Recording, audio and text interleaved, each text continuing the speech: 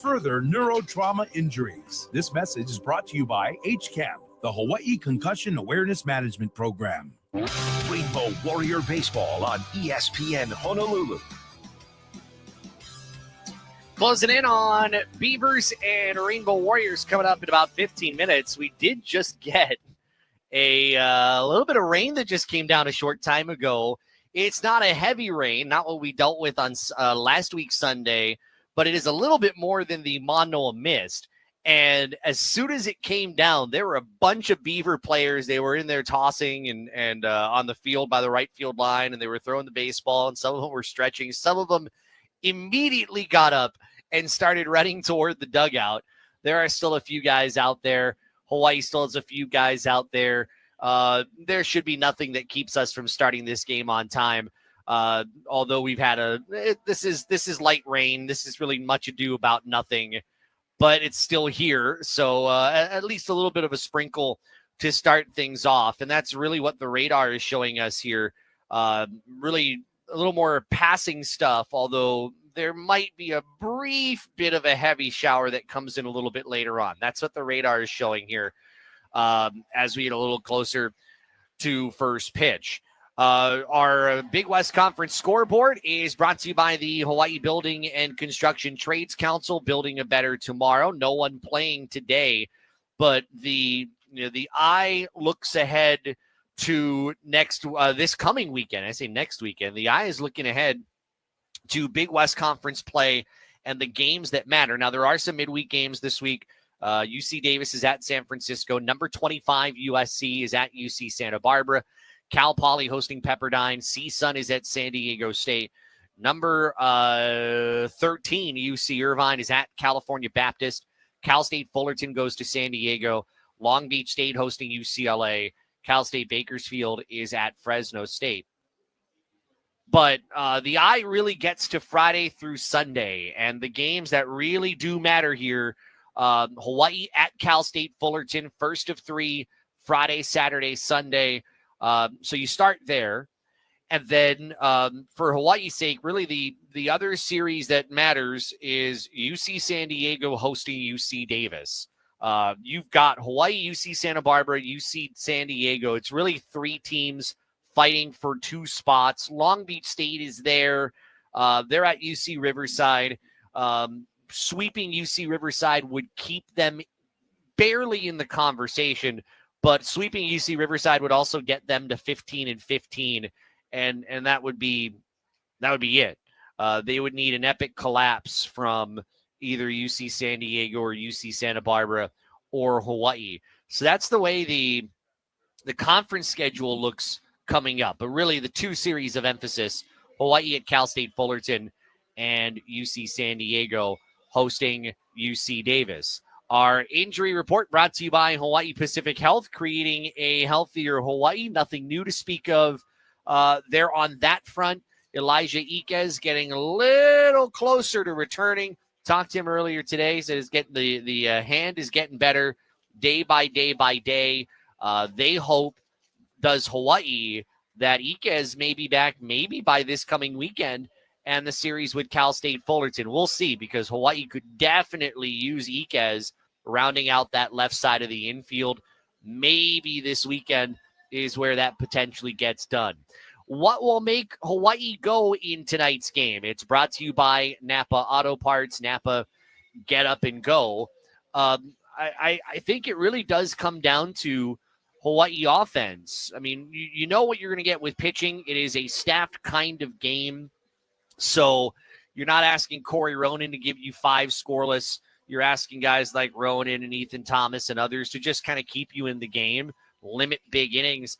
But Hawaii's offense has not had the big inning this weekend. And certainly Hawaii's offense has come down to what it really is after pounding out a bunch of runs earlier on in the year. The CSUN series, kind of an aberration to a degree. But at the end of the day, Hawaii's got to have the ability to score runs and to put runs up in bunches to not put as much pressure on pitching. And that is, I don't know if this is the game to show it, but Hawaii needs to be able to put together some big offensive innings. Without that, Hawaii is not the complete team that it needs to be. And I think the other thing is, hey, you got to get out of here healthy today. We are seeing the lineup that includes pretty much everybody. Connor Palmera is behind the plate. You want to talk about things that matter. Hawaii's resume really needs to have a Big West tournament win to get in. But if you want to play the RPI game, Oregon State has an RPI at 10. Hawaii's RPI coming in is at 69. Was certainly helped by getting a win over Oregon State yesterday. So you can play that game if you wish, but you don't want to get out of here on what seems to be a somewhat slick night. You don't want to get out of here losing one of your most important pieces on this team because of any kind of injury. Pitching, you want to stay healthy. You want to make sure you are just fine in that regard. Fans still trickling in. A lot of people that were sitting on the right side here of the stands, lower level and upper level, and that second level, a lot of those people, they have scattered because they didn't want to sit in the rain.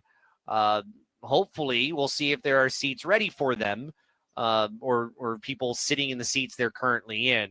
But they'll probably need to head back there as long as the rain stays away, as it appears it will, at least for now, here at the ballpark. We are kind of looking at the radar and seeing the potential for some off and on showers tonight. Not anything projected to be like a downpour or anything like that, but the potential we could be dancing around some raindrops here this evening. First pitch of Hawaii and Oregon State, the 10th ranked team in the nation, when you come back here to Manoa. You are listening to Rainbow Warrior Countdown on ESPN Honolulu. The American Cancer Society is estimating over 9,000 new cancer diagnoses and almost 3,000 deaths in 2025. With your support, the American Cancer Society provided lodging for almost 1,000 patients and their caregivers at the Clarence T.C. Ching Hope Lodge on Oahu, over 5,800 rides to treatment, and funded life-saving research in 2024. To learn more about their patient support programs or how to lower your risk of cancer, visit cancer.org. Measles is among the most contagious viruses worldwide. It spreads easily and can remain contagious for hours after an infected person leaves a room. Without immunity, 9 out of 10 people exposed will catch it. Vaccines have made measles rare in the U.S., but it's making a comeback. The best way to protect your family is through vaccination. Don't wait. Talk to your healthcare provider about getting vaccinated today. Sponsored by the Office of the Governor, Hawaii State Department of Health, and aired by the Hawaii Association of Broadcasters and this station. At the Home Depot, we know Mother's Day is a big deal. So what are you working on for Mom this year? With a little help from the Home Depot, you can help create a space just for her. We have a wide variety of patio sets and outdoor furniture that will make the perfect gift for Mom. Just add a few hanging baskets for a pop of color and texture for the perfect finishing touch. Shop outdoor furniture, flowers, gifts, and more for Mother's Day, in-store and online at the Home Depot. Dreaming of owning a home? At Hawaii USA Federal Credit Union, we're here to make it happen with competitive rates and a local team who understand the Hawaii housing market. Whether you're looking to buy your first home or upgrading, our friendly, experienced team is here to guide you every step of the way. For details or today's rates, call our mortgage hotline at 808-844-8048 or visit hawaiiusafcu.com/mortgages. Hawaii USA, life matters. An equal housing lender. At Napa, we've spent the last 100 years building our business into an engine that powers yours. Whether you're big or small, national or local, Napa has the automotive solutions your business needs to stay moving. And it's all driven by a nationwide network of quality parts and exceptional service on one mission: to keep your business moving full speed ahead. That's why we are the pros that know. Napa know-how. Napa Did you know that 1 in 4 vehicles on the road will need a new battery this year? Don't wait till it's too late to do something about it. Test your battery regularly, and if you need a replacement, Napa has you covered with a full range of long-lasting, high-performance batteries for every make and model on the road. So don't wait until your car won't start or you're stranded on the side of the road. Test your battery today or find the replacement you need at Napa locations nationwide, because it's our mission to keep you moving.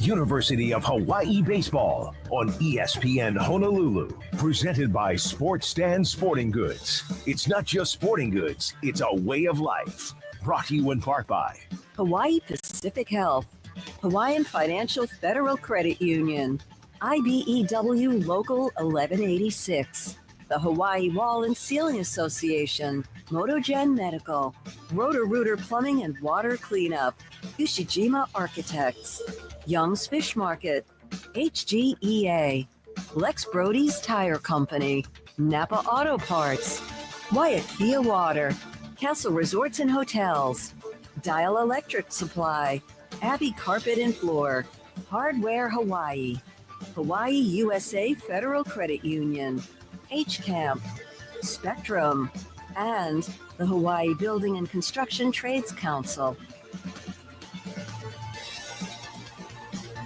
From Les Murakami Stadium, it is Hawaii Baseball on the radio, and tonight we wrap up 4 as the Bows take on number 10 Oregon State. The Beavers have lost 4 of their last 6, but they have taken 2 of the first 3 in this series with Hawaii. The independent Beavers are 34-12. Hawaii in the Big West is 12-12, but looking for win number 30 overall tonight. Hawaii is 29-16.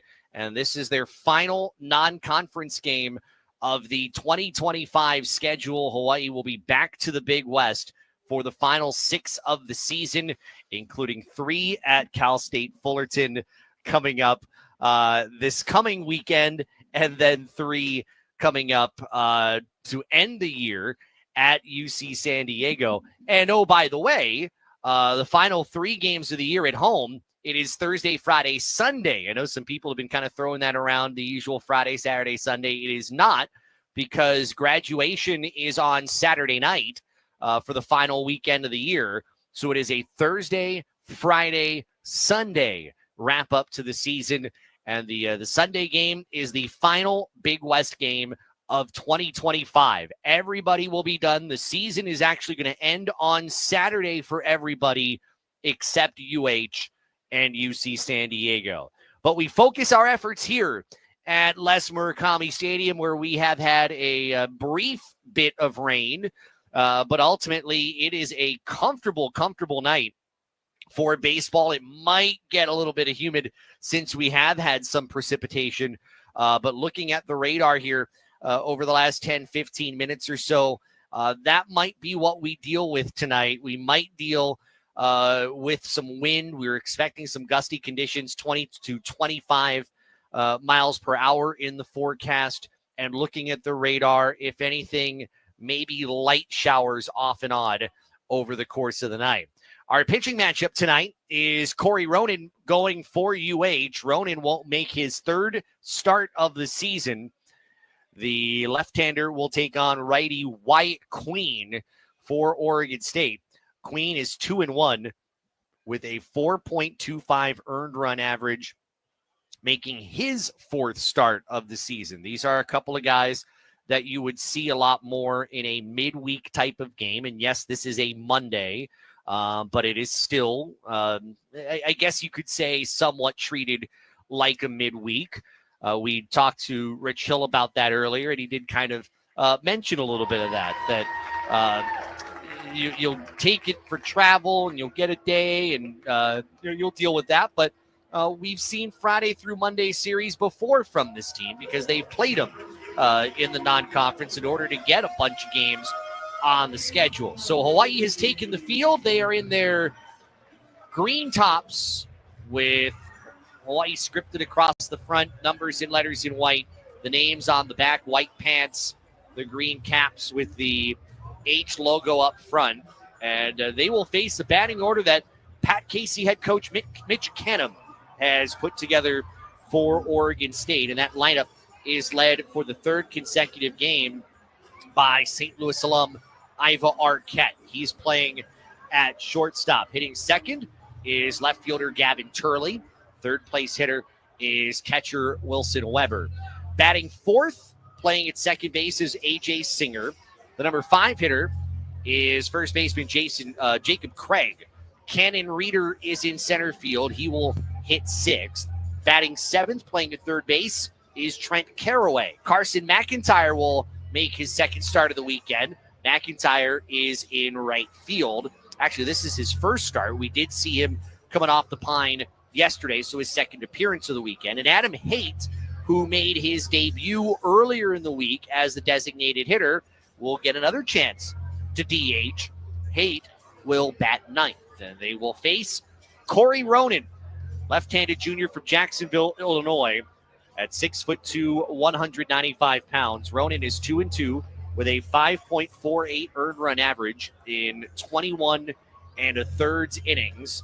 He has 24 strikeouts to 16 walks, a whip of 1.41, but it can be kind of feast or famine with him sometimes because his batting average against is 194. So you kind of keep that in perspective when you look at Ronan's numbers. So Arquette stepping into the right-handed batter's box. Hawaii does not employ the 4-man outfield, and tonight's first pitch is brought to you by MotoGen Medical. They have treatments used to elevate pain and help heal joints naturally. Go to MODOGEN.com and sign up for a free evaluation. Arquette stepping in, Ronan the left-hander ready. His first offering down is a called strike taken 0-1, and we're underway. 6:36 first pitch time, 77 degrees, windy. Current gusts up to about 22 miles per hour. It's been kind of a tough weekend for Arquette, at least at the plate. As the 0-1 to him is hit in the air, foul ground, and out of play to the right. So 0-2. Arquette yesterday, 0 for 4, a strikeout, grounded into a double play. He is officially 2 for 10 in this series, including a walk. 0-2 to Arquette. Ronan's pitch is on the inside corner, strike 3. And Arquette, very early on, not thrilled with that strike call. There's one away. That one just kind of snuck in on Arquette right over the inside corner of the plate, or the whereabouts. Part of it you wonder, because you'll see Ronan, he'll throw a slider quite a bit. Part of it you wonder how much of that was he thinking about the slider? Was he expecting a fastball coming in on that 0-2 count? One down for Gavin Turley, who saw his hitting streak come to an end yesterday as the right-handed hitter waits and swings at the first pitch, sends that one out of play to the right, 0-1. But one thing Turley did continue is his reached base safely streak, which is now at 40 consecutive games. Turley got on base with a walk in the 6th inning yesterday, but he was hitless. He was 0 for 3. Count 0-1. Pitch from Ronan is high, goes off the glove of catcher Connor Palmera, and heads to the backstop. 1 ball, 1 strike. Outfield from left to right, Kamana Nahaku, Matthew Miura, Jared Quant in right. Third to first, Kedron Kinsey, Jordan Donahue, Shunsuke Sakino, and Ben Ziegler-Namoa. It's Palmera behind the plate working with Ronan. 1-1. Breaking ball is a bit high. 2-1. Beavers re-wearing their black tops, OSU in big, big, big font right on the chest. Numbers and letters in orange, gray pants, and the black caps. Count 2 balls, 1 strike. And the pitch is down in the carpet, bouncing right around the plate. And it's 3 balls and 1 strike to Turley. Turley's such a good hitter. 356 average, but earlier this last month, he actually broke the home run record at Oregon State with his 48th, 3-1, and that's a high fastball for ball 4. So the reached base streak now extends to 41 for Turley with that one-out walk.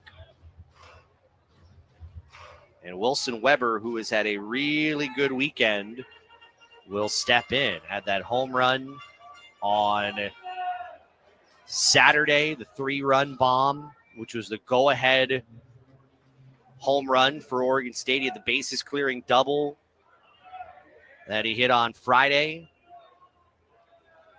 So Weber, the catcher, hitting from the right side. Ronan sets and delivers.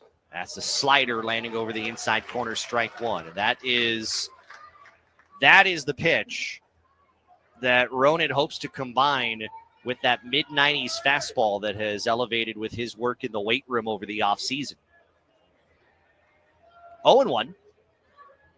Next offering, fastball. This is drilled in the air, well out toward right field, but that is well out of play. Strike two. Heineken Hangout has some activity going out there tonight. See a few people out in the Aloha deck down the left field line. This is a sellout. Got a lot of people, A, still filing in, and B, hoping their seats are dry because they walked away from them a little while ago when we had a brief shower. 0-2. That bounces in front of the dish, blocked by Palmera. Count at 1 ball and 2 strikes. Our umpires, by the way, Matt McMahon behind the plate, Michael Chuckerman's at first, Eduardo Ruiz, the umpire at third. No score, top of inning number 1. Turley over at first, 1-2 from Ronan. Swing and a miss, struck him out. Tight slider running off the inside corner. That's the second strikeout for Ronan. 2 away, Turley still at first. And here's A.J. Singer, .331 hitter with 2 home runs and 29 RBI.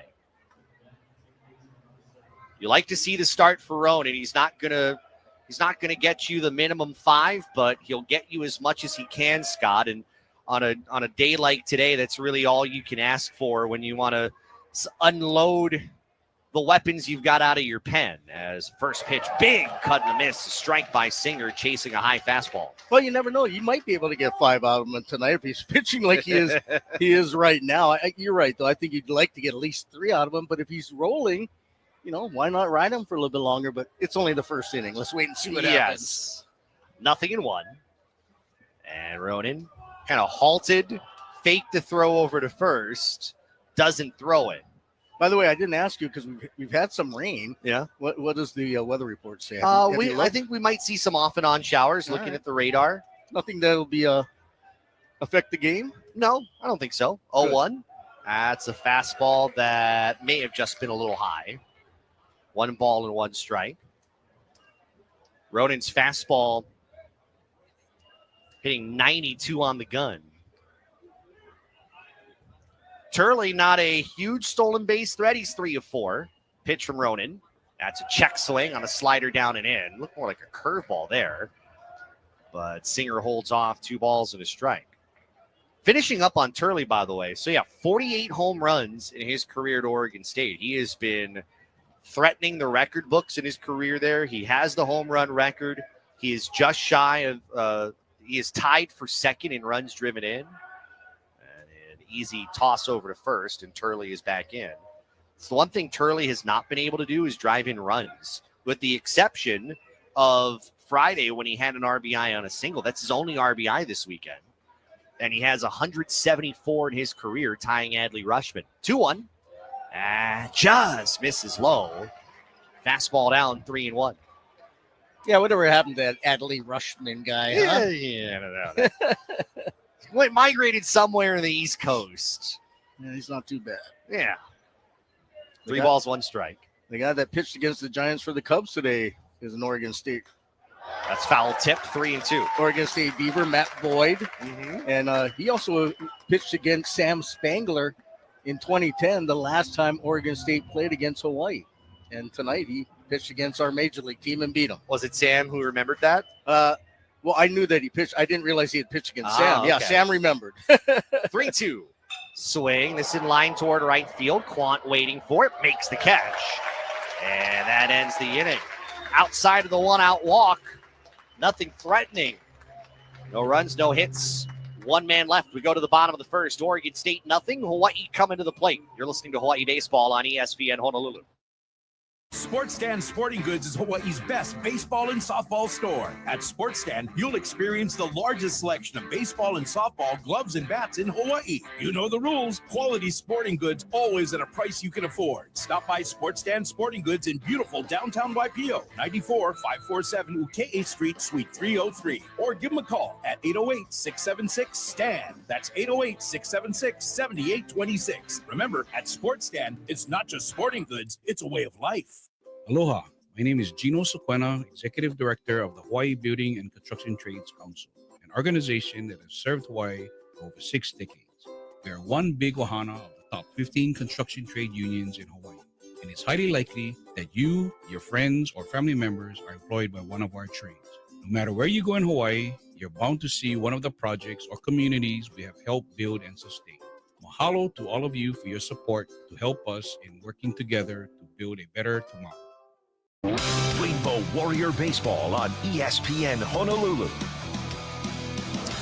Bottom of inning number 1. Let's see what Rich Hill has designed for his Rainbow Warriors against Oregon State. His batting order is brought to you by Dial Electric Supply. They see the light. Center fielder Matthew Miura leads off. Second baseman Shunsuke Sakaino will follow. And behind them, first baseman Ben Ziegler-Namoa hitting third. Cleanup hitter is right fielder Jared Quant. Batting fifth is the DH Itsuki Takemoto. Kamana Nahaku's in left field, batting sixth. The seventh place hitter is shortstop Jordan Donahue. Hitting eighth, third baseman Kedron Kinsey. And the man who hit a home run last night, Connor Palmera, catching and batting ninth. And they'll face Wyatt Queen, a sophomore righty from Marysville, Washington. Queen, 29 2/3 innings. He has 36 strikeouts to 12 walks, a whip of 1.18, and a batting average against of 217. Was a starter his freshman year at Everett Community College. He's been more of a midweek guy here as he makes his fourth start.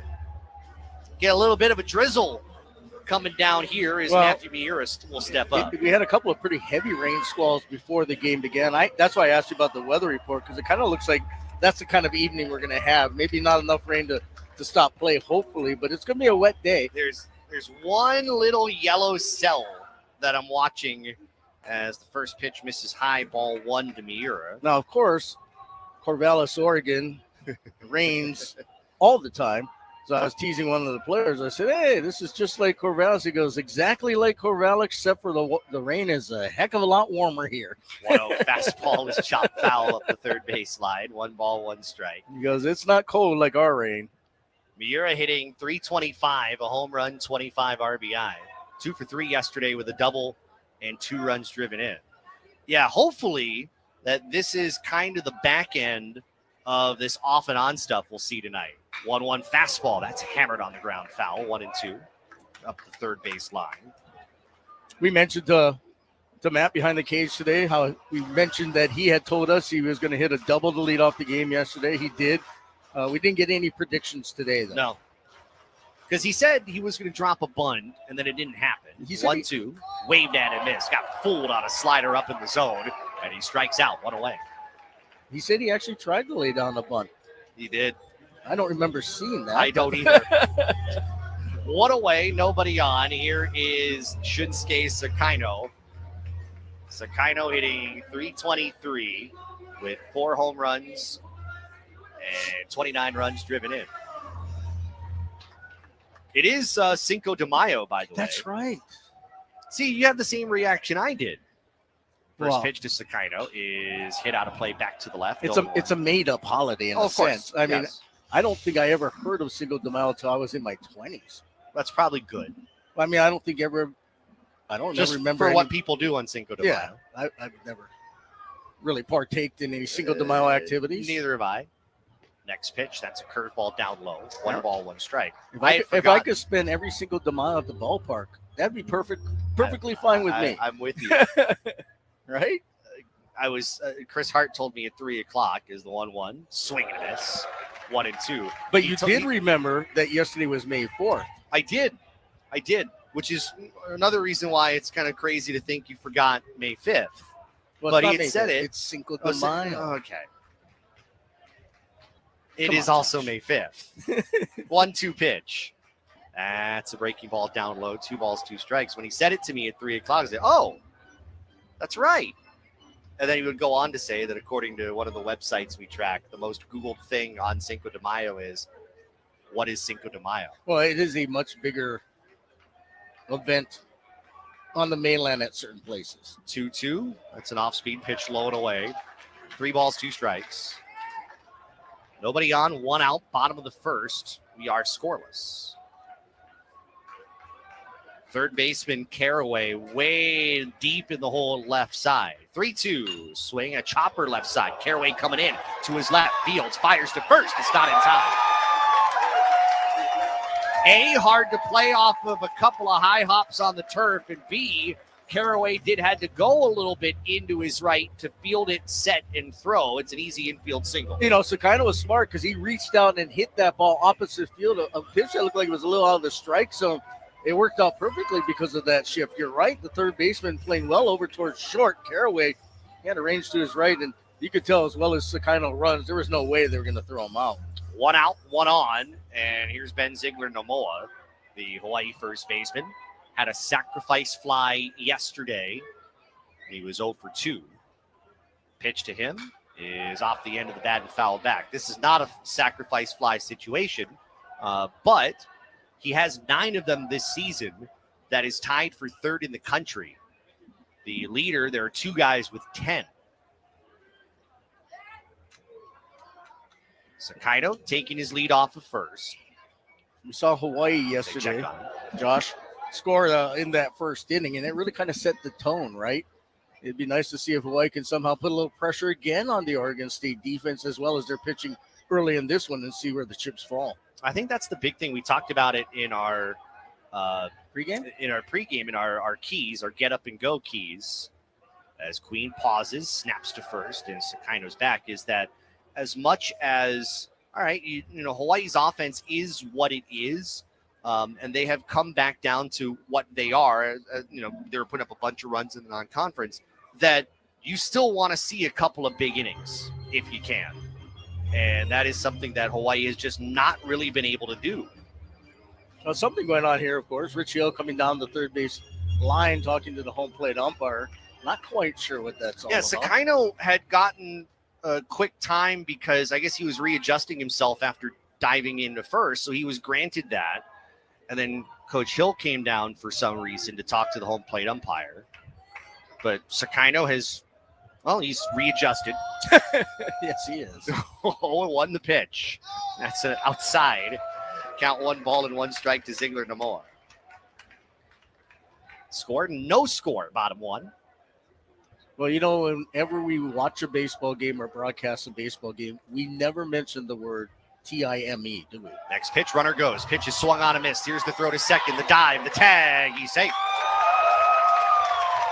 Ziegler-Nomoa was trying to protect the runner, and he did just enough that Sakino gets into scoring position. The count is 1-2 on Sakino's 8th stolen base of the year. And the 4th in this series for Hawaii.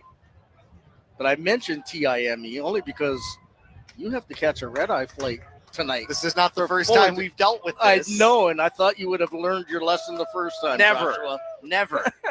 Let's hope this game ends at a reasonable time. They'll throw over to second, runners back just before the pitch clock expires. Yeah, my flight tonight is at 11:55 to LAX. Well, if we're still here at 11:55, then we got serious problems. Yeah. That have more to do than just an airplane. 1-2 pitch. Outside and low. 2 balls, 2 strikes. You better check the freeway work tonight before you head over to the airport. I know the freeway is going to be closed tonight. That's the right. Westbound. Nimitz side. You know, the good thing is it's Hawaiian, so if you're going Nimitz, then you just go toward the post office and you're just right there. Exactly. 2-2, the offering. Swing, and that one lined back as he fouls off a breaking ball. Good battle here from Ziegler Namoa. Count still 2 balls, 2 strikes. Now, some folks may be wondering, why is Josh leaving on a Monday night? The series doesn't begin Friday. You're going to be covering the Big West Softball Championship. That's right. Hawaii starts on Wednesday against Long Beach State at what time? 10 a.m. We'll be on there at 9:45. And if they win, they move to Thursday. If they lose, they play an elimination game that evening. 2-2. The pitch is high and away. Queens had a couple of tough at-bats here. First with Sakaino, who got the infield single, and now it's Ziegler Namoa, who is good at working out tough at-bats. Count now full. 3 balls, 2 strikes, 1 out. Sakaino leading off of second. Queen looks at him. The pitch. Slider. Outside. Ball 4. And that was close. 2 on here with 1 out in the bottom of the first inning. You know, one thing about Ziegler Namoa, he knows the strike zone so well, and he's so patient. I would think if you're a pitcher, he must drive you crazy. No doubt. Jared Quant steps in. Quant was 1 for 4 yesterday with a run driven in. 296 hitter, 2 home runs, 31 RBI. No score, bottom 1. Third baseman Caraway in just a tad. Pitch to Quant, runner from second goes. It's a check swing. He went around, but the ball was in the carpet, and Sakaino, who is already on the move, gets third base without a throw. So 2 stolen bases for Sakaino here in this first inning. Hawaii coming out, playing aggressive baseball. I think that was the key to yesterday's win, and really the key Saturday night when they went head-to-head and came up just a run short. There is a difference, and Hawaii has played largely consistently aggressive. There are times, and I think you and I have both documented it when we've seen it. We'll wait till this pitch to keep that conversation going. 0-1 to Quant, pitch, high and away. Fastball, 1-1, where at times it has been a little reckless, like we saw with Kamana Nahaku a couple of days ago, getting caught on a pickoff between second and third. But when this team is smart about its aggression, it is very good. Yeah, I was just going to say the word smart. He stole it right from me. 1-1. Quant lines it into the seats left side. Section G upstairs. It's 1-2. I mean, there's definitely a difference between being aggressive and being smart. You could be smart aggressive, right? Hawaii does have now, with those 2 stolen bases, 67 in 96 tries. 1-2, runners at the corners. Pitch from Queen is just a bit high. Good take by Quant. Count evens 2-2. You know, this game is officially a sellout, though I think the weather and with it being on television and, of course, on radio, keeping some people away here today. So there are quite a few empty seats. Boy, that was a tough pitch there that McMahon called a ball. 2-2. Swing and a miss. Quant strikes out. Goes breaking ball that time, bottom of the zone and just a bit below. Quant chases for the second out. So here comes Itsuki Takemoto with Hawaii holding runners at the corners. Sakaino at third, Ziegler Namoa at first. I was watching Itsuki during batting practice today. He clobbered a couple of balls way out over the right field fence, over both. Some of the more confident swings I've seen from him. Now, granted, taking pitching during BP as compared to live game, very different. Yeah. As Takemoto looks at a fastball strike 1 called outer corner. I was the most unbelievable batting practice hitter ever. Were you really? Oh, yeah. I'd go in the game, strike 3, strike 3. Yeah, there's a significant difference. But, yeah, I think he is feeling pretty confident at the plate. Throw to first. Ziegler Namoa is back. During batting practice today, and I guess they were having a good day, they let the trainers take a couple of swings at the beginning of batting practice. That was cool. They should have let you take a couple of swings. Well, you were on the air. I need to sign a waiver. Yeah, that's probably true. 0-1 pitch. Swing and a miss. Change up running low. Takemoto swinging that like a samurai sword. 0-2. Samurai swords just don't hit baseballs. That one was at 83. Hawaii with a good opportunity here, trying not to squander it. 0-2 pitch. That misses outside. 1-2. Takimoto saw his hit streak come to an end. He reached on a fielder's choice yesterday. I think when it comes to Takimoto, the biggest question is, will he start Friday's game against Fullerton? 1-2, bouncer, first baseline. That's a foul ball, just barely. Right in front of first base umpire Michael Chuckerman, as Craig, the first baseman, had to reach his arms up to try to make the play, but that looked like it went over the outer first base, that green base, instead of over the inner base at first base. Well, Craig listed at 6'5". It was interesting because he kept his right toe on the bag and used his right arm to stretch up to pull the ball down from that big hop. If he's 6'4", he probably doesn't touch the ball. Another throw over to first, and again, Ziegler and Namoa back in. They're really harping on that buzzer there, Josh. I think you opened up Pandora's box a couple of weeks ago. I did. Well, it was a couple of months ago. Yeah. I think we need to shut Pandora's box. 1-2. Swing, and that one spoiled off the end of the bat and foul back. This has been kind of a labor-intensive inning here for Queen. He hasn't really helped himself. I mean, the Miura strikeout was really the easiest thing he's had all inning. But after that, it has not been easy. Still 1-2 to Takimoto.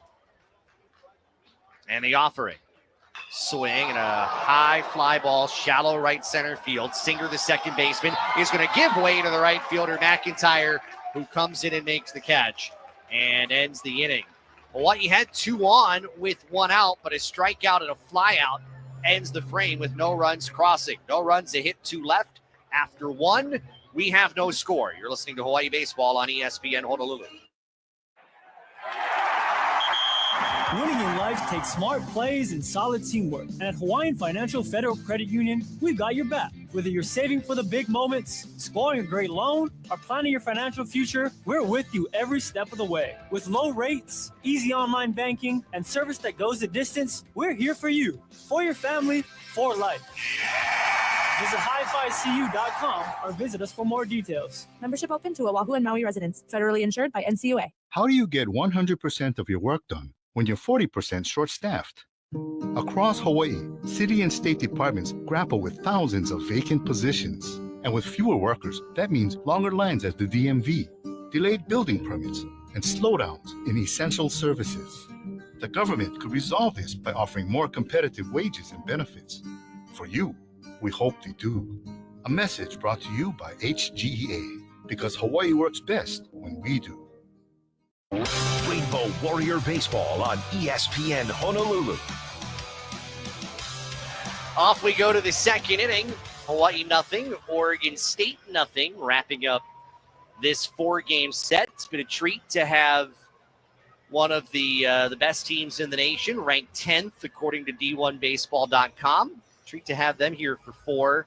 We'll see Oregon State in Corvallis next year. Hawaii will bookend a Big West series, so they'll spend 2 weeks on the road. One of those weekends playing in Corvallis.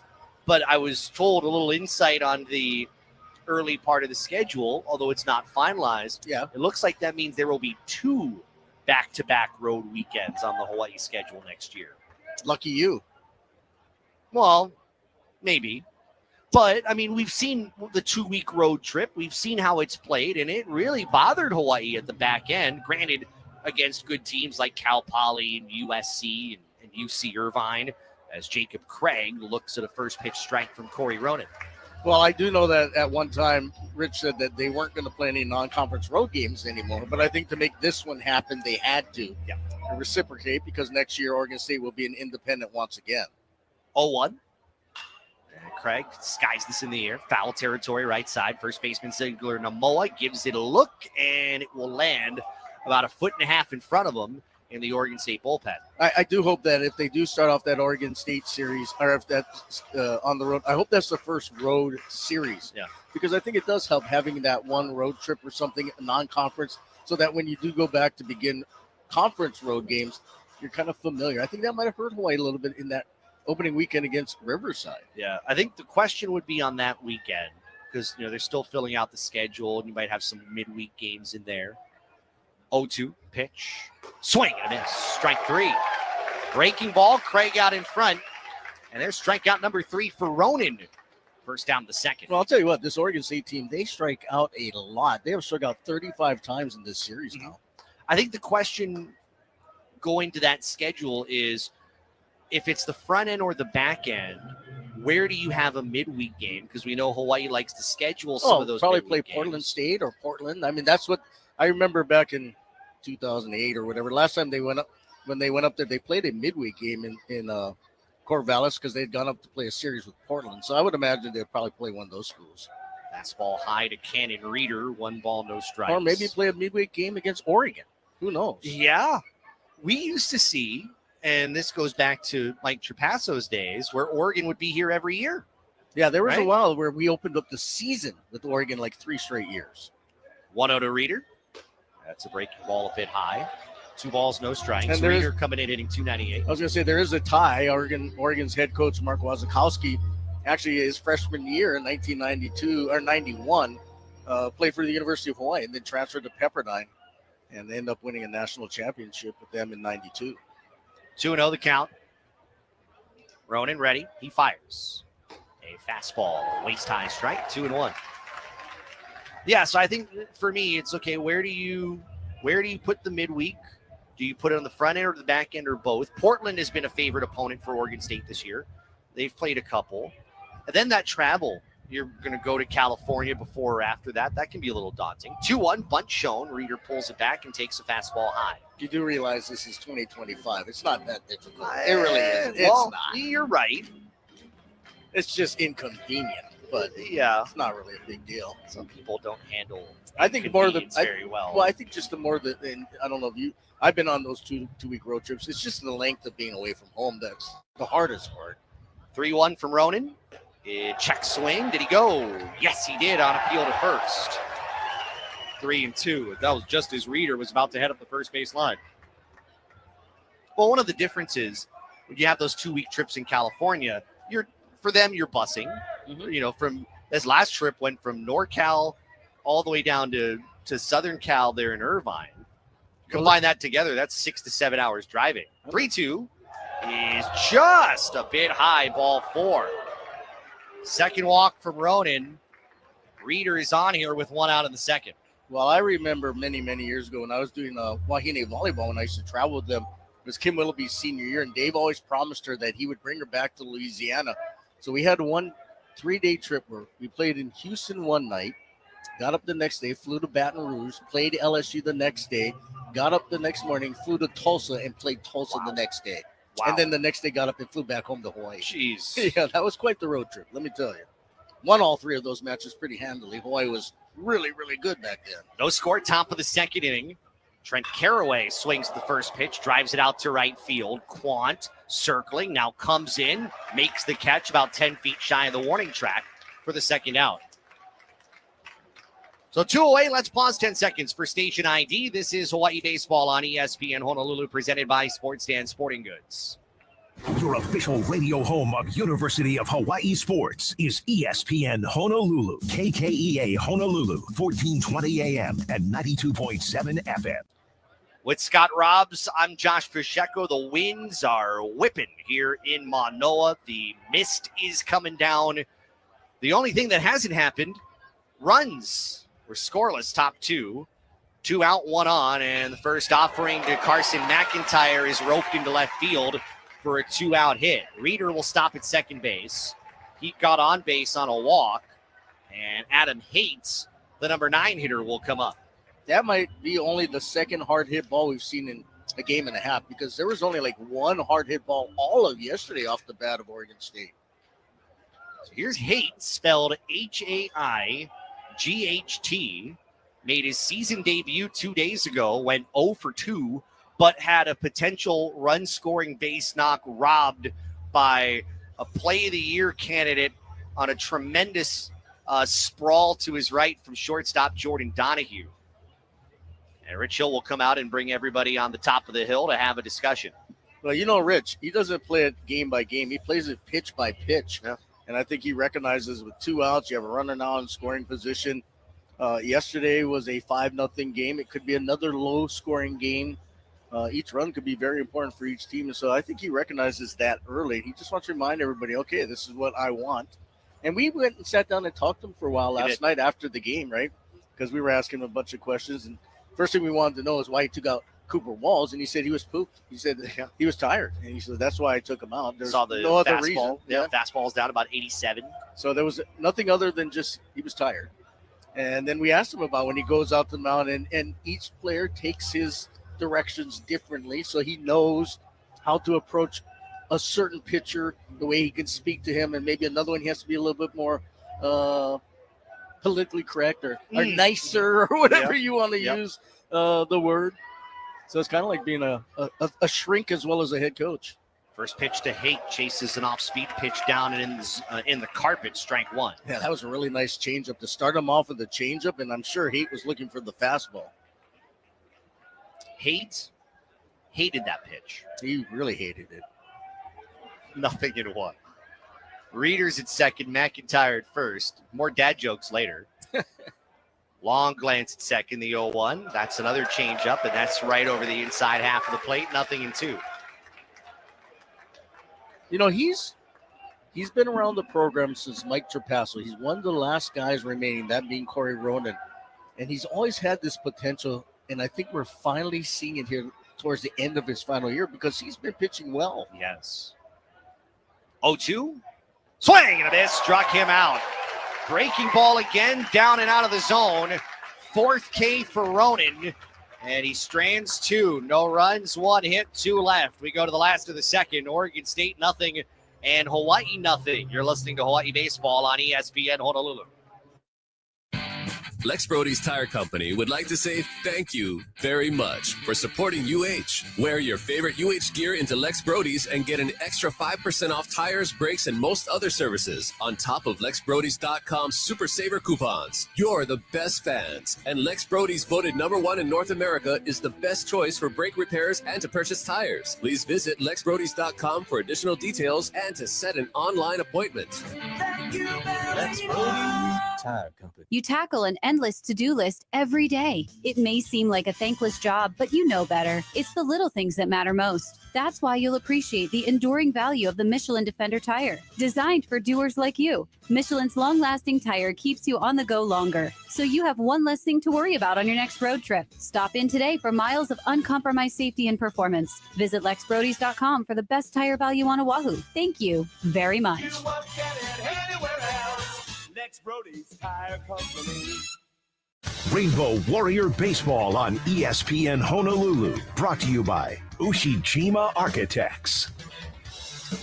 Last of inning number 2, Oregon State 0, Hawaii 0. Nahaku, Donahue, Kinsey to face Wyatt Queen here in the second. Hawaii Baseball on ESPN Honolulu, brought to you by Waiakea Hawaiian Volcanic Beverages as an official partner of UH Athletics. Waiakea's naturally alkaline water keeps Hawaii's athletes performing at their peak. Learn more at waiakea.com or find us at Times or Foodland near you. Kamada Nahaku stepping in. Nahaku hitting .298 with 8 home runs and 28 RBI. Hitting that twilight phase here, 7:13. That's all you. That's all you. Or dusk. Yeah. Pitch to Nahaku. That's outside ball one. The backstory on that, when I was at Santa Clara, and I was trying to Bob Ross it. I know you were. And you texted me and you said, in capital letters, it's twilight. Well, because I think you were looking for the word. You were painting the picture. I was. 1-0 swung on and missed. But I think you were trying to look. You knew the word, but you couldn't find it. I could tell you were like, Yes. you knew what it was. You're trying to describe it as it was getting darker, and it was pretty actually entertaining. I was laughing. And I said, I got to text him. It was getting embarrassing at one point, actually. I felt you. 1-1, breaking ball, swing and a miss. 1 ball, 2 strikes. Kind of like the water dripping off the outfield walls last week. And they're just sitting, the water's just on the walls. It's called a stain. Oh, trust me, I make way more mistakes than you do, Josh. 1 ball, 2 strikes. Pitch from Queen. Checks it, but takes strike 3. That had some filthy movement over the outer half, and Nahaku strikes out 1 away here in the second. And that will bring up Jordan Donahue. I want to remind people, by the way, final home weekend will be next weekend against UC San Diego. And remember, that is Thursday, Friday, Sunday, with graduation taking place all day Saturday. So keep that in mind when you're making plans. Yeah, senior day, and then after that, of course, is the Circle of Honor banquet. That's right. The 5 newest members of the class. Jordan Donahue looks at a curveball ball 1. Including Colton Wong. Yes. Want to make sure that, people book their tickets. I was told someone was saying earlier, people were talking downstairs about, Friday, Saturday, Sunday, we're going to be here. Fastball away, 2 balls, no strikes. Well, if you're here on a Saturday, I hope you've got a lay. I was going to say, if you're here Saturday, it's for graduation. Yeah. Maybe that's what they were talking about. The odd thing about that series, 2-0 fastball foul tipped out of the glove of Weber, is that the rest of the Big West ends Saturday. So that's the final game of the regular season that takes place on Sunday. And who knows how many things could be in play. It could be on a that really Sunday. fun final game that you're right. That Sunday could determine a lot of things, not just Hawaii's fate. 2-1. Swing and a miss.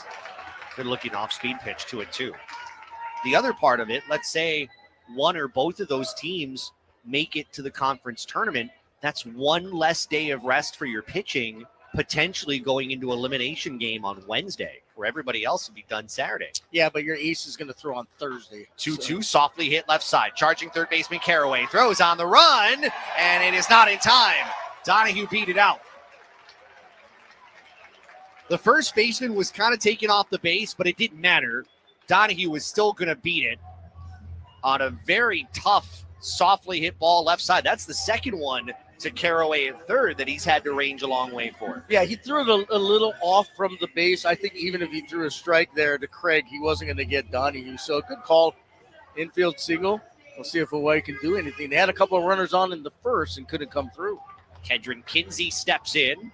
1 on, 1 out. We have no score, bottom of the second inning.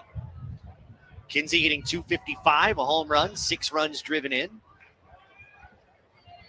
Outfield playing straight up as the right-handed hitting Kinsey looks at a first pitch slider low and outside. He was a couple of feet shy of being the hero on Saturday night. Yeah. It was kind of funny talking to Coach Hill about having him listen to you, and you were a little delayed from the crowd when Kinsey hit that ball out the left that just died a couple of feet shy. 1-0 is high and tight. Fastball misses 2-0. And hitting that into the teeth of the wind. As Rich said, if it was Kona winds, that would have been long gone. Oh, yes, no doubt. And we said, yeah. Kinsey wears number 6, and I really do think that was 6 feet away from leaving. You might be right. 2-0.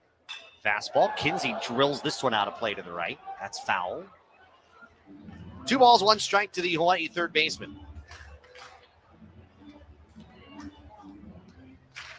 Next time we'll see the Bows will be on the road Friday, 3:30 Hawaii time first pitch from Goodwin Field in Fullerton.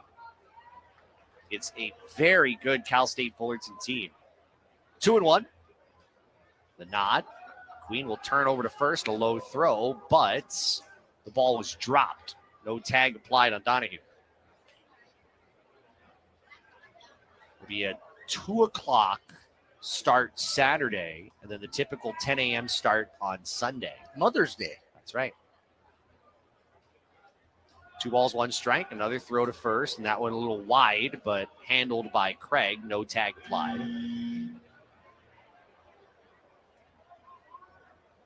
Queen was filling the role of TBA today.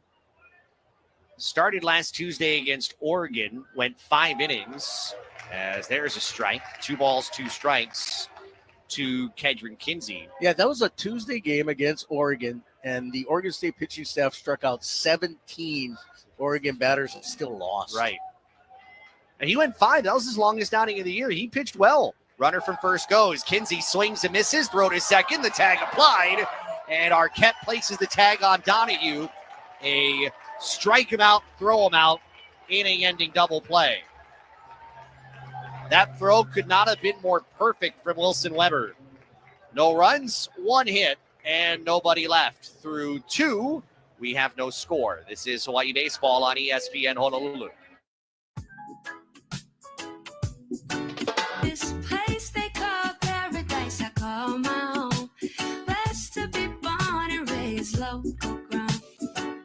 With hotels, condo resorts, and vacation rentals on 5 Hawaiian islands, Castle Resorts and Hotels is a Kama'aina favorite. When you need a place to stay to attend a tournament, family function, or a golf getaway, visit castleresorts.com for special Kama'aina rates. H-A-W-A, H-A-W-A, H-A-W-A, there ain't no other place like these islands. Castle Resorts and Hotels. Born in Hawaii, built on hospitality, inspired by aloha. H-A-W-A, there ain't no other place like these islands. Aloha, this is Stan Mahiona from Sports Stan. You're listening to University of Hawaii Baseball on ESPN Honolulu. With Scott Robbs, I'm Josh Pacheco. Off to inning number 3. The third inning is brought to you by Ushijima Architects Incorporated. And so far, it is scoreless. 2 hits for Hawaii, 1 hit for Oregon State. We've gotten to see a little bit of Corey Ronan as he comes back out for the third inning. And Ronan, coming off of a really good effort on Cal State Bakersfield, got 3 innings in a win with a hit, 3 strikeouts, and 3 walks. You made a great point earlier, Scott. Ronan is someone that has to be really proud of how far he has come. He's battled some injuries in the previous few years. He has stayed injury-free this year, and the fruits of his off-season work are really starting to come through here. As first man he will face is Iva Arquette, who he struck out looking in inning number 1. Arquette swings and foul tips the first pitch at the plate, strike 1. It's been a quiet weekend for Arquette. It really has. But I'll tell you what really stands out is watching him defensively and that arm. Yeah. That's a show. I know a lot of people, they don't think much of what defensive players do. But if you get a chance to watch him in batting practice or when they take infield, that is a show within a show. And his sister will probably be the starting setter on the Rainbow Wahine volleyball team this fall. Chases a fastball up and in, strike 2. No balls, 2 strikes to Arquette. I've seen a lot of Arquette shirts, whether it's the Oregon State variety or the old St. Louis throwbacks. A lot of them have been sitting up here in the upper level.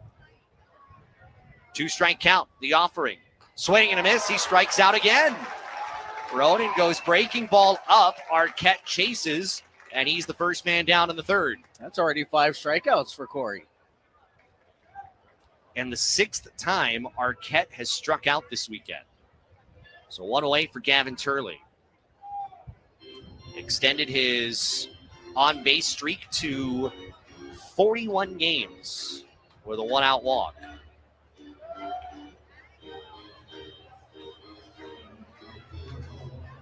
Turley is just so tough.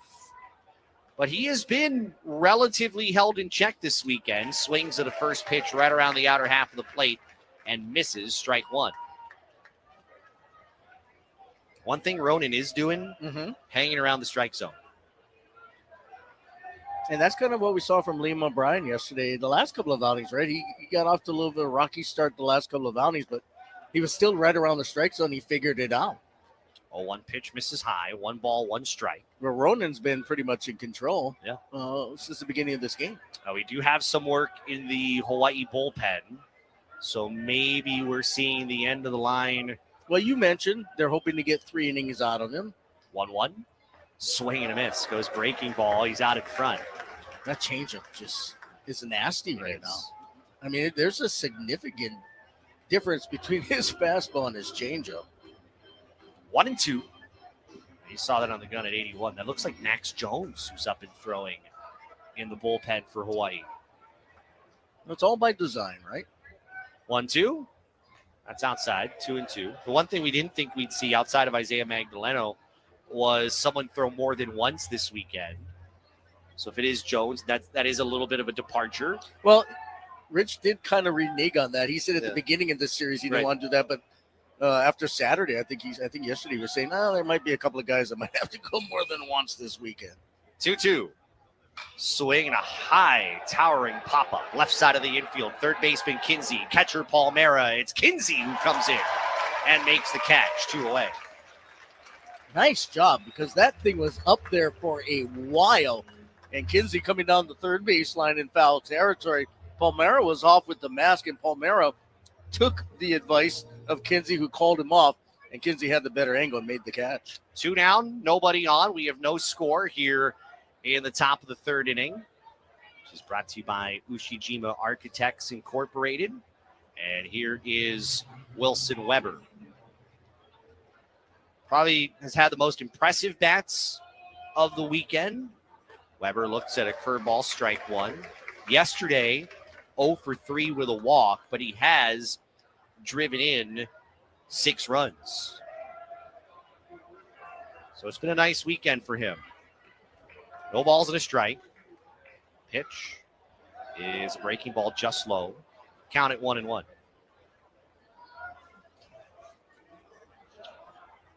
We were talking, I don't remember if you were up here or not, but we were talking with Oregon State's SID, who is here on the trip as well. 1-1. Swing and miss, another breaking ball. It's 1-2. Back to that changeup.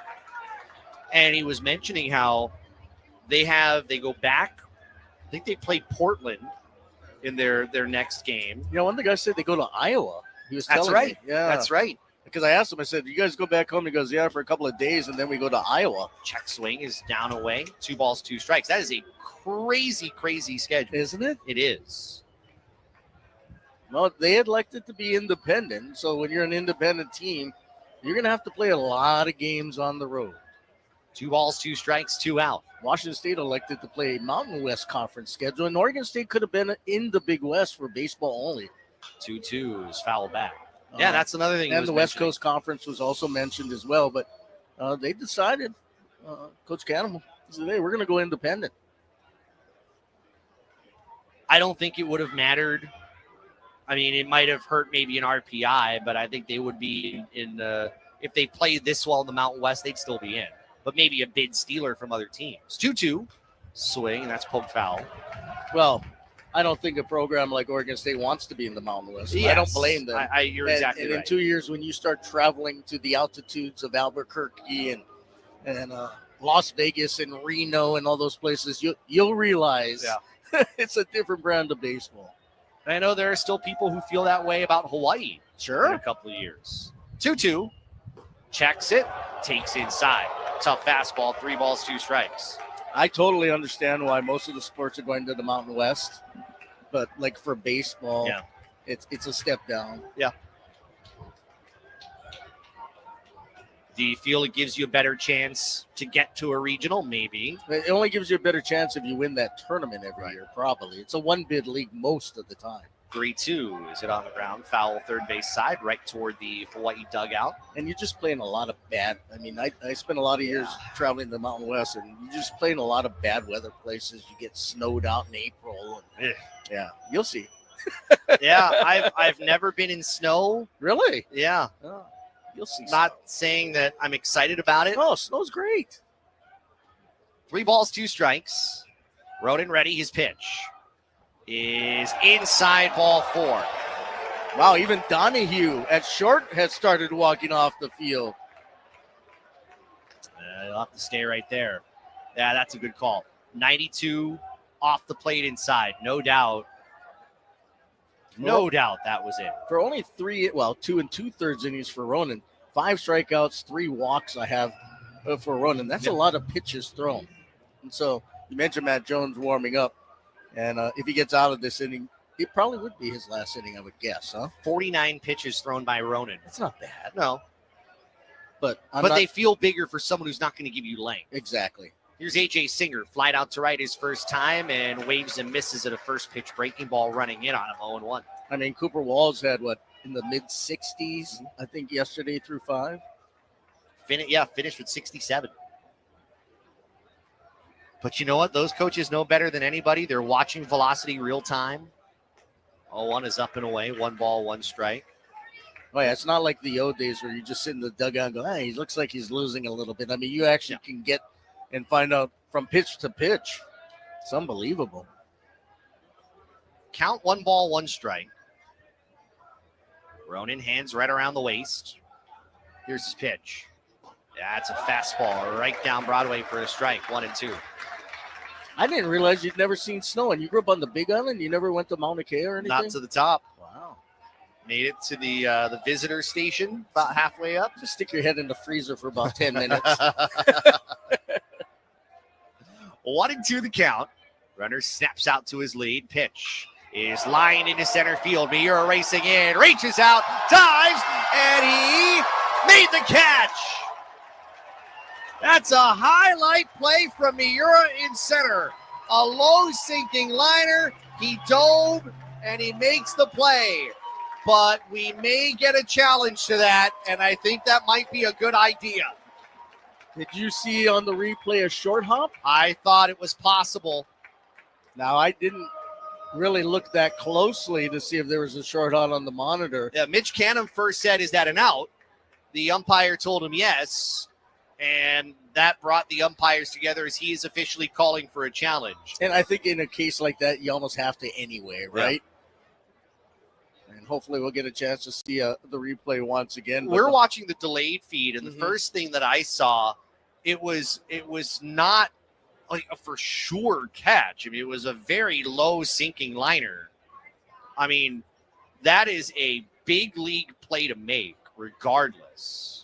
Well, he is powered by a strawberry banana boba smoothie here today, as are all the Rainbow Warriors. Yes, so I think he made the catch. You were credited in the Honolulu Star Advertiser about that.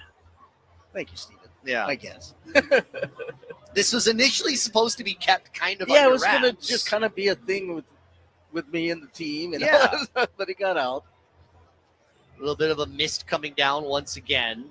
Waiting to see what we might get from our friends at Spectrum when it comes to Now, the view of this. the thing is, if you're on the TV side, if you're Kanoa right now, he'll know before anybody else. That is right. Because the folks in our truck will be able to know what the umpires say, and they can relay it. You and I, we got to wait here until they come out here and physically show us whether Let's see. he's out frame or by frame here. This is a low liner. The glove reaches out. I can't tell. Ooh. You can see the ball I see the right ball. near the front of the glove, but it's hard to tell at that point whether the ball disappears when it hops into the glove or it's in the glove. I'll be honest with you. You know what? It's really is- tough to it tell. is. I have a hard time thinking that they'll overturn it. You know, the other thing you do is you can see the shadow of the ball when it comes down, which could give you another indication. We're going to watch from the first base side camera. This, ooh, it almost looks like I think he it's- caught it. Yeah, it's close. I think he caught it. Whew.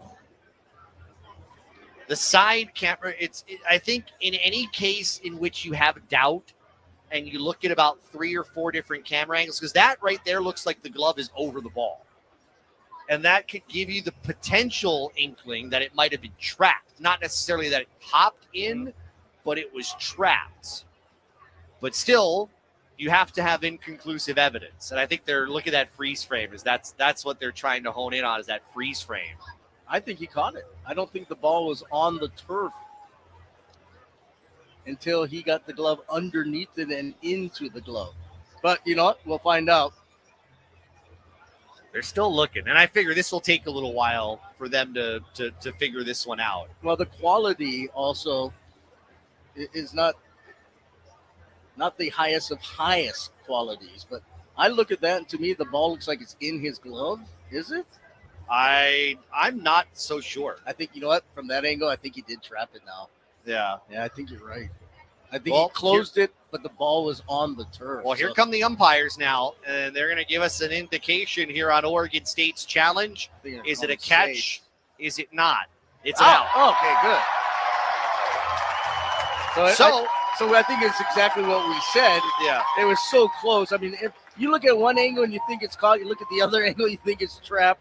And so I think that was the right call. No runs on one hit, no errors, and a base runner left. We'll go to the bottom of the third. Still scoreless between Hawaii and Oregon State. You're listening to Hawaii Baseball on ESPN Honolulu. Touchdown, Hawaii! Listen to University of Hawaii and high school sports on the new ESPN Honolulu app. When you got the hungries, go to Young's Fish Market in Honolulu. Young's Fish Market is your headquarters for an extensive menu full of local favorites. Get the Lau Lau plate, Kalua pig, or the beef stew. How about tripe stew, pipi kaula, lomi salmon, and squid luau. Get 10% off for Military Monday, Senior Tuesdays 60 and over, or every day for EMS, law enforcement, and firefighters. Just show your ID. Visit youngsfishmarket.com, home of the famous Wow Lao Lao. Tune in before every University of Hawaii baseball game for the Rich Hill Show. We'll talk to the fourth-year head coach about the previous and upcoming game, pitching matchups, and highlight some key players. The Rich Hill Show, presented by the Hawaii Wall and Ceiling Industry Association. Rainbow Warrior Baseball on ESPN Honolulu. On to the bottom of the third, Oregon State 0, Hawaii 0. We've seen Wyatt Queen strike out 4, but he worked out of a little bit of a first inning jam. We've seen Corey Ronan here through his 3 innings of work. He's looked good. He's had some close at-bats with some walks. I mean, it's not a finale of a series without a little bit of a speed bump or two along the way. Yeah, but I mean, 3 shutout innings against Oregon State for Corey Ronan. Yesterday, 9 shutout innings by Hawaii's pitching staff. On Saturday, Oregon State only scored in 1 inning. I have to say that Hawaii's pitching's been very good. Yes, absolutely. Jacob Craig, Hawaii will have Connor Palmera, Matthew Miura, Shinsuke Sakaino to start things off. Palmera homered yesterday. Yeah, he did. His first home run since February 19th, 2024 at New Mexico. You know that place. It's not the same place they used to play. They don't play on campus And anymore. Palmera drives this one out to center field. Reeder tracing back, makes the catch as he goes back to his right, about 5 feet shy of the track, one away. Well, he hit in the same direction. Yeah. Just not as far. But he's obviously seen the ball pretty well right now. He was playing at Cal State with Cal State Bakersfield when he hit that home run. Describe the difference between old and new Mexico. Well, New Mexico's on-campus stadium is maybe the worst field I've ever been to. Ooh. Well, top 5. Okay. But they don't play on campus anymore. That's the place where games would go 25-23, and the wind would blow and the press box would shake. I mean, it was pretty scary at times. But I think they play at the AAA ballpark now. Matthew Miura, one-hopper, diving stab at third by Caraway. Gets up, throws to first, and gets the out, 2 away. Wow, that was a really nice play by Caraway. When you talk about the minor league ballpark, you're talking about the Albuquerque Sports Stadium. That's where the Isotopes play? Yep. Used to be the Dukes. Well, it was another stadium back then, but I think that's where they're playing a lot of their games now. And they have been for a number of years. 2 down, nobody on. A scoreless bottom of the third. And Shinsuke Sakaino pulls back, was thinking about bunting, ball 1. The on-campus facility is very reminiscent of Alawai in terms of the grandstands and the press box. Okay. So that kind of gives you an idea. 1 ball, no strikes. Next pitch. That's a strike taken. 1-1. Which is good for a city facility, and that's why I say maybe top 5 worst ballparks ever went. For a college place, it's not the greatest. So apparently they're playing games at Santa Ana Star Field. That's probably the old Albuquerque formerly Sports. known as Lobo Field. Okay. Oh, they are? Yeah, they are. Strike 2 Oh. to Sakaino on the outside half. Yeah, that's a place where pitchers... ERAs, let me tell you. Yeah, and believe it or not, they played Air Force last month. What are some of the scores? Next pitch, they appeal. He didn't go. 2 balls and 2 strikes. You'll be shocked. 7-4. Wow. 12-7. 7-1. Wow. I know. Was there? Then there was a game against Washington State that went 7 innings with the score 24-14. Exactly. So it all balances out. You'll get at least one of those every series. Trust me. 2-2. That's down low. Count full now to Sakaino. 3 balls, 2 strikes. It'll be a very good experience for you. Are you sure about that? No. No, it is. It'll be a good experience for you. I didn't get to go to watch the Isotopes when football was there a couple of years ago. Some of the staffers went to go watch the minor league game on that Friday night. 3-2 outside, and Sakaino walks for the second time. It's like in between. If you're on your way past UTEP and you go all the way down toward Las Cruces was on the way. Well, I'll just tell you one last thing about Lobo Field. Okay. That my father nicknamed it decades ago, Lolo Field. That's what he would call it. Looking forward to your first trip to Albuquerque, Josh. Maybe I'll come with you. You should. I should. There's Ben Ziegler Namoa, 2 out, 1 on. I love Mexican food. And they're going to warn both hitter and pitcher about engaging. One other thing on minor league baseball I happened to notice the other day. I was turning on Spectrum Sportsnet.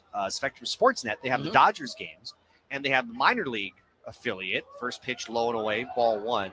Oklahoma City. Right? Yeah. They're no longer called the Dodgers.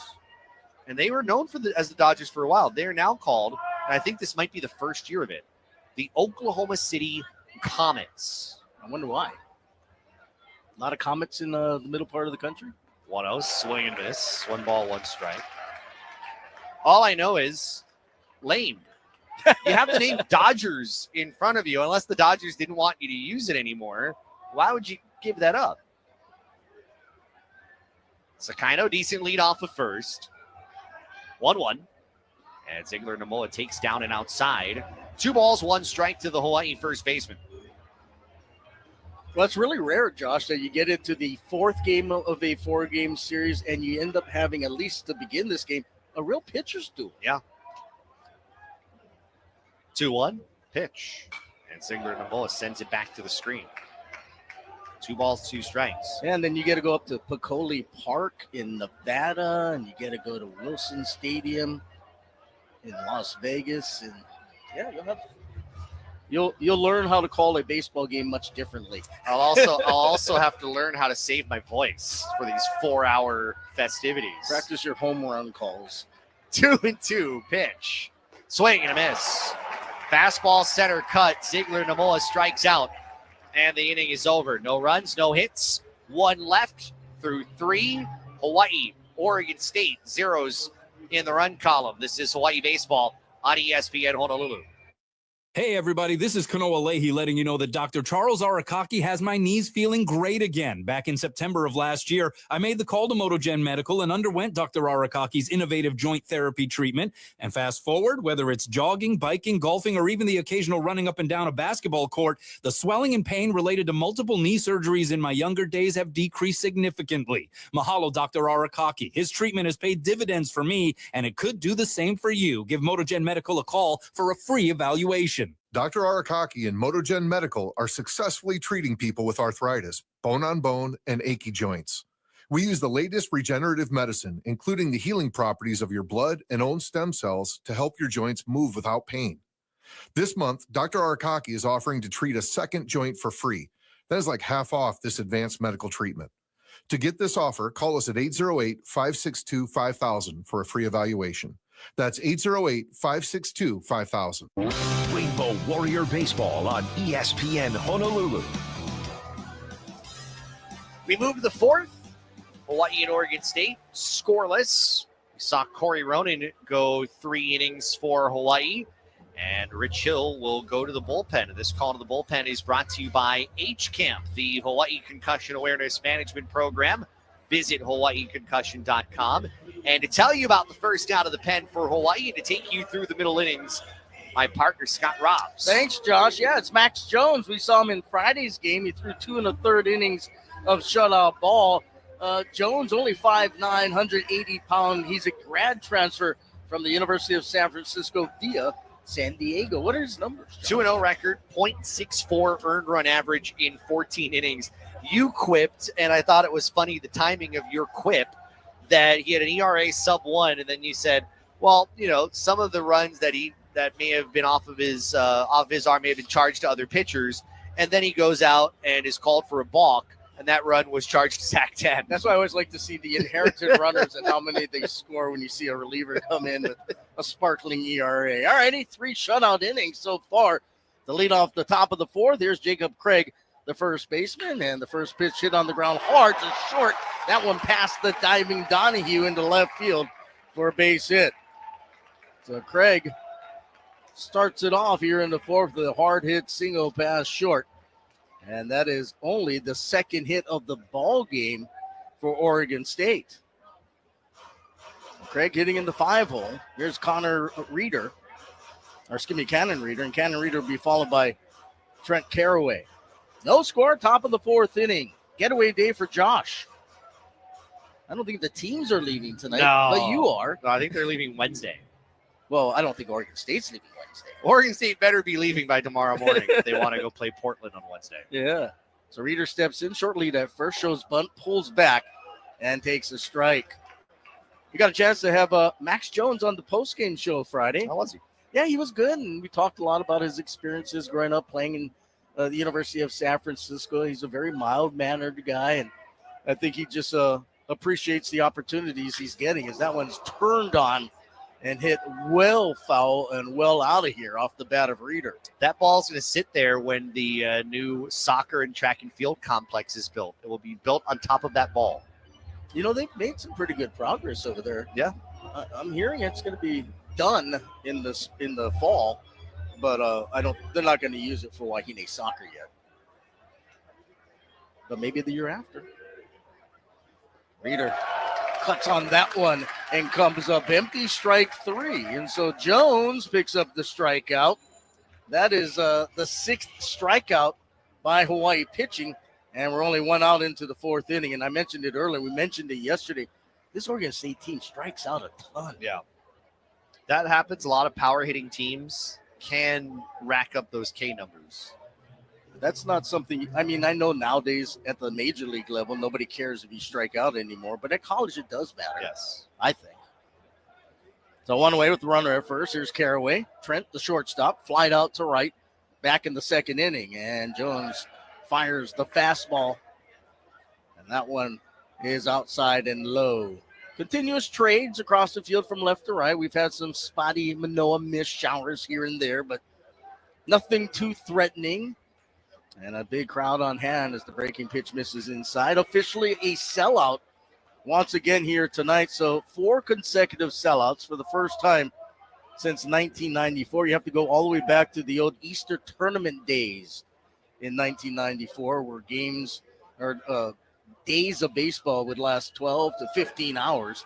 Start at 9 a.m. as the next pitch is fouled off with your first game. Hawaii always would play the nightcap, but sometimes those nightcaps wouldn't start till 8 or 9 o'clock at night.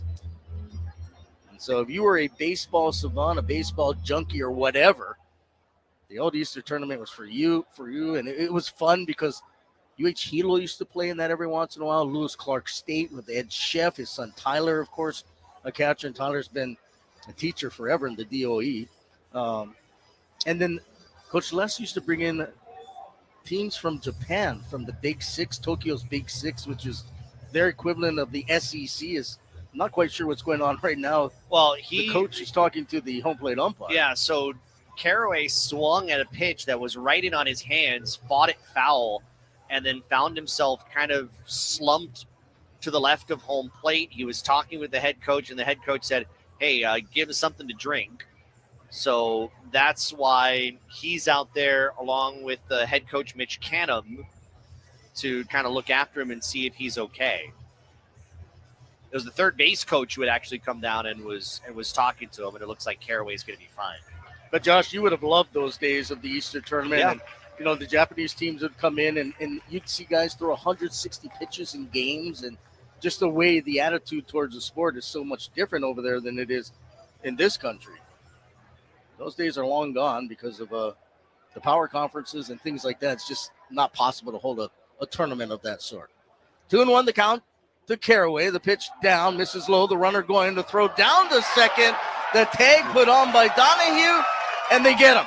Oh, what a nice throw from Palmera down to Donahue, getting Craig trying to swipe second, caught stealing 2-6 for out number 2. That was a nice throw. Perfect on the first base side of the bag, and an easy play for Donnie, who had just reached down. So base is empty now, and 2 away for Caraway, who bounces one foul on the third base side. Really see a little more competition now for that catcher spot. Palmera's hitting. Doesn't it feel like the catchers are starting to step up? Yes. I mean, you saw Faldo crank went out, a week and a half ago or 2 weeks ago, and Palmera yesterday. How about that throw down to second? All right. Here comes the payoff. That one's spoiled off the facade. It'll drop downstairs and pachinko around into the hands of an awaiting fan who happens to be wearing the Oregon State shirt, but you can tell he's a local guy. It hit the top of the railing, that middle railing, and came back right in his hand. Got lucky. So Jones is going to do it again. 3 balls, 2 strikes, 2 away, bases empty. Comes set at the belt. The pitch. High pop-up. Shallow center field. Calling everybody off is Sakino, and he will make the catch to retire the side. So for the Beavers here in the 4th, no runs, a hit, no errors, and nobody left on base. We'll head to the last of the 4th inning. We're scoreless between Hawaii and Oregon State, and you're listening to Hawaii Baseball on ESPN Honolulu. Ready for UH football, man? Yep, check this out. Oh. Surround sound. That works. Whoa, I'm ready, bro. Hey, watch this. How come the blender went off? Huh? The blender in the kitchen went off, bro. Not. Try again. Oh, man. Okay, we can make some like a fruit smoothies. When you want your home or business wired right, call a unionized electrical contractor. 847-5341. IBEW, local 1186, lighting your path to the future. Abbey Carpet and Floor, voted Hawaii's best carpet and flooring company. Stop by Abbey's showroom on Nimitz Highway and see the amazing 7MTC flooring. This revolutionary product is made out of melamine. It's resistant to fading, stains, and even pet scratches. Come by and see the Scratch Test Challenge. 7MTC, available now at Abbey Carpet and Floor. Abbey Carpet and Floor, where Hawaii goes for glory. Contractor's license number C19140. Aloha, this is Stan Mahilona from Sports Stan. You're listening to University of Hawaii Baseball on ESPN Honolulu. Back at Les Murakami Stadium on this Monday evening, Hawaii, Oregon State. And there's no score between these two. We've seen Corey Ronan go 3 for Hawaii. Max Jones, 1 shutout inning of relief, and beginning his 4th inning on the mound for the Beavers. Wyatt Queen, no runs, a pair of hits, a pair of walks, and 2 strikeouts as well. He'll face Quant, Takemoto, and Nahaku, 4, 5, and 6 in the order. Both teams have been held to only 2 hits. In fact, both teams haven't done a lot offensively. Coming into this game, Hawaii actually had been hitting better than Oregon State in this series. Hawaii hitting 227, and the Beavers only 213. So Quant steps in, struck out back in the 1st inning, hits that ball on the ground to second. Right to Singer, who brings it over to Craig. 4-3, 1 pitch, 1 away here in the 4th. So we'll see what Itsuke Takemoto can do. Takemoto, the designated hitter for this one. 0 for 1, fly to right in the 1st inning as the mist begins to blow across the field from left to right. And it may be a little bit heavier than a mist. It actually looks more like a pretty good rain. Yeah. And we were kind of expecting this throughout the night. Hopefully it won't stay around long enough to have to pause the action. I mean, this field does take water well, and the first pitch way outside from Queen. White checking in at 29-16. If they can find a way to pull out a W here tonight, they'll hit that magical 30-win season. With 6 more games left to be played in the regular season, and then hopefully, a 1-0 pitch inside corner, down for a strike. Hopefully, Hawaii will be participating in the inaugural Big West Baseball Championship. Hawaii's got an uphill climb. The pitch. That one hit into right center field. That's going to be a base hit. That's going to go all the way to the wall. Takemoto, big turnaround second. He's going to head for 3. Here comes the throw, the tag, and he's out. You can see Takemoto start to slow as he rounded second, and you could tell that he was thinking 3 all the way, and he was thrown out by a good couple of feet. So you give him a double, and then he is thrown out 8-6-5, I'm guessing, 8-4-5. Well, Rich Hill waved him because the center fielder Reeder had trouble playing the ball off the bottom of the fence. He bobbled it, And so Coach Hill, seeing that, gave him the wave, thinking he would get in, but the throw was good enough from the cutoff man that it got the out. Yeah, I don't have a problem with that, to be honest with you, at all, particularly in this low-scoring game. And I'll give the turf an assist for that for a degree, because Reeder actually did his feet stumble on the turf. Oh, I'm sure it's a little slippery out there. Here's Nahaku. Nahaku looks at a 1-0 strike. So Takemoto thrown out, trying to stretch a double into a triple. I guess the only argument is if he stays put at second, he's in scoring position, right? Yep. Nahaku fooled and misses there. And Kamana's been struggling the last couple of weeks. He struck out a lot in that Cal State Bakersfield series. But I'm with you. I would have sent him. I would have given him the wave and tried for third. I had no issue with that. But Kamana actually, this weekend, 3 for 8. He has struck out 4 times so far. And the 1-2 on the outside corner. Make it 5, called strike 3. And so Hawaii, for a brief moment, looked like they might have something going on here in the 4th inning, but not the case. And Hawaii ends up going down quietly here in the 4th. No runs, a hit, no errors, and nobody left. After 4 in Wet Manoa, we're scoreless. And you're listening to Hawaii Baseball on ESPN Honolulu. Sports Stand Sporting Goods is Hawaii's best baseball and softball store. At Sports Stand, you'll experience the largest selection of baseball and softball gloves and bats in Hawaii. You know the rules. Quality sporting goods, always at a price you can afford. Stop by Sports Stand Sporting Goods in beautiful downtown Waipio, 94-547 Ukea Street, Suite 303. Or give them a call at 808-676-STAN. That's 808-676-7826. Remember, at Sports Stand, it's not just sporting goods, it's a way of life. Building a winning program requires vision, careful planning, and expert execution. Since 1994, Ushijima Architects has provided the highest quality professional planning and design services for various projects throughout our state. Our highly experienced team provides the full spectrum of services, from feasibility studies and master plans to complete architectural design work. Call us today at 808-946-9544. Ushijima Architects is a proud sponsor of University of Hawaii Baseball. Rainbow Warrior Baseball on ESPN Honolulu.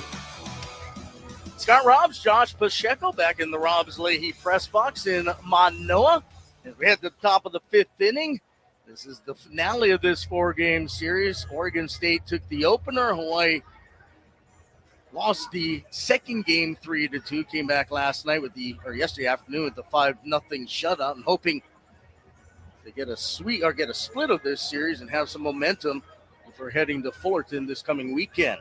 It'll be 8-9-1 in the order, going up against Max Jones, who came in last inning to start the 4th inning in relief of Corey Ronan. Jones gave up a hit and he struck out a batter. So it'll be Carson McIntyre, the third baseman, Adam Haight, the catcher, and then top of the order to the shortstop, Iva Arquette, to face Jones.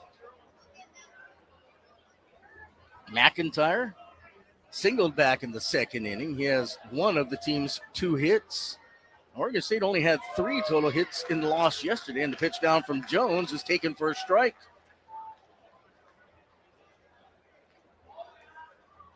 You know, Hawaii's always, under Rich Hill, performed well in the month of May. Next pitch, check swing. Did he go around? They appeal.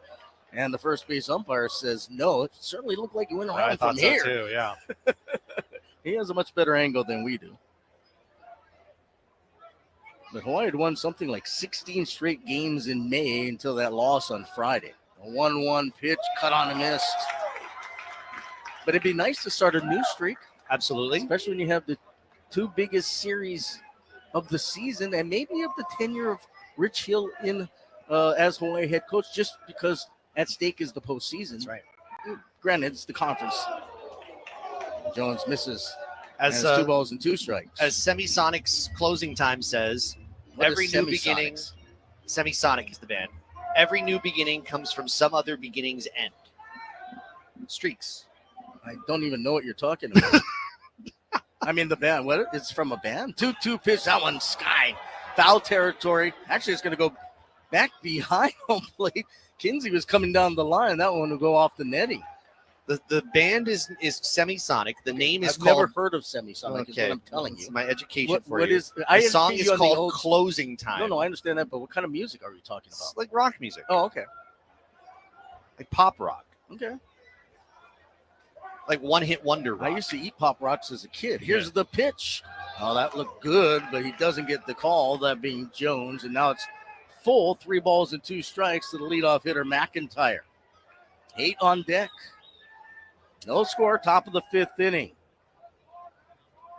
And Jones delivers the breaking pitch, misses low and inside, ball 4. So the leadoff runner is aboard for the second straight inning. A walk to the number 9 hitter, McIntyre, and that'll bring up the catcher, Adam Haight, in what you would assume to be probably a sacrifice situation. Try to bunt the runner over. If there were about 5 more adjectives to describe that, I would say yes. But hard to assume because Haight's not going to hit. It's I going had to a be feeling- Easton Talt, the pinch hitter. Yeah, they're going to pull what UH does. Usually when David Verhel de Dios is catching. Poor David. Yeah. Well, we're very familiar with Talt. We've seen him all weekend. He will not catch, I don't think, right? Well, he's the DH, so. Yeah. Talt was playing in the outfield. And the first pitch, he shows bunt, and that one's down for a strike. So our first look at Talt in this one. Easton Talt started 2 of the first 4 games in this series. She shows bunt again. He squares, bunts at first base, side off the bump is Jones. Has only played a first. He gets it there. 1-3, the sack. And that moves the runner McIntyre to second into scoring position with 1 away. I thought that was a nice job by Jones, feeling his position, had to come off to his left. Fielded kind of close to the line and get it over to first. So now we'll head to the top of the order, and Iva Arquette, the St. Louis grad. Iva has struck out a pair of times here so far this evening, but he's got a chance with a base hit to put his team in front. No score, top of the 5th. I'm going to give you a stat in a moment. Okay. Pitch down to Arquette is low. Arquette has not had an at-bat with a runner on base since the 5th inning on Friday. And he is their leading run producer, so he has not had the ability to produce a bunch of runs this weekend. He's also 2 for 13 in this series. The shift on the left side for Arquette. The pitch is high and inside, and it's 2 balls and no strikes. We do see activity in the Hawaii bullpen. I believe it is a right-hander warming up down there. That's Ethan Thomas. And Ethan Thomas looks like he's starting to heat up pretty quickly. This has all the makings of being a pretty low-scoring game. Breaking ball down for a strike from Jones. And I think you realize that, too, because it's the 2-headed monster of Arquette and Turley that is difficult to face. McIntyre out at second. Sakino, the second baseman, playing behind the bag. The next pitch, breaking ball, line to right side. And out of play. That one was hit almost in the same vicinity as yesterday afternoon, and the ball hit a fan. Yeah. And I know you could see that there was some blood, I think, right? You saw some blood? I didn't see blood, but I saw them put like a towel right next to the left side of someone's face. Pay attention. Jones trying to give Arquette the hat trick, and he fouls it back. Ooh, I thought he might get it right there, but Iva fouls that one straight back to stay alive. And on deck, doesn't get any easier, Gavin Turley awaiting. Big moment here, middle portions of a scoreless contest. Jones gets the sign from Paul Mara. From the stretch, toying the rubber on the first base side. Puts the glove ball in his hand, winds, fires, and that one will miss outside. Ball 3, and the count has gone full now to Arquette. Well, if you're Max Jones, you got to bring your best stuff right here. If you're Arquette, you have to be ready for what you think is his best. Arquette swinging the bat back and forth. Now Jones will step off the rebel. He'll turn towards second. With the pitch clock at 5, Yeah, Rich Hill coming out. He wants to regroup, and Rich Hill, I think, realizes it and I think this is a smart move by the coach. Go out there, try to get him to just kind of reset himself. It kind of looks like Max Jones kind of a little out of sorts with his release point. Corey Ronan started the game. He looked really good. 3 innings of one-hit ball. He walked 3, he struck out 5. And now you got Max Jones. I wonder if this is it. We're seeing guys kind of spilling out of the dugout here. I think it is. On a 3-2 count, no less. Well, we've seen Rich Hill do. And there's Thomas out of the bullpen. Yeah, we've seen Rich Hill do crazier things. And so Max Jones is going to go an inning and a third, and he will be responsible for the moment for the runner out at second base. So it's going to be Ethan Thomas. What do you want to do, Josh? You want to take a break? Yeah, let's step aside while we tell people this pitching change brought to you by HCAMP, the Hawaii Concussion Awareness Management Program. Visit hawaiiconcussion.com. 1 out, runner at second. New pitcher will tell you all about him when we come back on ESPN Honolulu. The Hawaii Wall and Ceiling Industry Association is looking for skilled drywall installers, finishers, and cement plasterers. Whether you're a journeyman or an apprentice, we offer great opportunities for career growth in Hawaii's thriving construction industry. You'll enjoy benefits like health insurance, paid vacation, and a retirement plan. If you're dependable and excited about being part of a great industry, call Lisa at 808-271-4195 or go to hwcia.com. That's hwcia.com and apply. Would you like to work in the sports industry here in Hawaii? ESPN Honolulu has rare entry-level full or part-time openings for board operators. You'll work behind the scenes with our local broadcasters on their radio programs and University of Hawaii and high school sports. New to radio? That's okay. We'll train you. Send your resume with a cover letter to info@espnhonolulu.com. That's info@espnhonolulu.com. We're part of the IO family of companies and equal opportunity employer. Rainbow Warrior Baseball on ESPN Honolulu. No score, top of the 5th inning, 1 away, new pitcher. But let's pause 10 seconds for station identification. You're listening to Hawaii Rainbow Warrior Baseball on ESPN Honolulu, powered by Sports Stand Sporting Goods. Your radio home for the NBA Finals. ESPN Honolulu. KKEA Honolulu, 1420 AM and 92.7 FM.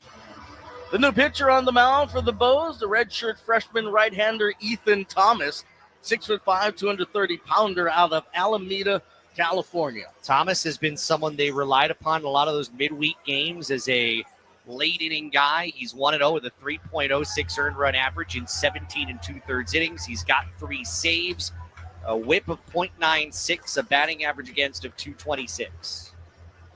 So the very, very rare pitching change with a full count.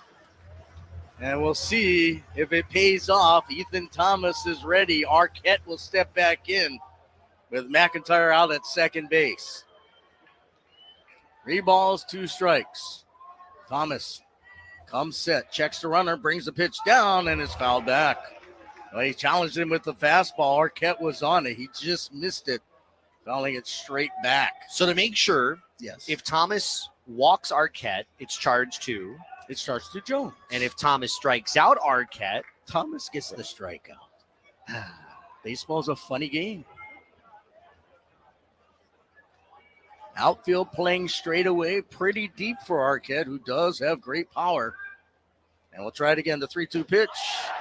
And there's ball 4, missed high.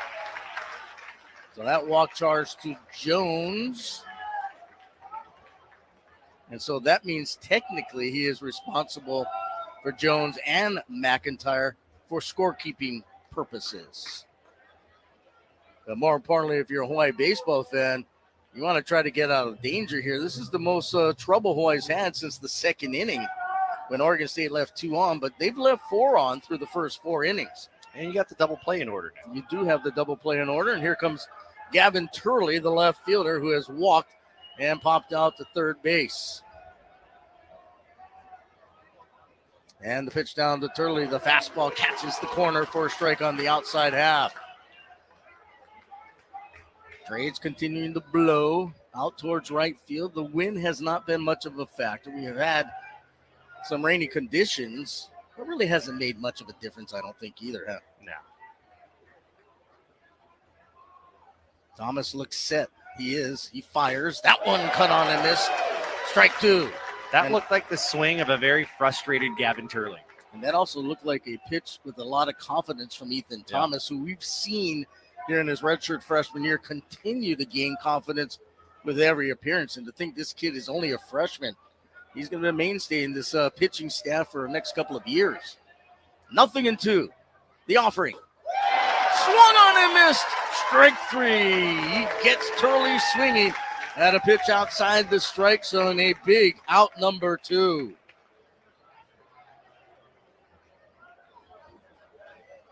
So Thomas gets the strikeout, but he's not out of danger yet. As Wilson Weber, the catcher, the man who hit the 3-run bomb in Saturday's game, which turned out to be the winner, will step to the plate. He's done 2 things tonight. He has struck out, and then he's done the opposite. He's walked. Right. So I guess if you stay in that rhythm, he's due to strike out again. We'll find out. Thomas's fastball way outside. Palmera has to knock it down and then get up and keep it from dribbling too far away. Nahaku, Miura, Quant left to right in the outfield, pretty deep. Kinsey at third, playing well behind the bag. Donahue deep at short. Sakino shaded towards the bag at second and back, and well behind the runner is Ziegler Namoa. Palmera sets up on the inside half. The pitch. Umpires in the stands thought that was a strike, but the home plate umpire, Matt McMahon, said no, it's 2-0. Upon further review, that looked to be a bit above the OSU letters on the front of the jersey. Good call. Not that any of them want to hear it.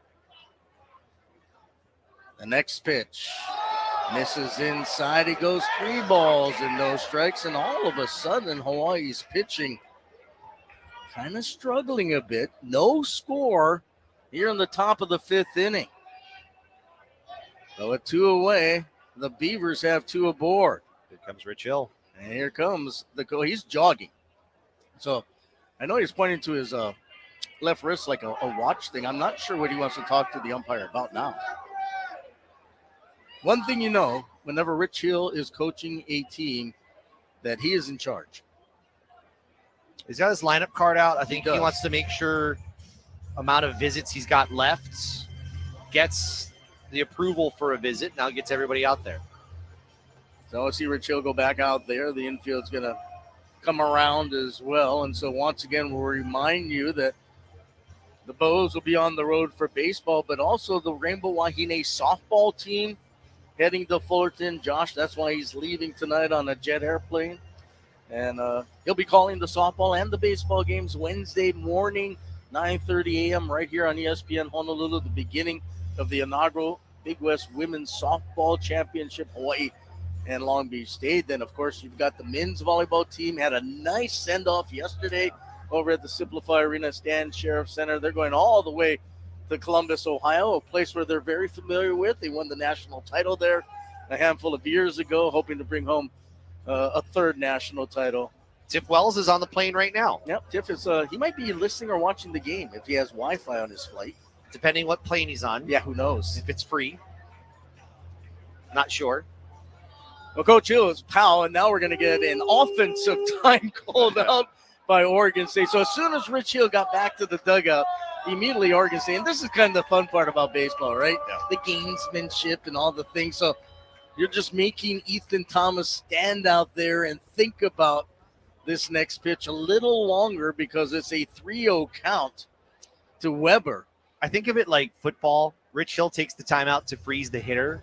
But unlike football, here you can freeze the pitcher too. So you can actually freeze both. Mm-hmm.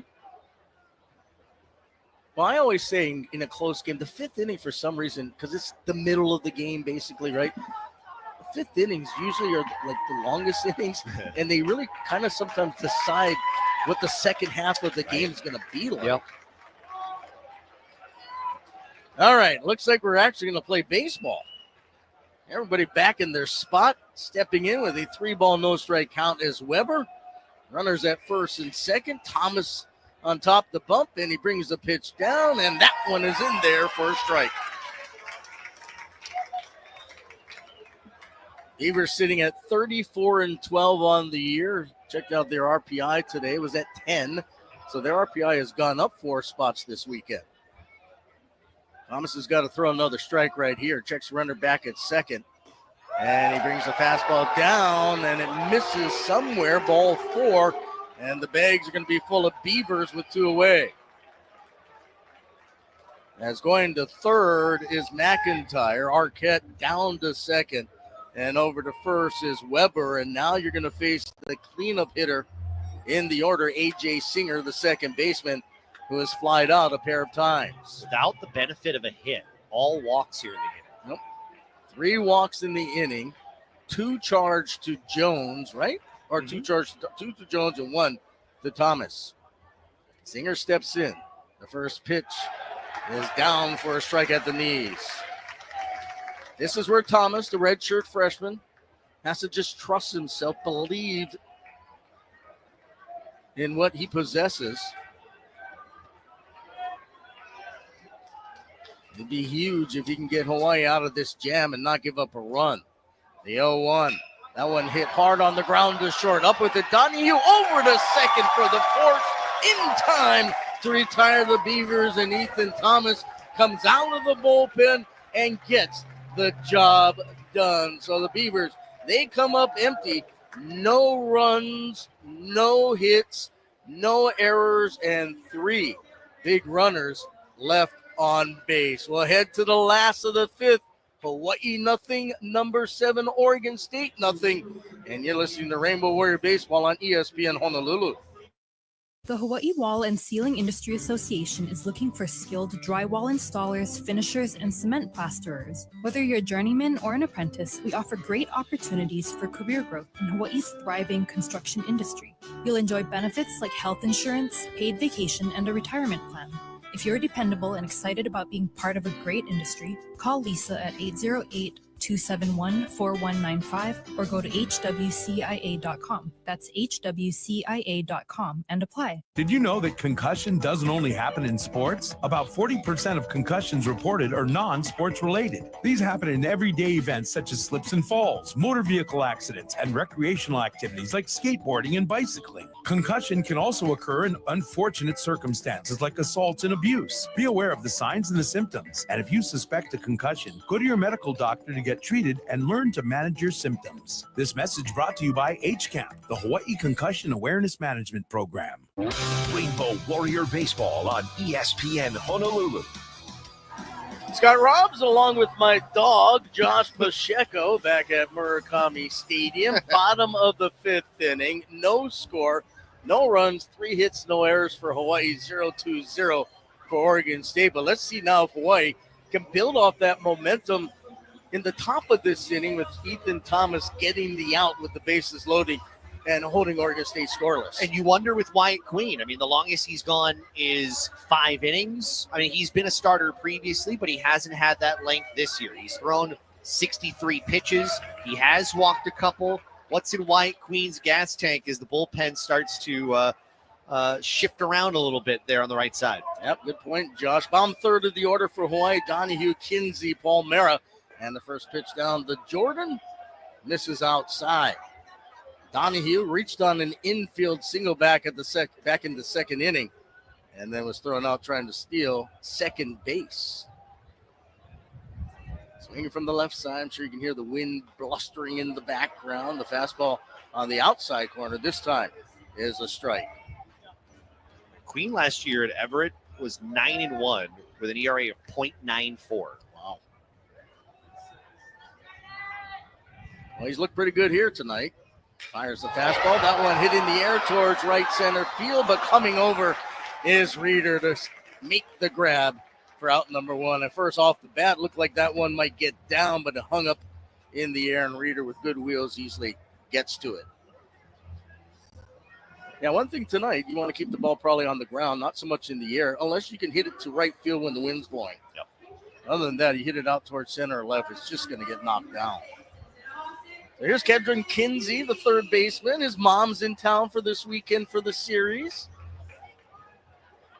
He struck out swinging in the second. He's 0 for 1. Hilo boy, just like Josh. The pitch. Kinsey cuts on that one and comes up empty. He was trying to prove your theory wrong about hitting it to left field. I do remember watching him hit the home run on the road during that 8-game road trip. Yeah. So 0-1. Bouncing ball out to short. Arquette up with it, pauses, and then easily brings it over to first for the second out. So effortlessly when he throws the ball, it's unbelievable. And the base is empty now for Connor Palmera. Maybe. It is. Wow. When's the last time you saw a catcher for Hawaii get 2 straight at bats? Well, then again, there's nobody on, and Palmera did hit a home run yesterday. And he hit one pretty deep to the same spot back in the third inning. So no score, bottom of the 5th inning. Base is empty, and Palmera will step in. Connor waits. Queen delivers, brings down the pitch for a strike. Should Palmera get aboard, we'll head to the top of the order. And that would be the 3rd time through the order for Hawaii against Queen. As that pitch misses, 1-1. And you did mention also that there were some guys warming up. There is a right-hander we can see warming up in the bullpen right now. So this may more than likely be the last inning for Queen. 1-1 to Palmera. The next pitch, outside and low. Yeah, the UH sports season is slowly winding down. No sports teams on campus next week, so a lot of high school activities. Check swing. Palmera holds up on a pitch outside. In fact, you have the D2 State Baseball Championship game here next Saturday, or this coming Saturday, excuse me. And then, of course, the D1, D2 Softball Championships on Friday night next door over at Rainbow Wahine Softball Stadium. 3-1 pitch inside corner. Looked like a ball to the Hawaii faithful. Called a strike, and the count goes full. I did get a text from a fan that was watching this game earlier. She was not pleased with the umpiring behind home plate so far. Here comes the payoff. Bouncing ball foul on third base side. I will say that last one, though, I would say that was probably borderline, but borderline enough where it's probably a good call. More often than not, I've found, since we have the delayed feed on TV. They're right most of the time. Yeah, they really are. They're so good. No disrespect to that fan or anything. Yeah, you better not disrespect her. Here's the 3-2 pitch, and that one hit on a line to third. Caraway just puts out the glove hand to make the grab, and Hawaii goes down quietly here in the 5th inning. No runs, no hits, no errors, and nobody left on base. We played 5, Josh. No score. You're listening to Hawaii Baseball on ESPN Honolulu. Lex Brody's Tire Company would like to say thank you very much for supporting UH. Wear your favorite UH gear into Lex Brody's and get an extra 5% off tires, brakes, and most other services on top of LexBrodys.com Super Saver coupons. You're the best fans, and Lex Brody's voted #1 in North America is the best choice for brake repairs and to purchase tires. Please visit LexBrodys.com for additional details and to set an online appointment. Thank you very Lex much. Brody's Tire Company. You tackle an endless to-do list every day. It may seem like a thankless job, but you know better. It's the little things that matter most. That's why you'll appreciate the enduring value of the Michelin Defender tire. Designed for doers like you, Michelin's long-lasting tire keeps you on the go longer, so you have one less thing to worry about on your next road trip. Stop in today for miles of uncompromised safety and performance. Visit LexBrodys.com for the best tire value on Oahu. Thank you very much. Lex Brody's Tire Company. Rainbow Warrior Baseball on ESPN Honolulu. No score after 5 in Manoa. The finale, Hawaii, Oregon State. The Beavers, excuse me. Yeah, I didn't mean to say that was a faux pas. I didn't mean to say that. The Beavers. Strike one. The Beavers won the first 2. And Hawaii, of course, won yesterday afternoon, 5-0. And so far, so good, at least on the pitching staff. A couple of the Oregon State players were watching on camera imitating your red hat downstairs. That's Brendan Aotaki. And I think a lot of people who go to UH games probably know he's the guy with the long red hair. Cool dude. You'd never know he's like half Japanese. I He did not is, know. Yeah, but he's the Red Hat. He's the greatest guy, and all the players for Oregon State were having fun with him as he was holding up the play until TV got back. All right, here we go. Top of the 6th inning. Ethan Thomas back out there to begin his first full inning of work, and his first pitch down to the hitter Jacob Craig, the first baseman, is fouled back. Craig will be followed by Reeder Caraway after Reeder, so 5, 6, 7 in the order. It feels like with every pitch as we get deeper into this game, Josh, has even more significance. The 0-1, off-speed pitch curveball, and that one's inside and low.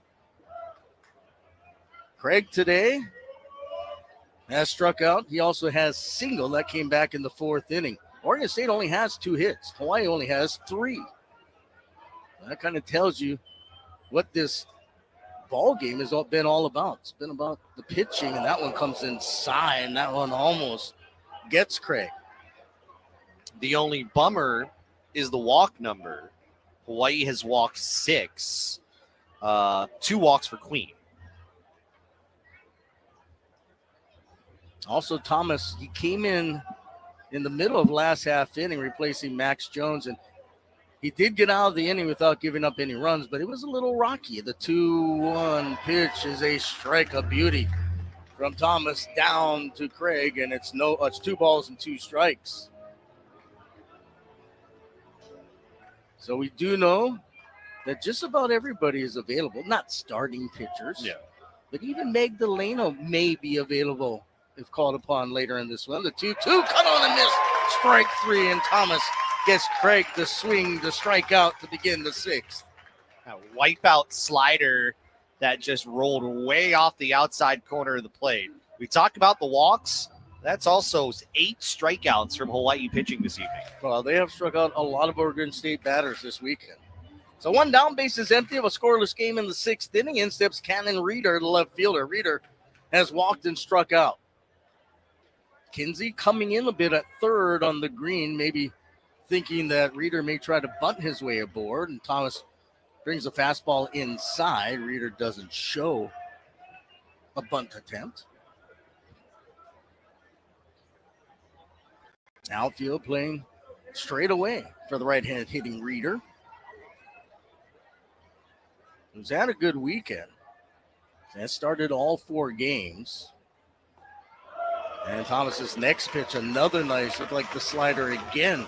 And that one's down for a strike. Reeder this weekend, 3 for 10. Does have an RBI. But really not a lot of offense except for that first game, and that was all for Oregon State. After that, 3-2, 5-0 here, 0-0 in the 6th inning. The 1-1 check swing, did he go around? It won't matter, as the home plate umpire, Matt McMahon, will say that's strike 2. And it's almost the opposite of what you would normally see. Friday's usually much tighter kind of game, less scoring. Here, usually these games are like, you don't know what's going to happen. Yeah, these are like Sunday afternoon games. We don't have a lot of Monday night games, do we? 1-2. Fastball away. But I will say that credit to this guy to my left. His name is Darren. I know, Darren Ehal, the media relations director for UH Baseball. I was going to get to his name in a moment. Oh, he was looking okay, at all me, right, that's why I did that. But I'm looking at you too. Okay, so television wanted to find out when's the last time they sold out a game on a Monday. Texted me. I said, gosh, I don't think they've had a lot of Monday games throughout the history of the program, so I have no idea. He actually went back in the books and found out that there actually is. The next pitch misses and the count goes full. But you have to go back to the same time, the same season in which Hawaii had sold out 4 consecutive games, and that's back in 1994. And I'll tell you in a moment, the last last Monday night game that was sold out. I'll tell you in a second. There's a ball hit on the ground out to short. Up with it, Donahue. Easy throw to first. And there's 2 away.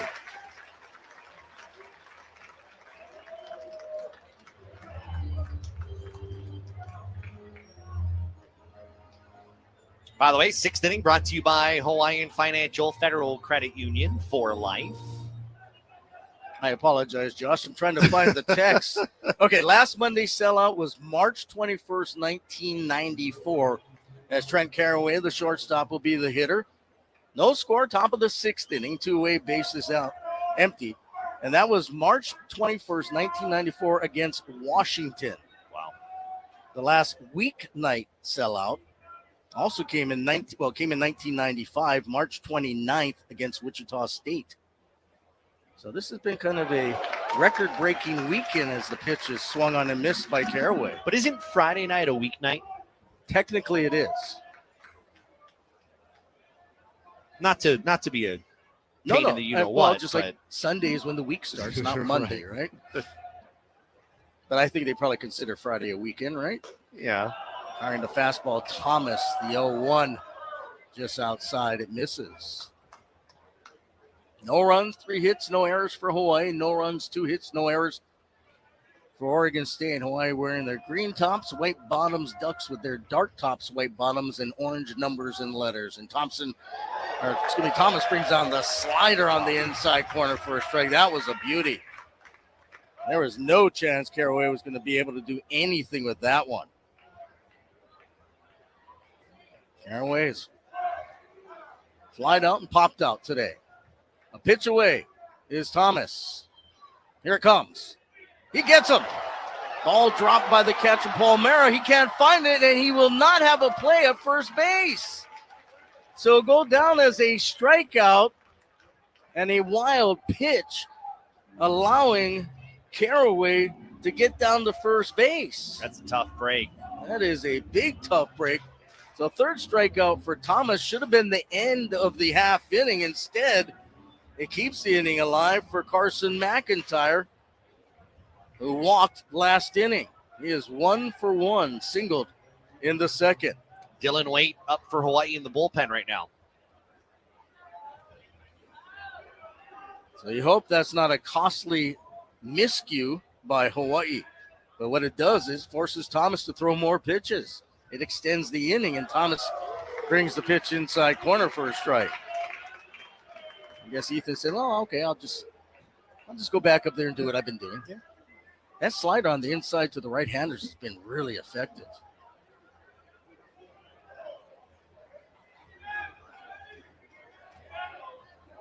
Short lead over at first by Caraway. Ziegler and Namoa holding him aboard. 0-1. Fastball is high. Used all 20 seconds of that pitch clock. It was right at 0 as he started.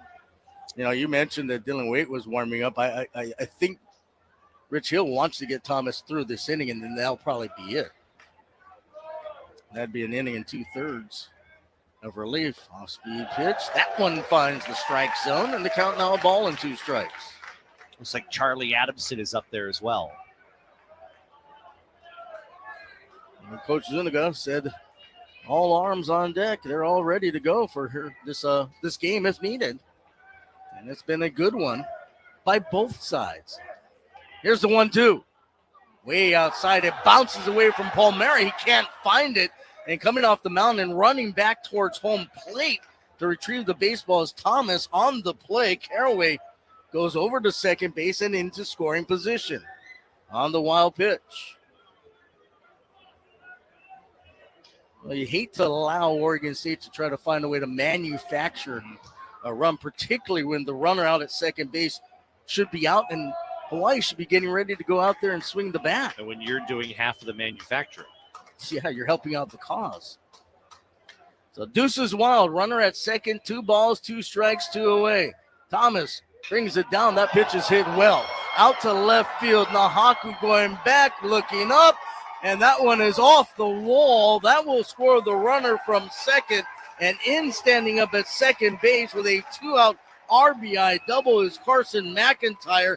The wild pitch comes back to haunt Hawaii. And it's 1-0 Oregon State here in the 6th. I thought that one might get out of here initially, as he absolutely tattooed that ball. And Nahaku could just turn and watch and have to play it off the wall.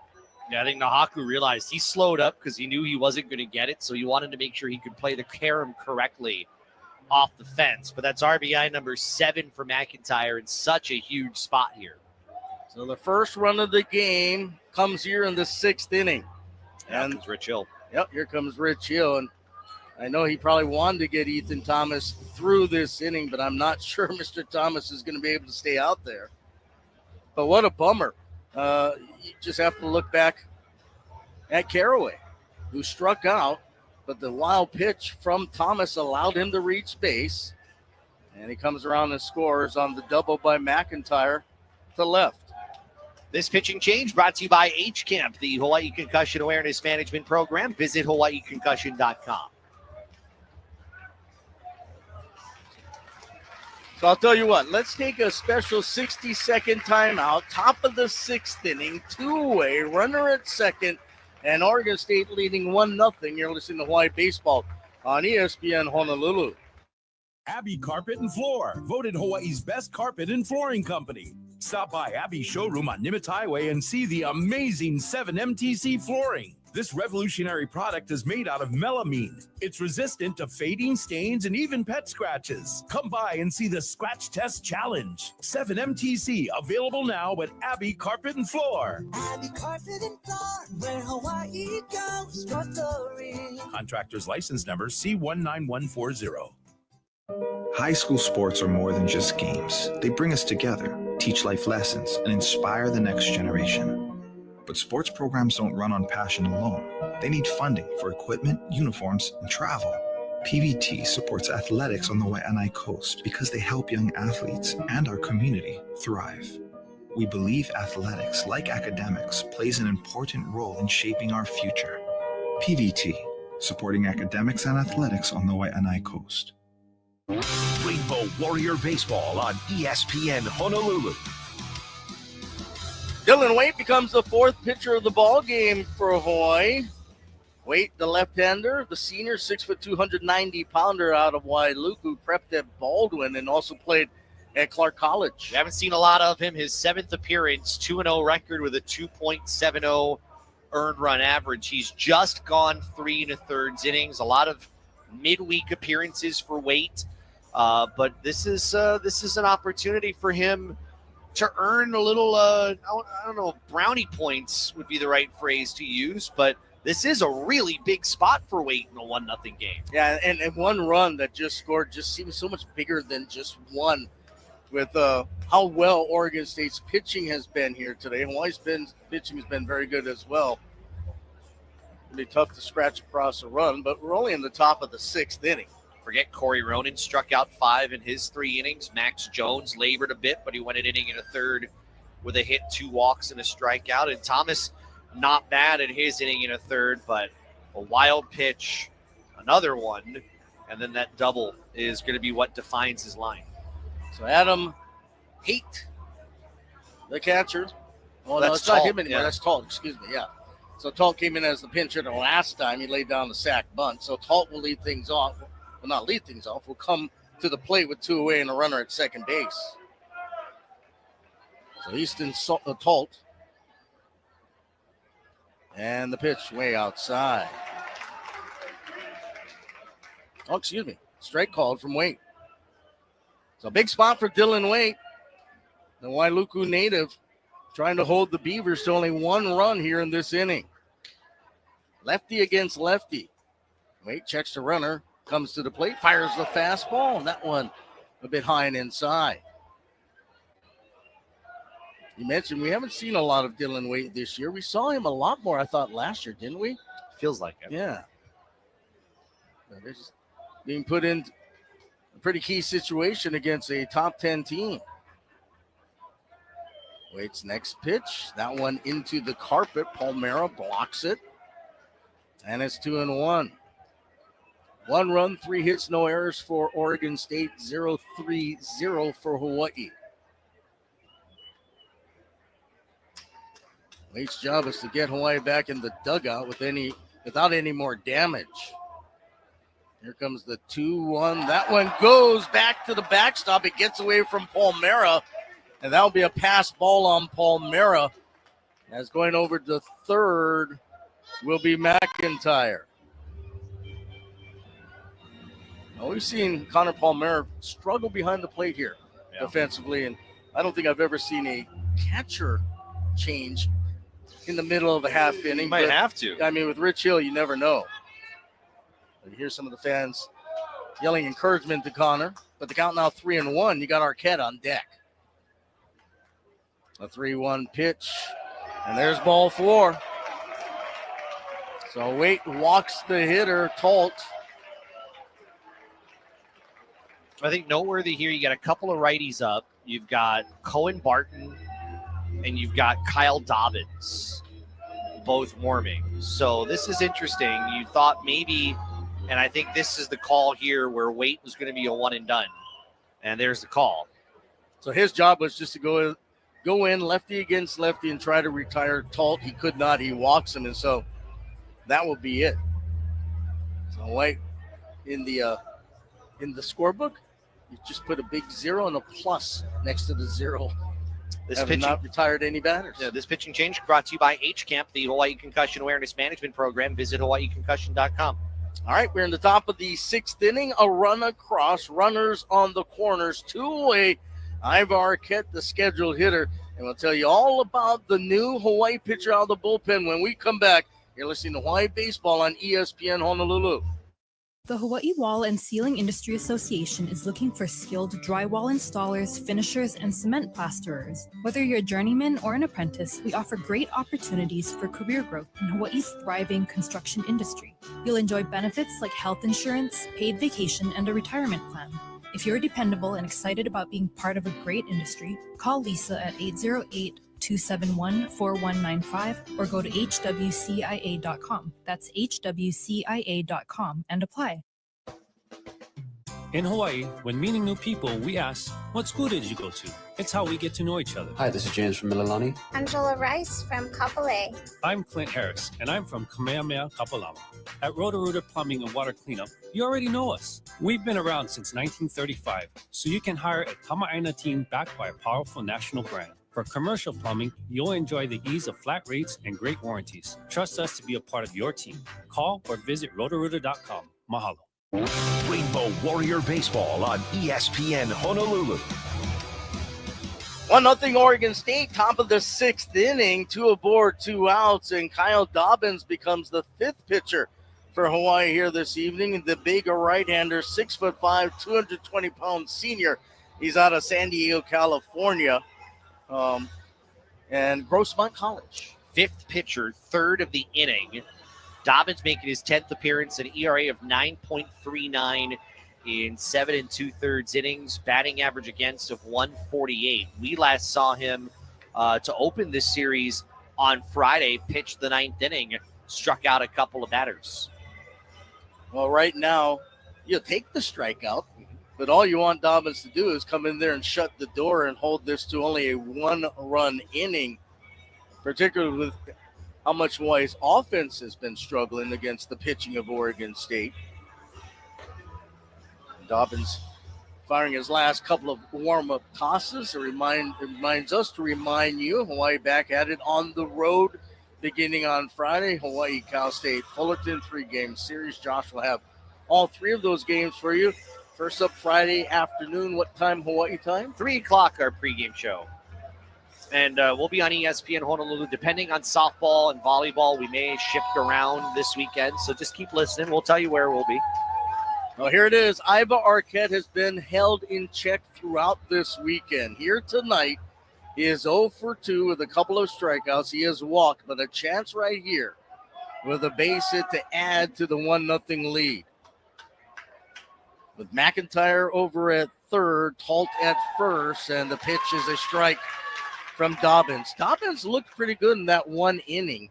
And the few times he's pitched lately, and he's usually a 1-inning guy, a couple of outs guy, he's gotten the job done.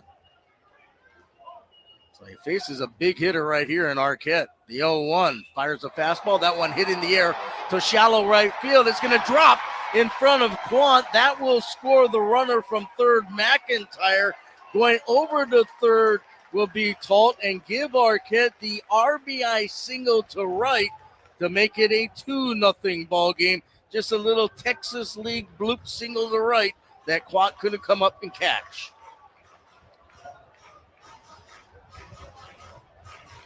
So Arquette finally gets off the schneid. That is his 56th RBI of the season, and 2-0. Josh looks like 5-0 right now.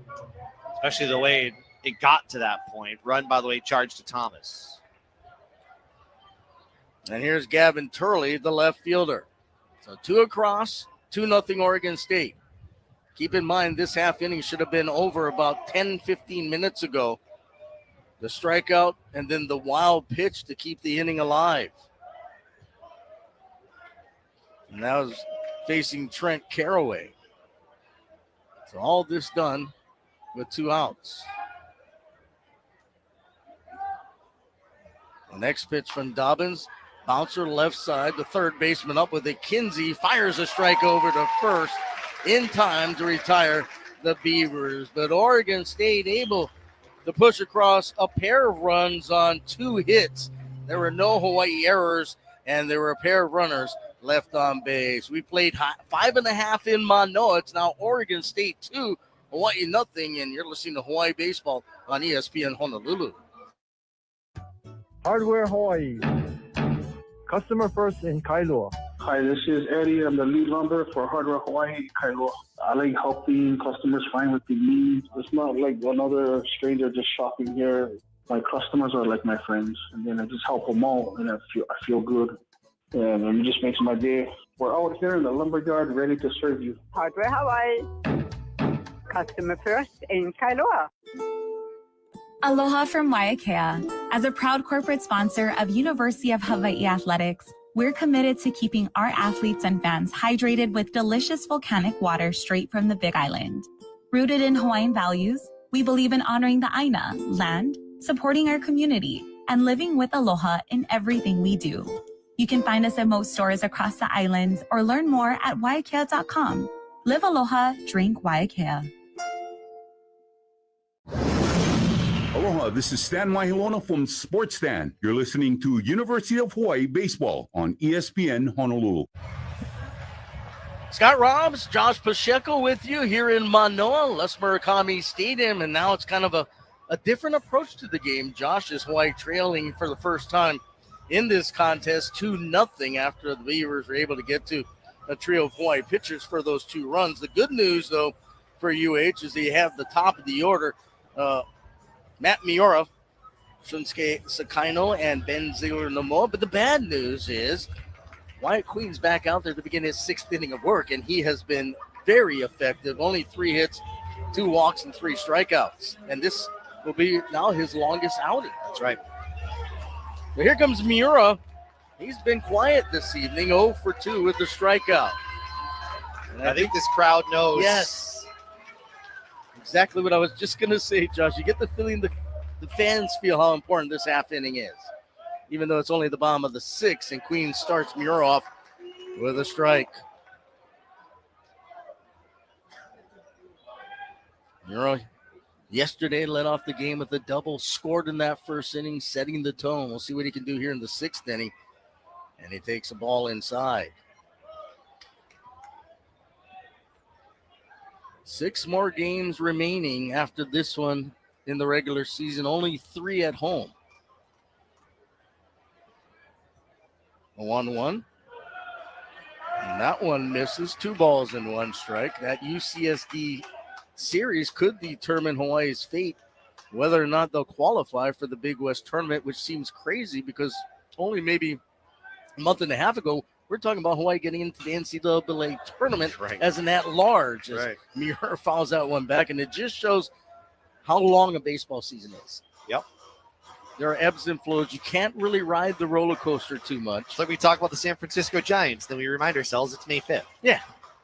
Hey, but they were really good in April. Yes. 2 balls, 2 strikes, a fastball, and there's a called strike 3.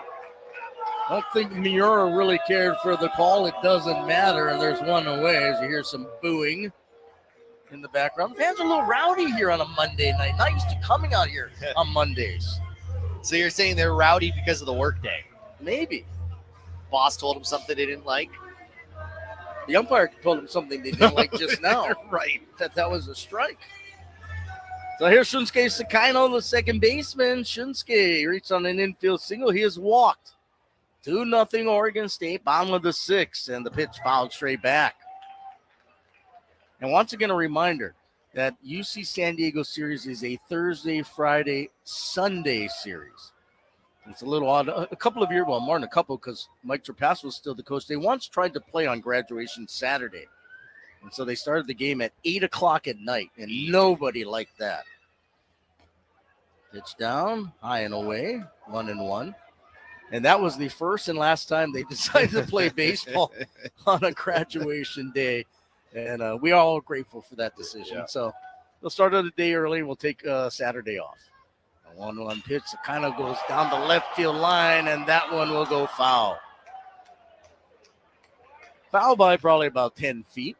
Can't imagine the parking nightmare. Well, that was the issue too, right? Yeah. And that's kind of why they pushed that game to 8 o'clock. And from what I remember, we got out of here after midnight. But it is interesting. And then had to play Sunday afternoon. Yeah. And that was part of the problem, too, is that there was such a quick turnaround from that late night Saturday game to the Sunday afternoon contest. There is a potential strategic advantage in that. We'll share it after this pitch. Yeah, I want to hear it. Here's the 1-2. Sakino takes that one outside. If you're a team and you're fighting for your life on that Sunday, your starting pitcher on that Thursday, who knows? Oh, no. Bring him back on a Sunday in relief of some kind for an inning. It's happened. Sakino fouls the next one off at the plate, stays alive. One away. Base is empty. 2-2 the count. And Hawaii Queen has been pretty much in charge throughout. Hawaii did leave 2 in the first inning, but only 1 runner's been left on base. That came in the third since. That just tells you how much Queen has been the man here tonight. A 2-2 down to Sakino, and is a foul ball off his foot.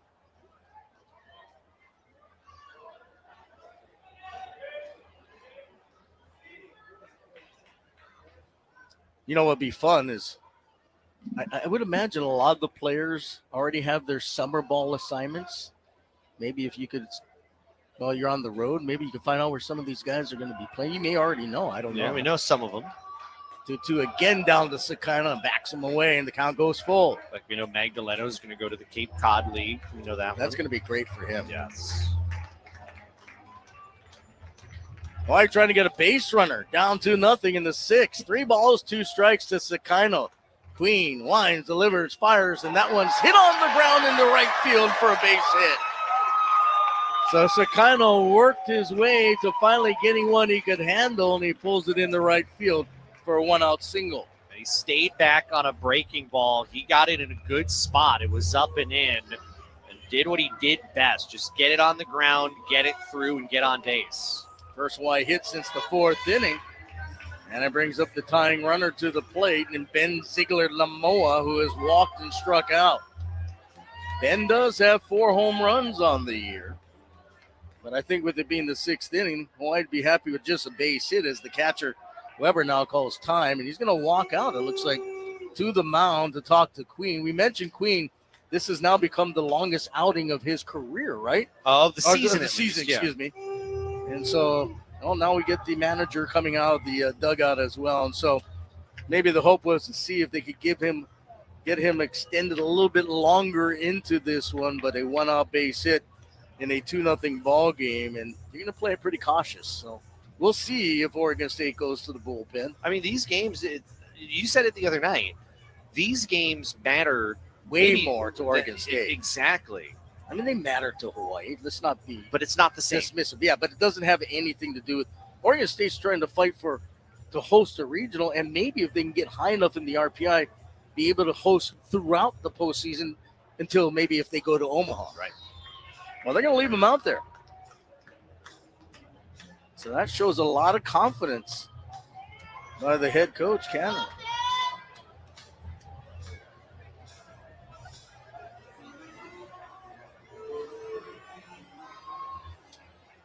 All right, so in steps Ben Ziegler-Lamoa after the short meeting.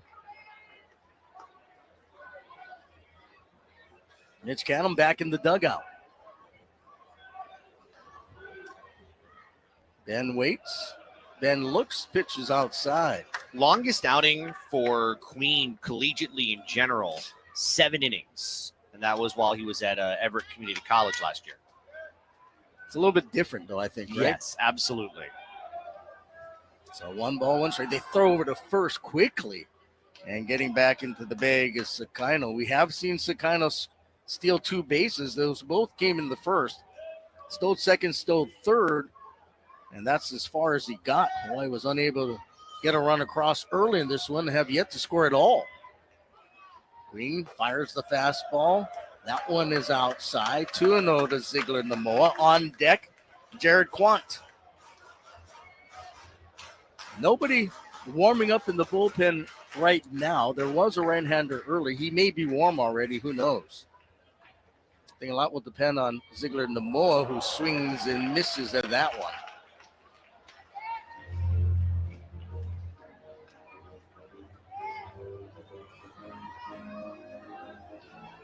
You have any good movies planned to watch on the flight, or is the idea to sleep? Sleep, if not Andor. 2-1. What is Andor? That missed outside. Andor is a Star Wars series that just Is that second a Disney season thing or something? Yeah, it's from Disney Plus. This is where our age gap is really noticeable. It shows. Yes. All right, it's 3-1 now to Ziegler Namoa. Well, the top of this inning was huge. The bottom of the inning is huge for Hawaii. Another throw over to first. Back in Sakino, hands first.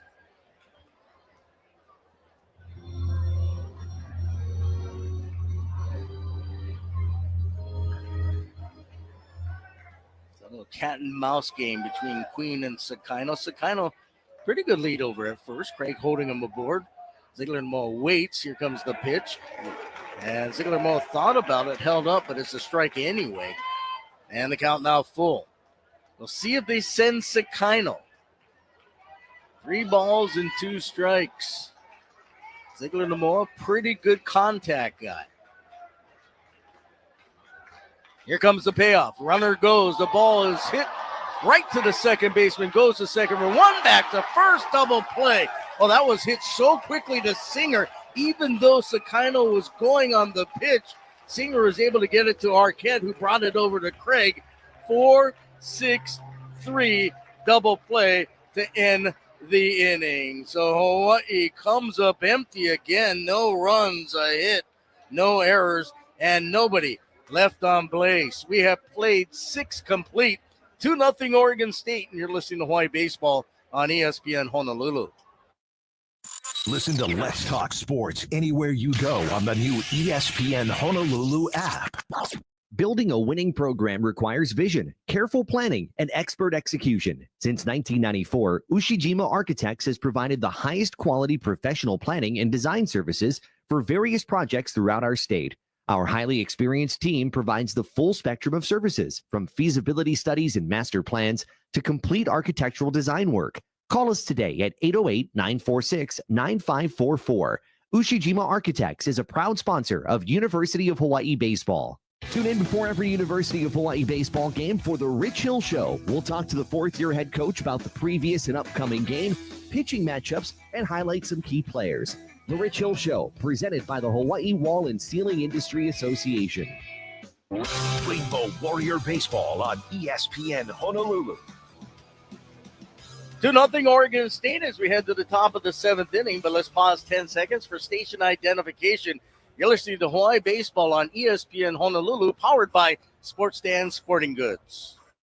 ESPN Honolulu is Hawaii's sports leader. KKEA Honolulu, 1420 AM and 92.7 FM, part of the IO family of companies.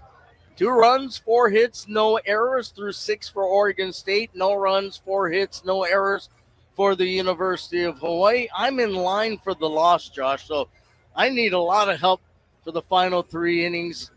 Pick me up. I'll do my best, although I could blame myself for 2 wild pitches, so I won't put that on you. Scotty, thank you. We go to the 7th. Oregon State up 2-0, and it will be Weber, Singer, and Craig to face Kyle Dobbins, who's back out there. Dobbins was able to, even though he gave up an RBI single, was still able to get Gavin Turley and find the exit door in what was a high-stress 6th inning. First offering misses inside to Weber. 1 ball, no strikes. Weber, the catcher's walked twice. He has struck out. Weber, Singer, Craig 3, 4, and 5 in the Oregon State order. 1-0.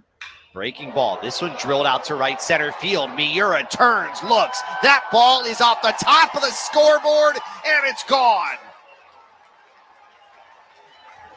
That is one of the biggest home runs we have seen all season in this ballpark, and it's Weber who goes yard for the second time this weekend. 3-0 Beavers.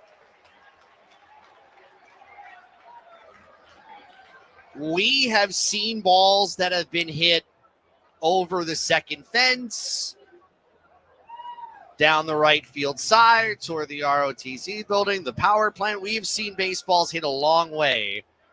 That one was as much of a no-doubter as any we have seen all season. So A.J. Singer steps in, and he will wear one, a pitch right over his left knee. And that one looks like it stung. Bends over, now will take a slight jog, a slight limp up the first base line as Hawaii's bullpen's going to get going again. Cohen Barton is up and loosening right now. One of several going for Hawaii. This was such a good pitching matchup, and it is, you hope, it is one that just kind of holds here, doesn't get worse. Anthony Andrews loosening for Hawaii in the bullpen. First pitch fastball, right, or next pitch fastball, middle of the plate. Well, first pitch to Craig. Singer was the one who was hit by a pitch. He's at first. Craig takes a strike. He has punched out twice. Next pitch is low and away, almost dribbled out of the glove of Paul Mara. 1 ball and 1 strike.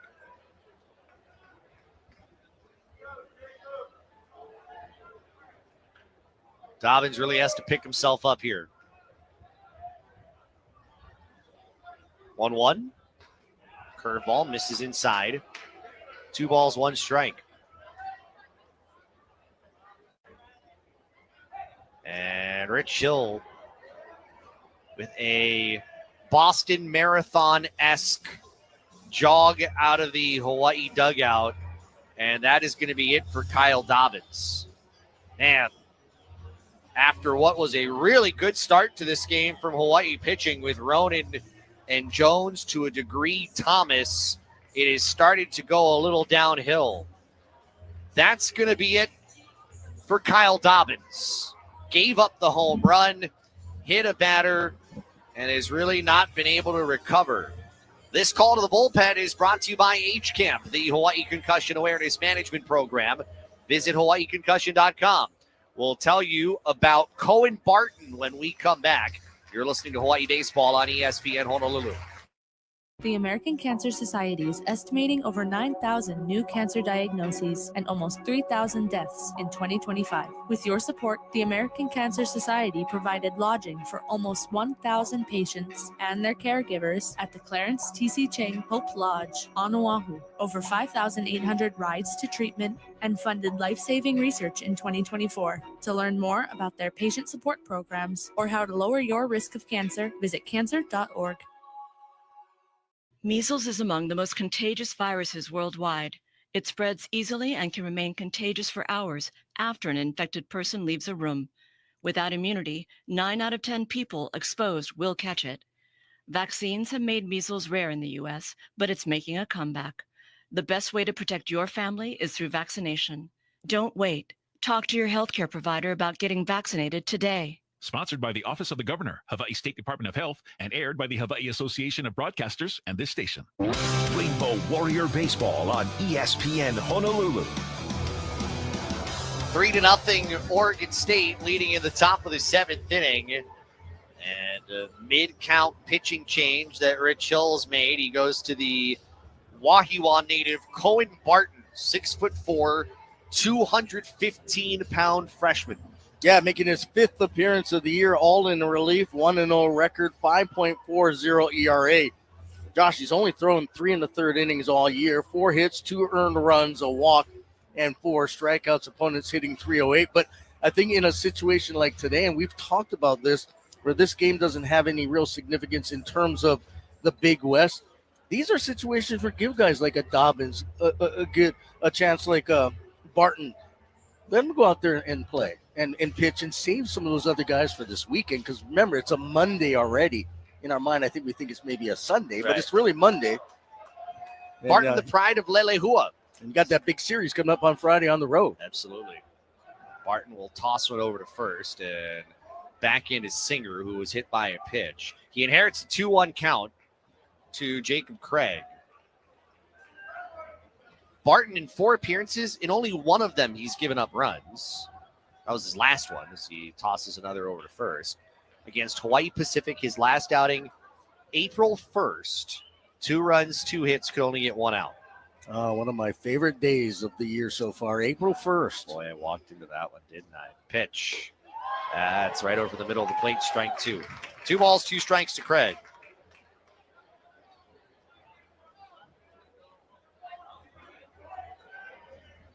Quant, a couple steps deep out in right, 2-2, swinging a high, towering fly ball out to left. Nahaku going back to the track near the wall. Nahaku's able to make the catch for a loud first out. Just got underneath that one. I thought for a second we're going to see our second round tripper of the inning. There's the first out of the inning, and Cannon Reeder will step in. Talk about a loud out. Holy cow. Weber earlier, his 6th home run of the season. As a team, Oregon State has hit 71. Hawaii, obviously, you know the ballpark they play in, all that, just 27. So But let's be, I mean, this is much more of a power hitting team than Hawaii. I don't think the numbers are really that much of a difference. Dallas Macias will pinch hit for Cannon Reeder, and Barton will not last any longer than the one batter. I'm looking at Oregon State's radio guy. He looks so disgusted. Oh, I don't blame him. OMG, they're going to the bullpen again. Stop it. Yeah, he's probably going, gosh, I'm glad I'm not the voice of Hawaii baseball.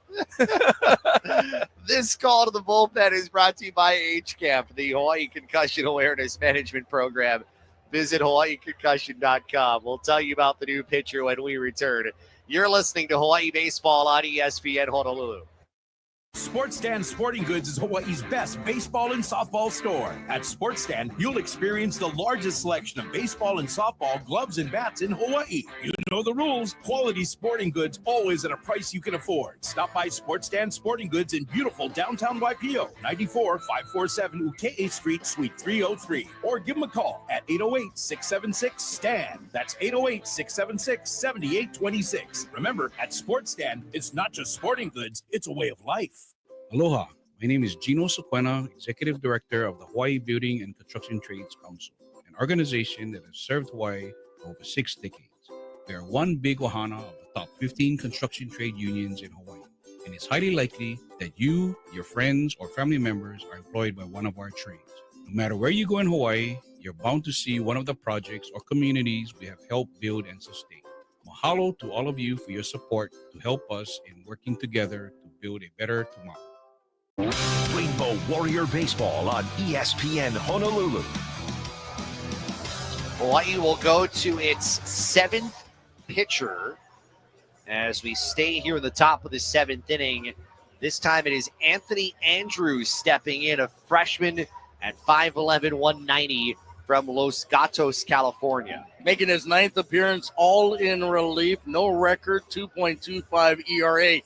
Only 8 innings for Andrews this year, 11 hits, 2 earned runs, a walk, and 5 strikeouts. Opponents hitting .344 off Andrews. And I guess the question, Josh, would be, how long is Andrews going to be out there for? Yeah, I mean, you got 2 pitchers warming up for Hawaii in its bullpen again.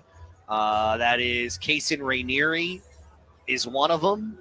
Could Zach Tenn maybe be pitching tonight? Do we see him? Maybe? It's possible. I don't see him up and loosening just yet, but it might be a parade of pitchers at this point on. Danny Veloz? We'll see. Jimmy Urban, I think, is up as well. So pinch hitter here is Dallas Macias. Macias hitting 141, 2 home runs, 10 RBI. He'll pinch hit for Reeder. So Barton gets the one batter he ended up facing, inherited the count, and then threw 2 pitches and got the out. First pitch, breaking ball outside, 1-0 to Macias. 2 pitches, both for strikes. That's a clean third of an inning for Barton. And what do we have here? Home plate umpires like marching toward the assistant coach who's out there and is giving something to his It's his hitter. cell phone. He has a phone call. You want to call Tom, let him know that we're listening back home. All right, go back and hit. Oh, you know what that is? That's this. There's something around their waist, their call sheet. It's not adjusting his belt or anything. And now, so there's no visit. The umpire confirms. Just an equipment thing. Actually, it looks like it.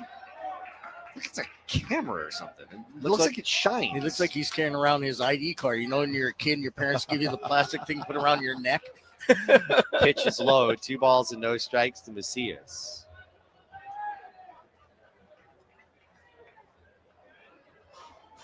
Three to nothing Oregon State. We're in the top of the 7th inning. A Weber home run extending the lead.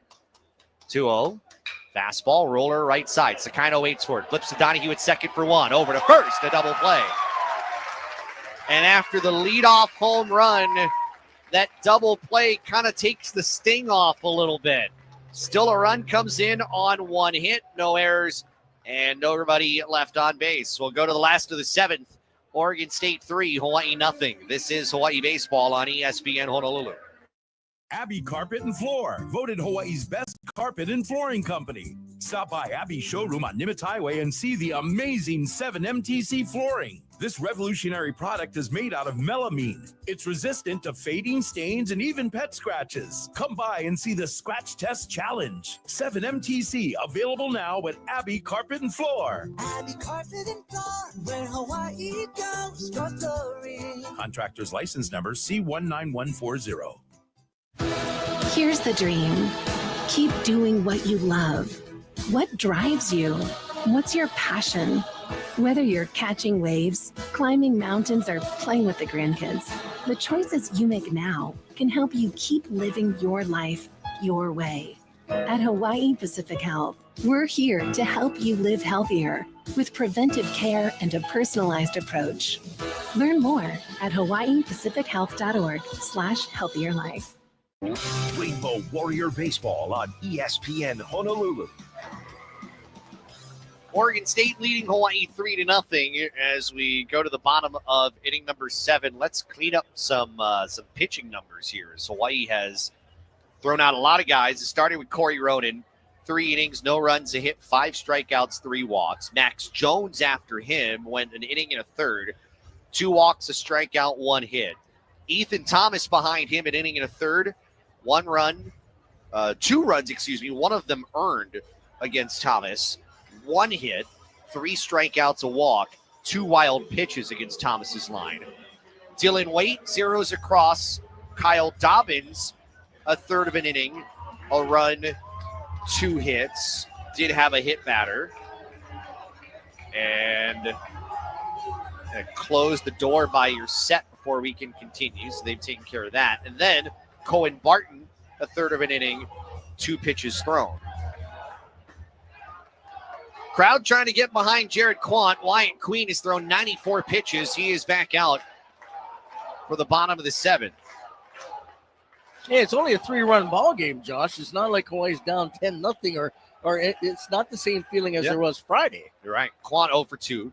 Takes ball 1 outside. And we know the history of this team this year when it comes to comebacks. Especially innings 7, 8, and 9. Both next pitch on the outside corner, strike 1. By the way, Macias stays in the game for Reeder. He came as a pinch hitter earlier. He'll play in center field. 1-1. Quant checks his swing. The appeal, he went. According to Eduardo Ruiz at third. Count 1-2. Takimoto next. Nahaku in the hole. I think the fact of how it got to 3-0 is what has kind of made it feel this way here. 1-2 misses outside and high. There's no question. I mean, those 2 runs should not be on the board in the 6th inning. for Oregon State. It was a strikeout wild pitch that extended that inning, and eventually 2 runs came around. 2-2 to Quan. Swing and a hit through. No, it's caught out of the air by Craig, the first baseman, who dove far to his right, yanked it out of the air, and records the first out. What a big-time play by Craig. I mean, one thing that, watching this team now over this weekend is their defense. They're just so physical as well, and they just look different. 981 fielding percentage coming in is Oregon State. 1 away. Takimoto doubled, was trying to leg out a triple, and he got thrown out at third. Takimoto 1 for 2. And the pitch to the left-handed hitter. He takes down low. 1 ball, no strikes. You've seen 2 really good teams that I think are College World Series contenders this year, Oregon State and UC Irvine. Who do you think? Well, I don't know if you want to match them, like who's the better of the 2, but what are the strengths for both teams, you think? 1-0 is low, 2 balls, no strikes. UC Irvine, better pitching team. I think there's no question about it. They've got a little more experience. Oregon State, better hitting team. But they haven't really hit the ball You're right. that well this weekend except for Friday night. But I know what you're trying to say. Yeah. And they That have pitch all is the high, by the way. They have the power and all those things. I mean, you could see those 2 teams hooking up sometime in the postseason. Maybe. It's possible. In the same regional. Or in a super regional matchup. 3-0, ball 4. Takimoto gets on base. Yeah, I think overall, I think with UC Irvine, they're a little more grizzled. They bring back a lot of what they had a year ago. Oregon State, experienced at the plate. They're kind of young on the mound.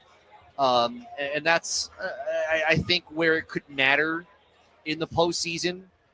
But make no mistake, you don't want to face any of those teams if you're playing them in June. So that's going to be it for Wyatt Queen. Gave up just 4 hits. Hawaii stranded 3 runners on base. And Queen's night is done. Oregon State goes to its bullpen. We'll tell you about the new pitcher when we come back here at Les Murakami Stadium. Oregon State 3, Hawaii nothing, bottom of the 7th inning. With this pitching change, we'll step aside for a minute. You're listening to Hawaii Baseball on ESPN Honolulu. Winning in life takes smart plays and solid teamwork. And at Hawaiian Financial Federal Credit Union, we've got your back. Whether you're saving for the big moments, scoring a great loan, or planning your financial future, we're with you every step of the way. With low rates, easy online banking, and service that goes the distance, we're here for you, for your family, for life. Visit highficu.com or visit us for more details. Membership open to Oahu and Maui residents. Federally insured by NCUA. How do you get 100% of your work done when you're 40% short-staffed? Across Hawaii, city and state departments grapple with thousands of vacant positions. And with fewer workers, that means longer lines at the DMV, delayed building permits, and slowdowns in essential services. The government could resolve this by offering more competitive wages and benefits. For you, we hope they do. A message brought to you by HGEA, because Hawaii works best when we do. Rainbow Warrior Baseball on ESPN Honolulu. Oregon State leads Hawaii 3-0. We're in the bottom of the 7th inning. Wyatt Queen, a heck of an effort for Oregon State. His longest outing of the season, going 6 1/3. And he will give way to Zach Kamatz, K-M-A-T-Z, the 6'3" freshman from Albuquerque, New Mexico. Yeah, making his 13th appearance, all out of the bullpen. 1-0 mark, 4.24 ERA. He's thrown 17 innings, 17 hits, 8 earned runs, 6 walks, 17 strikeouts, and opponents are hitting .254 against him.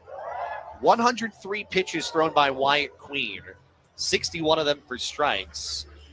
Can't close the book on the run column yet, but 7 strikeouts, 3 walks, just 4 hits. That's a big effort for him. Yeah, he was outstanding tonight. He kept Hawaii off balance. UH's best, I think, chance against him came in that first inning when they had a couple of runners aboard but couldn't score. It's Aquino at third. They had Ziegler and Namoa at first, and then he struck out Quant and induced a fly out from Takimoto, and that killed any sort of early threat. Kmatz pitched on Tuesday against the Ducks of Oregon. Got a couple of outs. So the right-hander facing Kamada Nahaku. Takimoto reached on a walk. He's at first, one away. And Nahaku looks at a slider for strike one on the outer half. A couple of backward Ks on Nahaku's line in this game. He's 0 for 2.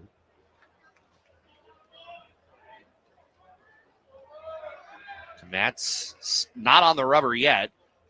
At 7, at 6, at 5. Now he's on the rubber with 3 and will turn and throw over to first. It's almost like he's playing games with you. He's not going to get on the rubber until the very last moment. Now he does as he's ready to go. Pitch to the plate. Fastball swung on and missed. 0-2 to Nahaku.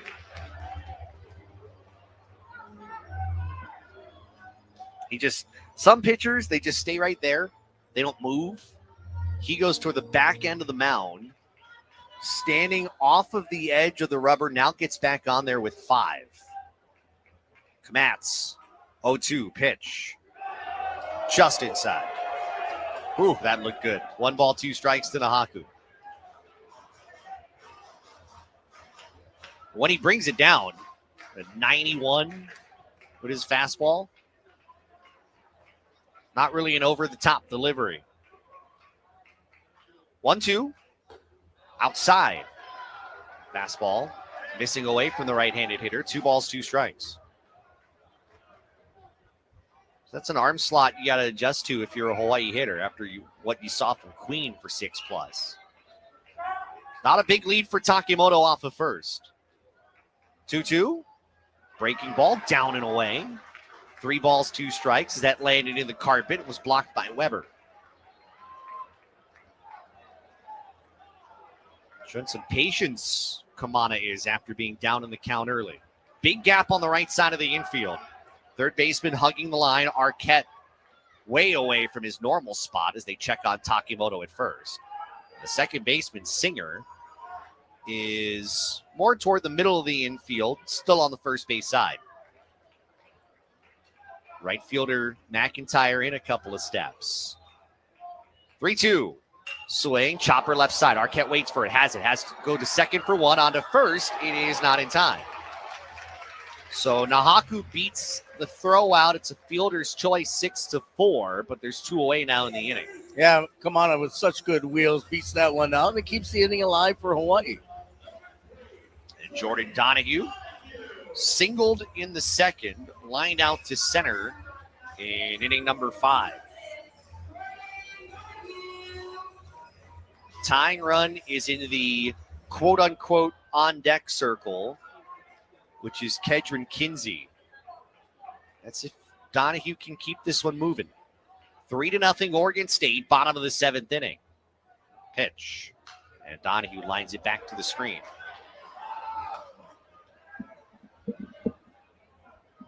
Got to see Oregon State this year. They were at the Hawaiian Airlines Diamond Head Classic basketball side, which will not be played this year. It's on a brief hiatus. Let's hope. Yeah. They were going to play it Thanksgiving week, but that ultimately didn't happen. 0-1. Kmatz ready. He delivers. That's low and outside. I know a couple of weeks ago when they had a press conference about the Hawaii Bowl, I thought, oh, no, not that, too. And then it was just, they got a new sponsor. Yeah, it was like, whoa, it was great. That was great news. Well, the tip is when they send the email for the media advisory, when they said it was at a hotel, I was like, okay, this is good. Okay. 1-1. No, they'll toss to first. And again, Nahaku is back. It's when they don't announce the press conference and they just send you a simple email with a statement is when you know it's bad. Plus, who wants to share bad news at a hotel? That's a good point. 1 ball, 1 strike. Pitch. Donahue swings, chops it past the mound. It gets into center field. Nahaku will hold up at second base, and the tying run now comes to the plate with 2 out in the 7th. It was just out of the reach of Kmatz, who is reaching his glove out. Let's see, will it be Kinsey? No, it will not. Hawaii will turn to a pinch hitter As you could imagine, go to a left-handed hitter. Draven Nushida, maybe? No, it's going to be Jack Salmon. Okay, he's been the guy off the bench, left-handed bat in this series. First guy off. I think the interesting thing is you have him hitting for Kinsey, who is the third baseman. So this is really a situation where it's more than likely Salmon and then maybe Nushida coming in defensively or Lancaster. Yeah, that's what I was thinking as well. Because you can save that left-handed bat on the bench of Nushida for maybe later. It's in-game adjustment brought to you by Lex Brody's Tire Company. Wear your University of Hawaii apparel when you visit any Oahu Lex Brody's location and get an additional 5% off your purchase. Salmon hitting 227 with 4 RBI. And I know we did have a pitcher out there in the bullpen. You know, and I think Rich Hill probably knows this. What, that you have to catch a flight in a couple of hours? No, that you call on someone.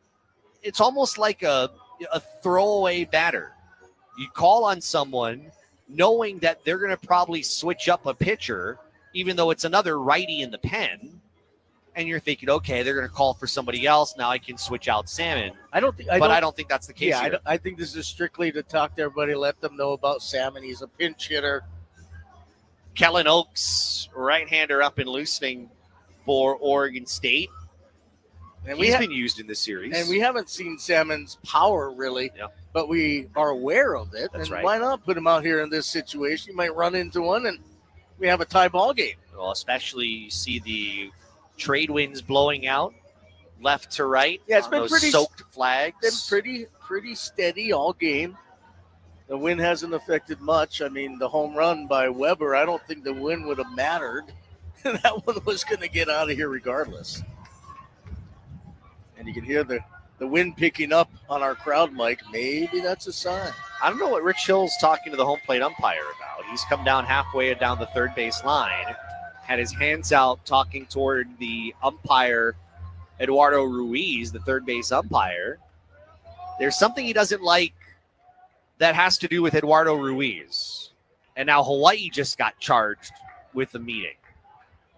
Really? Yeah. And I wasn't paying attention to what Hawaii was doing. I was watching what Oregon State was doing, but I guess Hawaii did have a little bit of a get-together. And so a visit was charged. Salmon swings. It's the first pitch in the right field. Base hit. Rounding third goes Nahaku. He's going to come in and score. Over to third goes Donahue. And Hawaii's on the board. First pitch swinging. Salmon hits it right through. 3-1 Oregon State in the seventh. Another big 2-out RBI hit by this Hawaii team this year. And Salmon keeps the inning going. RBI number 5 for Salmon. That run brought to you by Sports Stand Sporting Goods. It's not just sporting goods. It's a way of life. How big was that? It changes the tide of this crowd. Looks like Hawaii's going to call back Connor Palmera. No. Rich Hill said, no, don't go away yet because coach is out, and that's going to be it for Kamatz. So Kamatz could only get one out. He couldn't shut the door down in the inning. And Kellen Oaks is going to come in out of the Oregon State bullpen. Oh, how the tides keep turning in this game. Just when you think Hawaii might be down in the dumps a little bit with a couple of really key Oregon State at-bats late here, just when you think that happens, you hold the phone because Hawaii's not going anywhere just yet. We'll tell you about the new pitcher, Kellen Oaks, when we come back. Your score, 3-1. Oregon State leading Hawaii here in the bottom of the seventh. And with this pitching change, we'll step aside for a minute. You're listening to Hawaii Baseball on ESPN Honolulu. Lex Brody's Tire Company would like to say thank you very much for supporting UH. Wear your favorite UH gear into Lex Brody's and get an extra 5% off tires, brakes, and most other services on top of LexBrodys.com Super Saver coupons. You're the best fans, and Lex Brody's voted #1 in North America is the best choice for brake repairs and to purchase tires. Please visit LexBrodys.com for additional details and to set an online appointment. Thank you very Lex much. Brody's Tire Company. You tackle an endless to-do list every day. It may seem like a thankless job, but you know better. It's the little things that matter most. That's why you'll appreciate the enduring value of the Michelin Defender tire. Designed for doers like you, Michelin's long-lasting tire keeps you on the go longer, so you have one less thing to worry about on your next road trip. Stop in today for miles of uncompromised safety and performance. Visit LexBrodys.com for the best tire value on Oahu. Thank you very much. Lex Brody's Tire Company. Rainbow Warrior Baseball on ESPN Honolulu. Some drama here in the 7th inning. 3-1 Oregon State. Jack Salmon's pinch hit RBI single has gotten Hawaii on the board, and Kellen Oaks, a 6'2 junior from Canby, Oregon, will make his second appearance of the weekend. Yeah, get a chance to look at him. He is making his 13th appearance of this season. It is his 9th in relief and a 3.86 ERA to go along with a 1-0 record and a save in 25 2/3 innings, 21 hits, 11 earned runs, 13 walks, 35 strikeouts, opponents hitting .216. Also, what I find interesting, Josh, is that in 25 2/3 innings, he has yet to give up a double, a triple, but he has given up 2 home runs. And he will face a pinch hitter in Draven Nushida, who will hit for Connor Palmera. This in-game adjustment brought to you by Lex Brody's Tire Company. Wear your University of Hawaii apparel when you visit any Oahu Lex Brody's location and get an additional 5% off your purchase. Nushida hitting .300. A home run, 26 runs driven in. Situation here, you've got Donahue over at third, Salmon at first. Tying run is on base. Nushida, left-handed hitter. Oaks' pitch. Nushida swings a late hack, and he pokes it foul. Well, you remember Draven way back in the very first game of the season against Marshall. Called off the bench as a pinch hitter. Hits the ball over the right fielder's head to win the game. 0-1. Pitch. Line back foul. No balls, 2 strikes. Well, he's gotten 2 straight fastballs, and he has just missed. So we'll see what Oaks comes with right here. It's almost like Oaks is setting him up for a breaking ball. Something. Center fielder Macias shifting toward left center. 0-2. Just missed low. Good take. Looked like a changeup there. 1 ball, 2 strikes. Oaks does have a save on the season, so this would be the potential there for him, depending if he has to go the rest of the way. 1-2. Fastball. Did not get the outside corner. Weber couldn't frame it. 2 balls, 2 strikes. Home plate umpire Matt McMahon on top of that. Fastball hitting 93 in the radar gun. With a runner at first base, that forces the first baseman Craig to hold the runner over there. So there is a big opening on the right side of the infield. 2-2 slider, strike 3 called. Nushida down looking, and the inning is over. Hawaii does get a run back to make it 3-1. Scotty, I'll see you in about a week and a half. Hey, have a safe trip tonight, and good luck. Bring home some wins. Do my best. 1 run comes in on 2 hits, no errors, and 2 base runners left. We go to the 8th inning. Oregon State 3 and Hawaii 1. This is Hawaii Baseball on ESPN Honolulu. Sports Stand Sporting Goods is Hawaii's best baseball and softball store. At Sports Stand, you'll experience the largest selection of baseball and softball gloves and bats in Hawaii. You know the rules. Quality sporting goods, always at a price you can afford. Stop by Sports Stand Sporting Goods in beautiful downtown Waipio, 94-547 Uke'e Street, Suite 303. Or give them a call at 808-676-STAN. That's 808-676-7826. Remember, at Sports Stand, it's not just sporting goods, it's a way of life. How do you get 100% of your work done when you're 40% short-staffed? Across Hawaii, city and state departments grapple with thousands of vacant positions. And with fewer workers, that means longer lines at the DMV, delayed building permits, and slowdowns in essential services. The government could resolve this by offering more competitive wages and benefits. For you, we hope they do. A message brought to you by HGEA, because Hawaii works best when we do. Rainbow Warrior Baseball on ESPN Honolulu. Brought to you by Hawaiian Financial Federal Credit Union.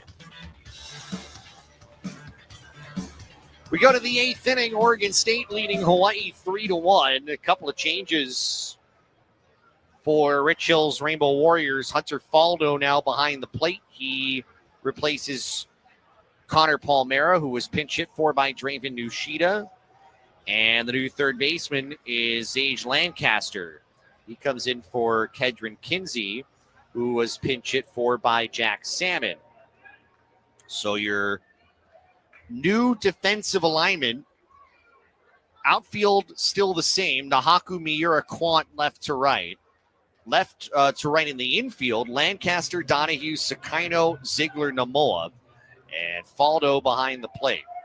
So here's Trent Carraway, 0 for 3. Anthony Andrews is back out there to face him. And the first pitch is a fastball called strike on the outer half. Carraway, McIntyre, Talt, although Hawaii does have a couple of guys up in the bullpen. A righty and a lefty. 0-1. Fastball is high. Looks like Urban and Rainieri were back up and loosening. 1-1. Andrews sets chest high. His pitch. Breaking ball. Popped in the air. That will get behind us and out of play. 1 ball, 2 strikes. The big inning was the 6th, in which Hawaii had a chance to get out of the inning, retiring the sign in order, but strikeout wild pitch from Ethan Thomas allowed Trent Carraway to reach base and keep the inning going. 1 ball, 2 strikes. Andrews taking his time. The righty delivers. That's off the end of the bat, rolled foul. So that kept the inning going. And then there was a double from Carson McIntyre from the very next hitter that gave Oregon State the 1-0 lead. And then 2 batters later, Iva Arquette brought McIntyre in with a single to right. That's the difference. 1-2 pitch to Carraway. Swing, that's line back foul. Then, of course, in the 7th, Wilson Weber led off the inning with a solo home run that hit the top, and I don't mean like the front-facing top. I mean the literal top right above where the letters are on Les Murakami Stadium. That ball was walloped by Weber. We'll do it again, the 1-2.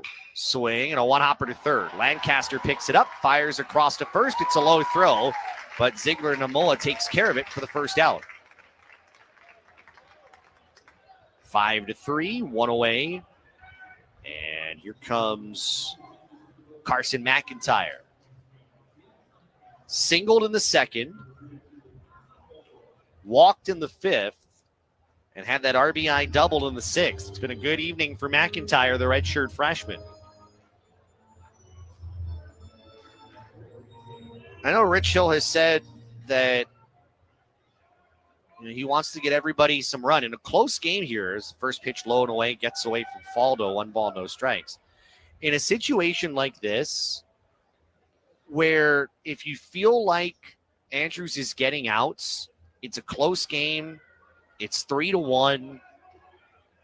At what point do you not want to just kind of mess around with pitchers? As this one skied in the air out toward right. Moving back is Quant near the line at the track. Quant at the wall. He leaps, and that's gone. It's just inside the right field foul pole as that kept carrying and carrying and carrying, and McIntyre has gone yard. 4-1 Oregon State.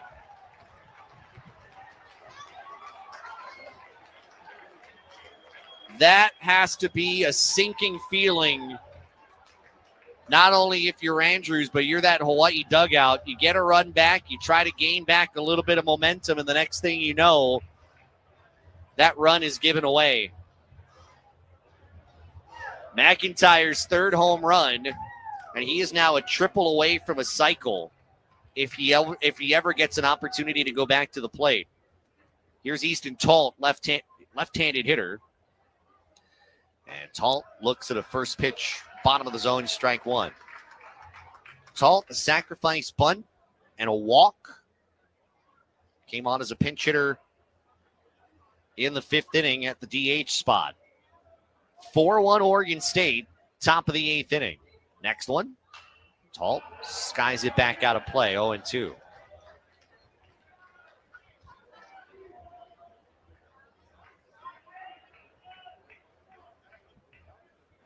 Top of the order, Arquette is due up, and you'd rather face him with nobody on base.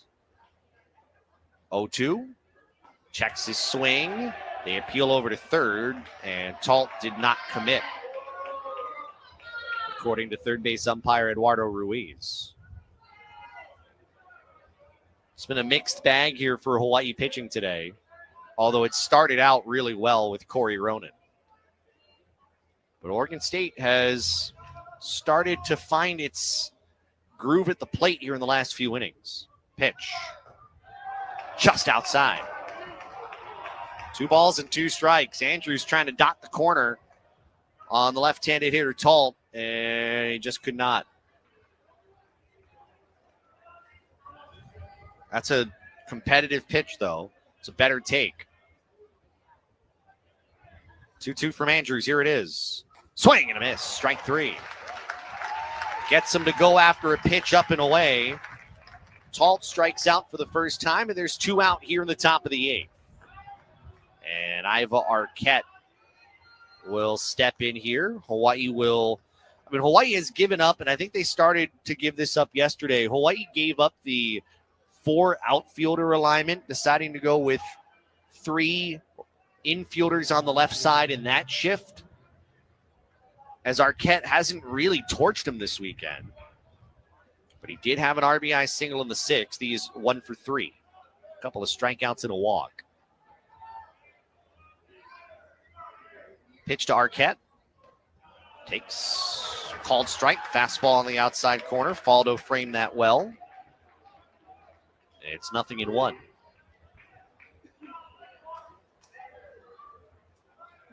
If Arquette can get on base, it would be Gavin Turley up next. Next pitch. This is outside. Same thing. Faldo was trying to frame it, but that was still a little farther away. 1 ball, 1 strike. We're in mock draft season right now. 1-1. Fastball outside. 2 balls and 1 strike to Arquette.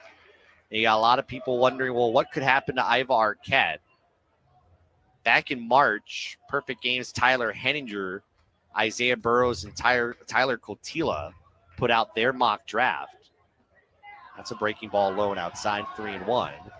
And they had Arquette going 4th to Colorado.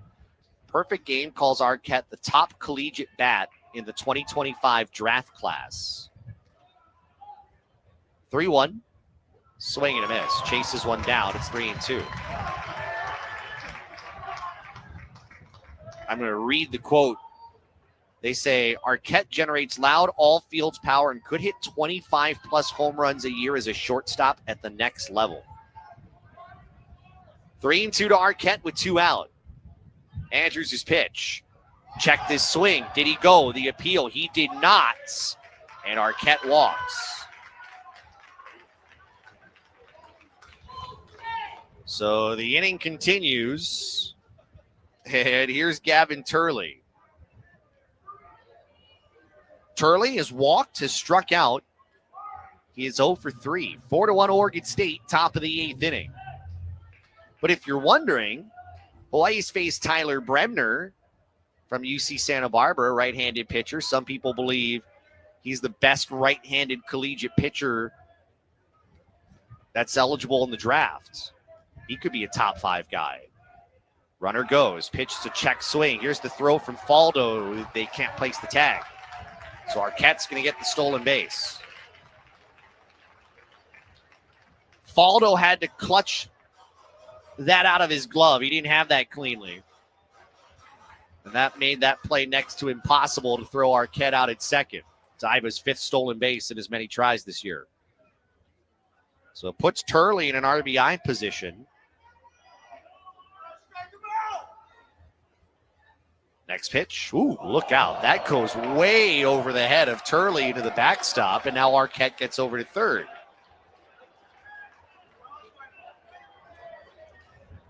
Unfortunately, now you're starting to see really what down staff looks like out of Hawaii's bullpen. It's a little unfortunate.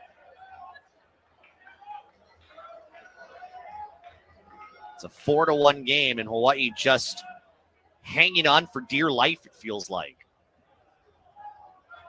2 balls, no strikes. Turley waits. Pitch from Andrews. Checks his swing. Did he go? The appeal says no. Fastball misses low. 3 balls, no strikes. Gotta think if Andrews can't get this out, Hawaii's got a couple guys warming in the bullpen that might be the next place to go. 3-0. Swing and a miss. Good pitch down. Maybe out of the zone. Turley was too tempted not to take it. 3 balls and 1 strike. 4-1 Oregon State, top of the 8th inning. 3-1. That's down low. And Turley walks. So Arquette over at third, Turley at first, and that's going to be it for Anthony Andrews. Promising start to the inning, and it just kind of fell apart for him. And we will see the 8th Hawaii pitcher of this game coming in here in about 60 seconds. This call to the bullpen is brought to you by HCAMP, the Hawaii Concussion Awareness Management Program. Visit hawaiiconcussion.com. We'll tell you about Hawaii's new pitcher when we come back. A run has come in on a home run. 2 runners are on base with 2 out. Oregon State leading 4-1 at the top of the 8th inning. With this pitching change, we'll step aside for a minute. You're listening to Hawaii Baseball on ESPN Honolulu. This place they call paradise, I call my home. Blessed to be born and raised local ground. With hotels, condo resorts, and vacation rentals on 5 Hawaiian islands, Castle Resorts and Hotels is a Kama'aina favorite. When you need a place to stay to attend a tournament, family function, or a golf getaway, visit castleresorts.com for special Kama'aina rates. Hawaii, Hawaii,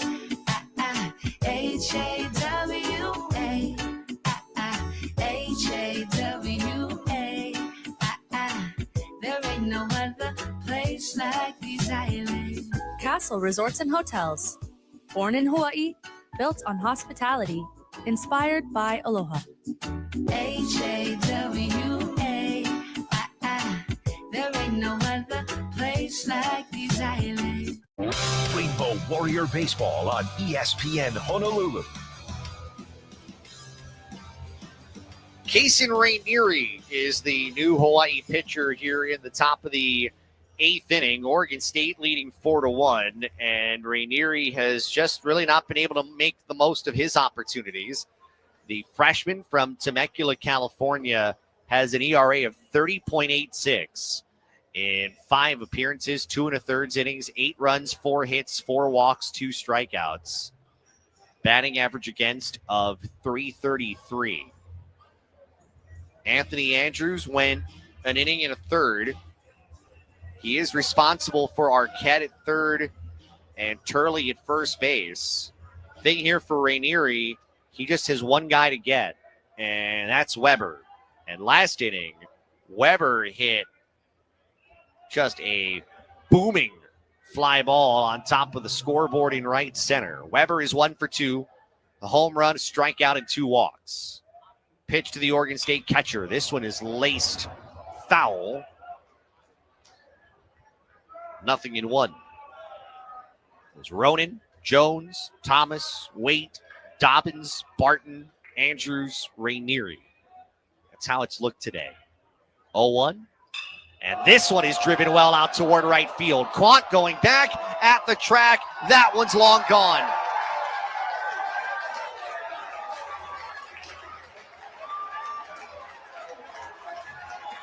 Three-run home run from Wilson Weber. His third home run of the weekend.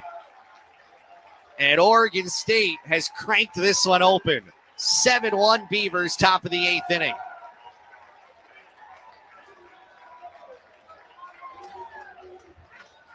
Weber has stolen the show.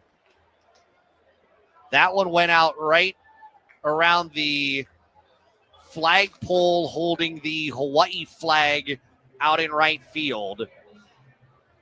I mean, he's stolen the show this weekend. He has been the star for Oregon State. First pitch swinging, a liner to right. Moving back is Quant, and A.J. Singer is retired on the line out to end the inning. But Oregon State plates 4 here in the 8th. The McIntyre solo home run and the Weber 3-run home run. 4 runs on 2 hits, no errors, and nobody left on base. Lots of work for Hawaii to do now as we go to the last of the 8th. Oregon State leads Hawaii 7-1. This is Hawaii Baseball on ESPN Honolulu. At Dow Electric Supply, we're your local-based company with your needs in mind. We see the light in Hawaii, and rest assured, we are with you all the way. Our sales counter and will call are here to serve Hawaii's electricians, developers, utility companies, businesses, and homeowners. The Dial Lighting Gallery showroom is open by appointment only. Go online to www.dialelectricsupply.com. Open weekdays from 7 to 3. At Dial Electric Supply, we see the light. Building a winning program requires vision, careful planning, and expert execution. Since 1994, Ushijima Architects has provided the highest quality professional planning and design services for various projects throughout our state. Our highly experienced team provides the full spectrum of services, from feasibility studies and master plans to complete architectural design work. Call us today at 808-946-9544. Ushijima Architects is a proud sponsor of University of Hawaii Baseball. Rainbow Warrior Baseball on ESPN Honolulu. 7-1 Oregon State leading Hawaii. As we go to the last of the 8th inning, some changes here for Oregon State. We see Dawson Santana enter in. Santana into the 7 hole for Trent Caraway. And so Santana comes in. He goes to second base. A.J. Singer, who was playing at second base, will move over to third base. Matthew Miura will lead off the bottom of the 8th. It's Miura, Sakaino, and Ziegler and Namoa. Hawaii trailing by 6. And Kellen Oakes, who is back out there. First offering to Miura is taken low and inside, ball 1. Miura struck out twice, grounded out to third. Oakes, really his job is to get in and get out. 1-0. High and away, 2 balls and no strikes. Get in and get out like a wife asking her husband to go to the grocery store, and that's all the husband wants to do. Get in there and get out of there. 2 balls, no strikes. That fastball misses high above the letters 3-0. Wilson Weber is really going to be the story of this weekend if Oregon State holds on and wins this series. What he has done has been nothing short of remarkable. 3-0 fastball high and in. And there's one of those unwritten rules. Don't walk the first man after your offense gives you 4 runs. Weber this weekend, 3 home runs, 10 RBI.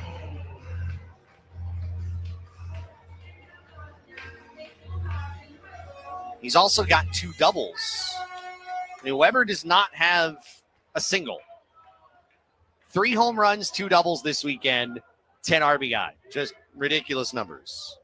Pitch to Shunsuke Sakaino. Swings. Bounces this one. Knocked down by the second baseman. Diving to his right, but there will be no play.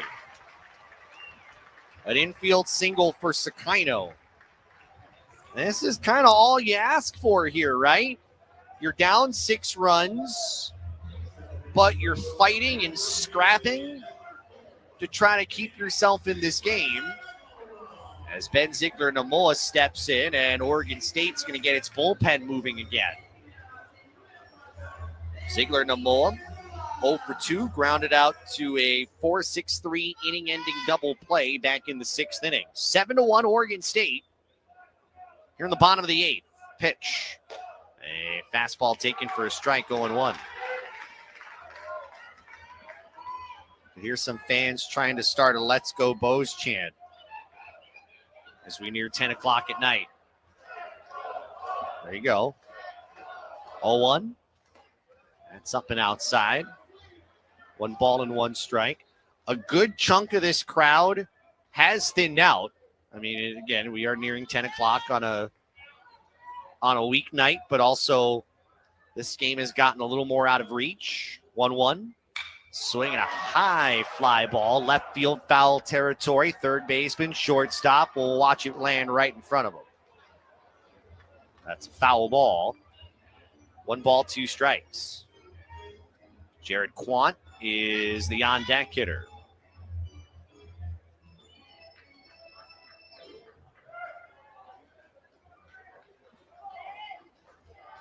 I haven't seen the number of people who've gotten in here. It was a sellout announced about 2:30 this afternoon. 4th consecutive sellout. This crowd trying to still be engaged here. 1-2. Fastball misses high and outside. 2 balls and 2 strikes. We can kind of tell, seeing some vehicles going up toward the exits. 2-2. That's a slider missing away. 3 balls and 2 strikes.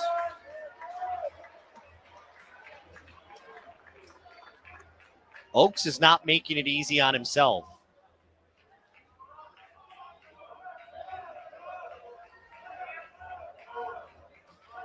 Three-two. Swing, and this one fouled back and out of play. And we get a little bit of rain coming down now. The Manoa missed. We had a brief little downpour before this game started, and we've had a little bit of dusting of rain off and on. 3-2. Pitch. Outside, ball 4, and the bases are loaded.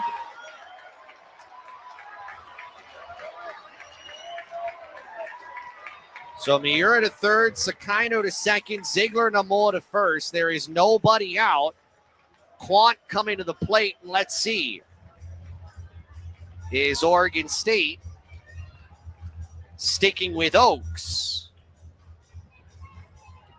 And we can see some fans now are saying we don't want to get wet, as it kind of swirls in here to the upper levels. So some of these fans are going to look for some covering.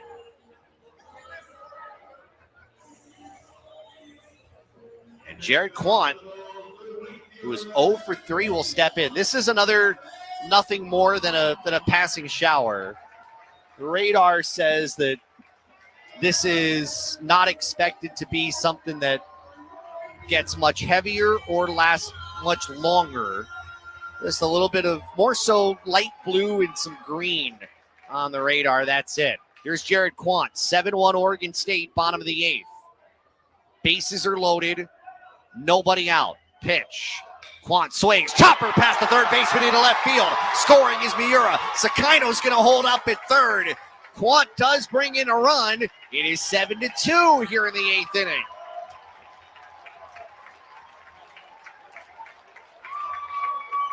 All of a sudden, Oaks has found himself in some trouble.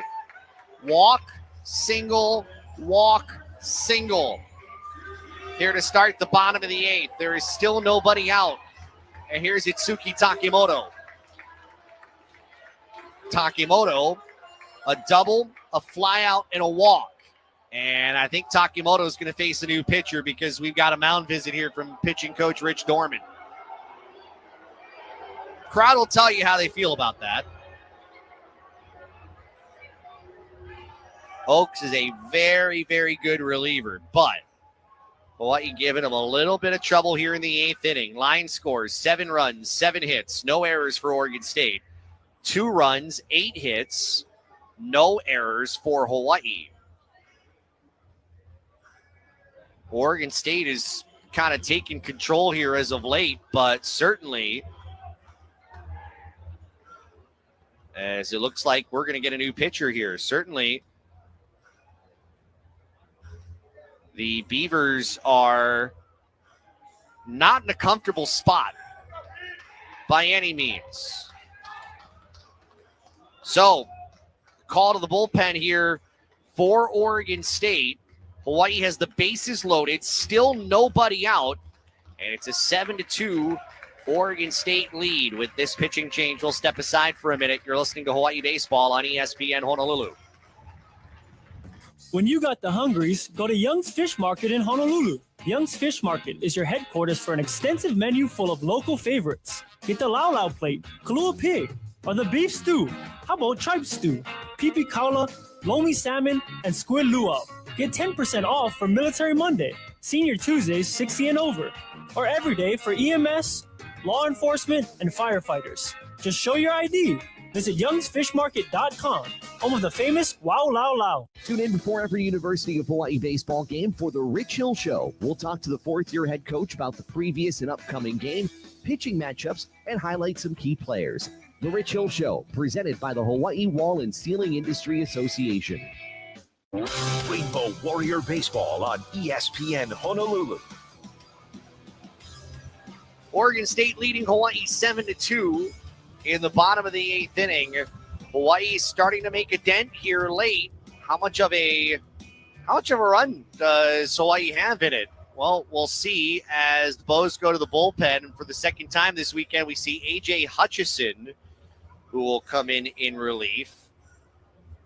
Hutchison, a junior, 18th appearance, 3-0 with 2 saves, a 3.69 earned run average in 31 2/3 innings. 27 strikeouts to 9 walks for the right-hander. Oaks goes 2/3 of an inning, allows 4 hits. So far, the 1 run, but he is responsible for everybody on base. 2 walks, a strikeout. Here's Itsuki Takimoto. 7-2 Oregon State, bottom of the 8th. Takimoto waits. Pitch is low and outside. Ball 1.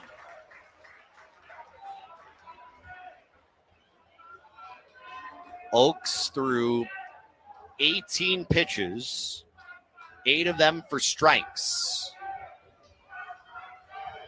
Next one, got the outside corner, strike 1.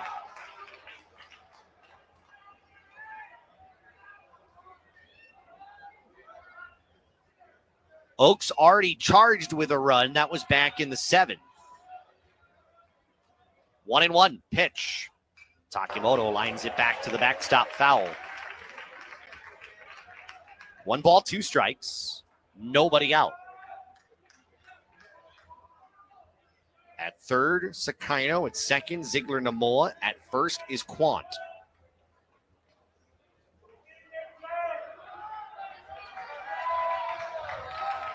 Oregon State's bullpen now quiet. 1-2 pitch. On the outside corner, strike 3. Takimoto hopping up and down. He doesn't believe it. And he is the first man retired here in the 8th. And now Kamana Nahaku.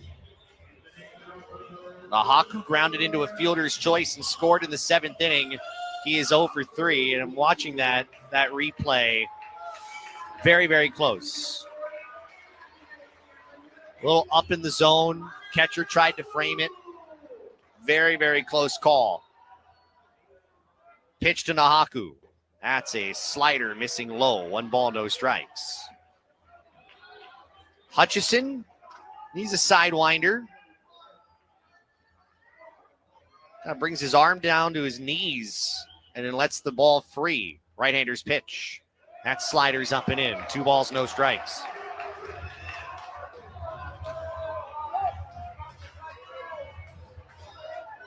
Hawaii does have a reliever in the bullpen. I think that's Magdaleno. 2 balls, no strikes. Pitch. That's high. 3-0. There is no place to put Nahaku. You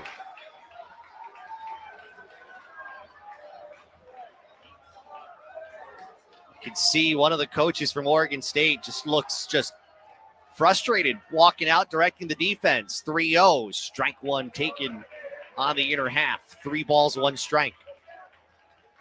It's almost like this exasperated walk. He aligns the defense and then just turns around and just walks back in. 3-1. And this is a hit on the ground. Second baseman has it on 2 hops. His only play is going to be to first to retire Nahaku. Sakaino does come in to score on the ground ball out. It's now 7-3, but there's 2 out in the inning. Ziegler Namoa over to third, Quant to second. Nahaku gets the RBI.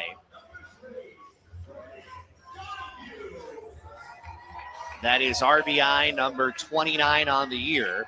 Importantly here, it ensures that the tying run is still in the on-deck circle. Donahue, 2 for 3, a pair of singles. 7-3 Oregon State, bottom of the 8th inning. Pitch to Donahue, swings and misses. That one left over the outer half, 0-1. That run charged to Oaks, who is still responsible for the runners at second and third. 0-1. The pitch. Swing, a chopper past them out. Arquette, the shortstop, waits for it, throws it to first, retires Donahue, and that ends the inning.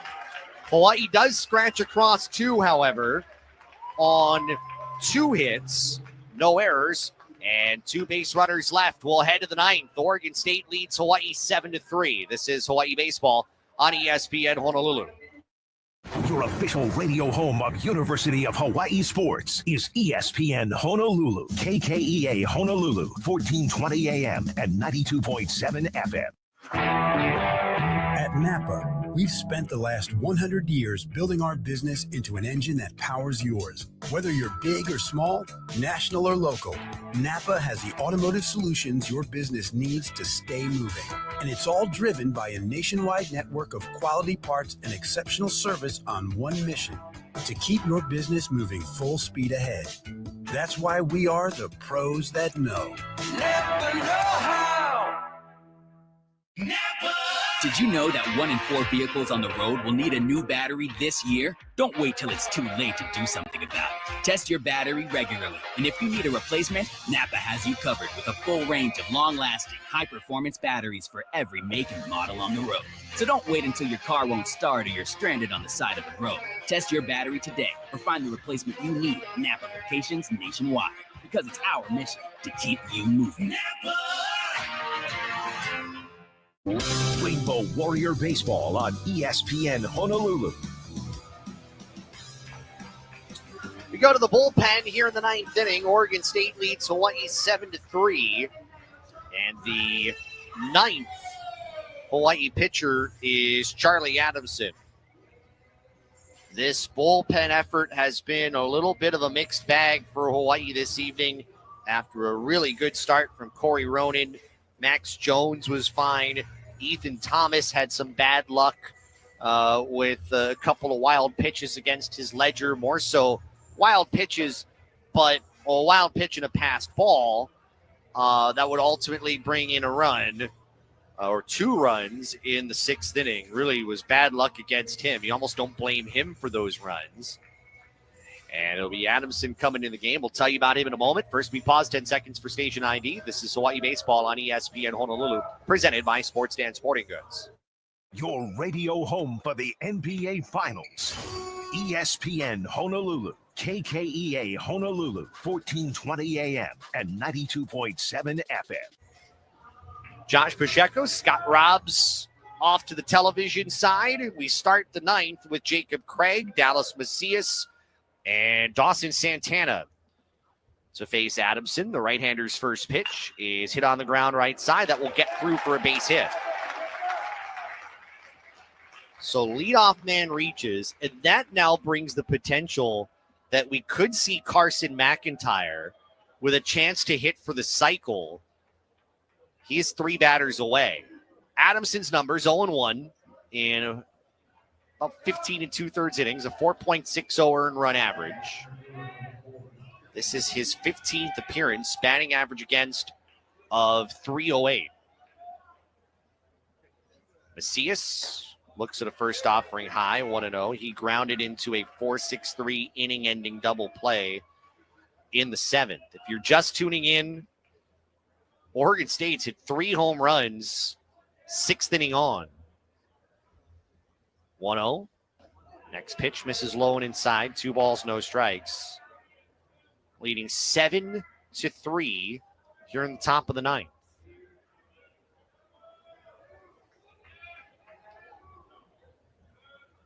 Two-0. Pitch. Swing and a miss. That one had some movement running toward the outer half of the plate. 2 balls and 1 strike to Macias. Hawaii in the 9th. They're in slam range. Lancaster, Faldo, top of the order, Miura. 2-1. Swing. That's a check swing, and that's lined into the screen right near the Hawaii dugout, third base side. Don't know if you might see. I don't think you'll see a pinch hitter for Lancaster because Nishita's already been used tonight. You could see a pinch hitter for Faldo just because they haven't used Vergel de Dios yet behind the plate. 2-2. Pitch. Swing and a fly ball left center field and shallow. Miura coming in. So is the left fielder Nahaku. And it's Nahaku who makes the catch for the first out. So 1 away. And Santana is going to get his first plate appearance. Dawson hitting 200. He's 2 for 10 with an RBI.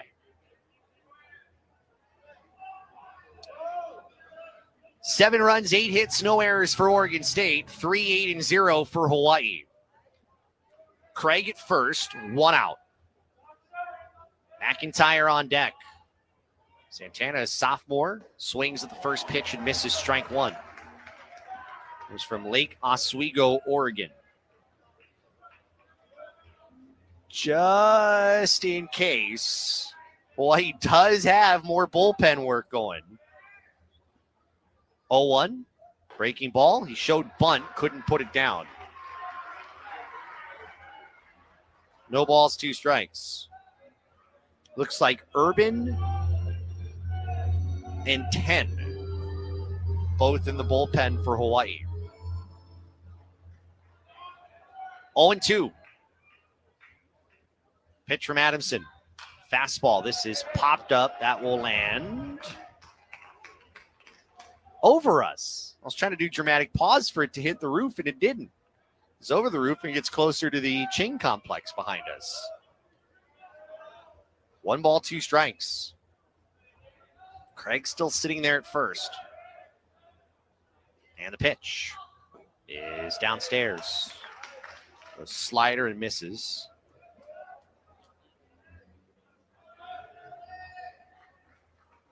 Oregon State, they've lost 4 of 6, really trying to turn things around here the home stretch of the year. 1-2, breaking ball, hard hit left side. Lancaster has it to second for 1. On to first, not in time. Will we get a review? Ben Ziegler-Namoa wants one, and the umpires are going to get together and take a look at it. I think Hawaii really wants to get out of this inning in the worst way.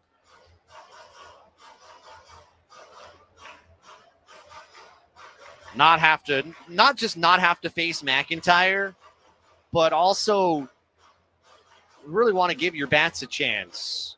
Let's see the play. We're watching it on review. That's an awfully close play. Ziegler Namoa, it's in his glove. Hard to tell if you freeze it close enough if the runner's foot was on the outside bag. See, throw, ball, in glove. Ooh, that's awfully tough. They always say tie goes to the runner. And if that's the situation here, I get a feeling that this call will stand. Your score 7-3 Oregon State. We're in the top of the 9th inning. See it one more time. Frame by frame. Ball in glove. You know, if that is by frame rate, he might actually be out. But by just a minuscule step. But if you're going frame by frame, is it enough to overturn the call? And I'm not entirely sure. Remember, the call on the field is that Santana beat out the throw to first, according to the first base umpire. But this play looks awfully, awfully, awfully close. Home plate umpire Matt McMahon, first base umpire Michael Chuckerman are the ones taking a look at this downstairs. They're both back out.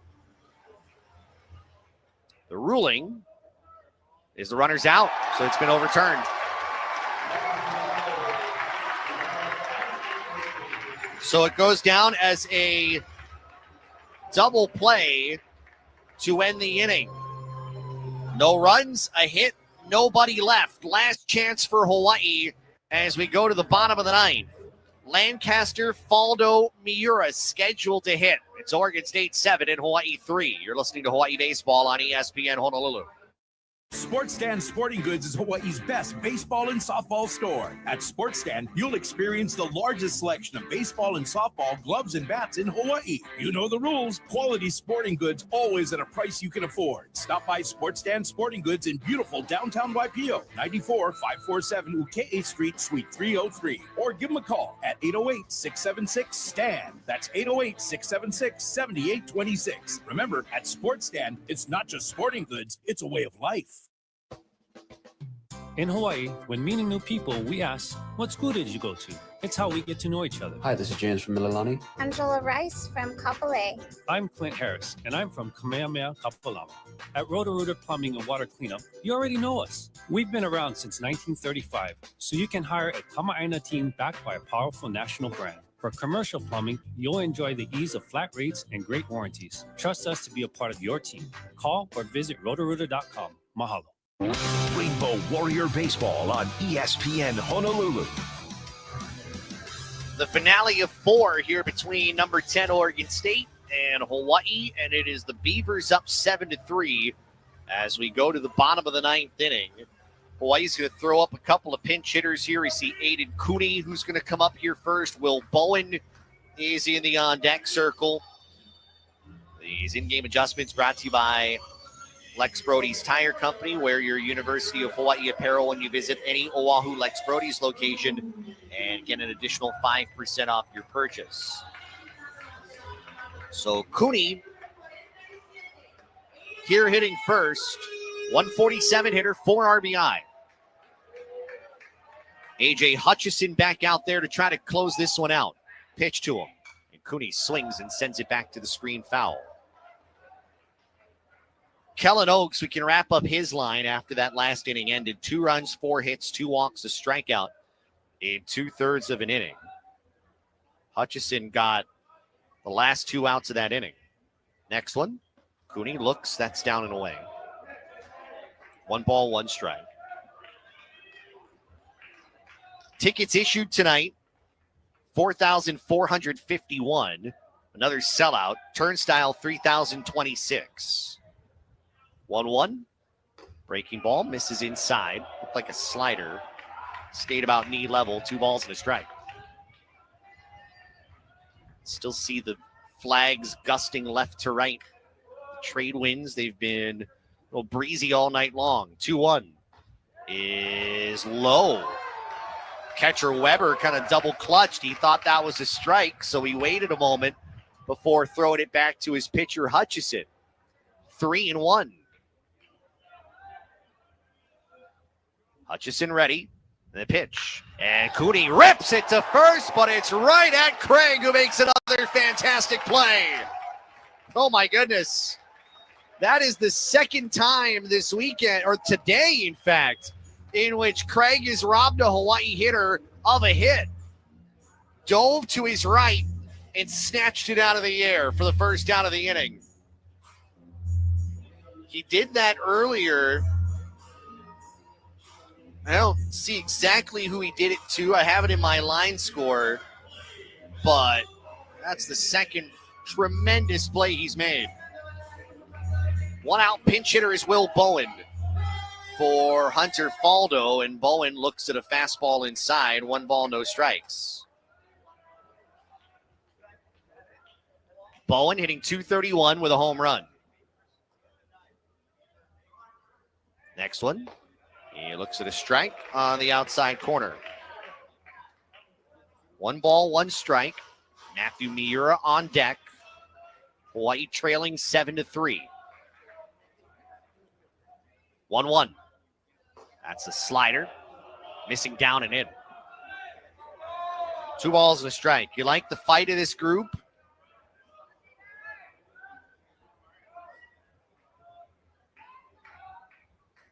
Two-one.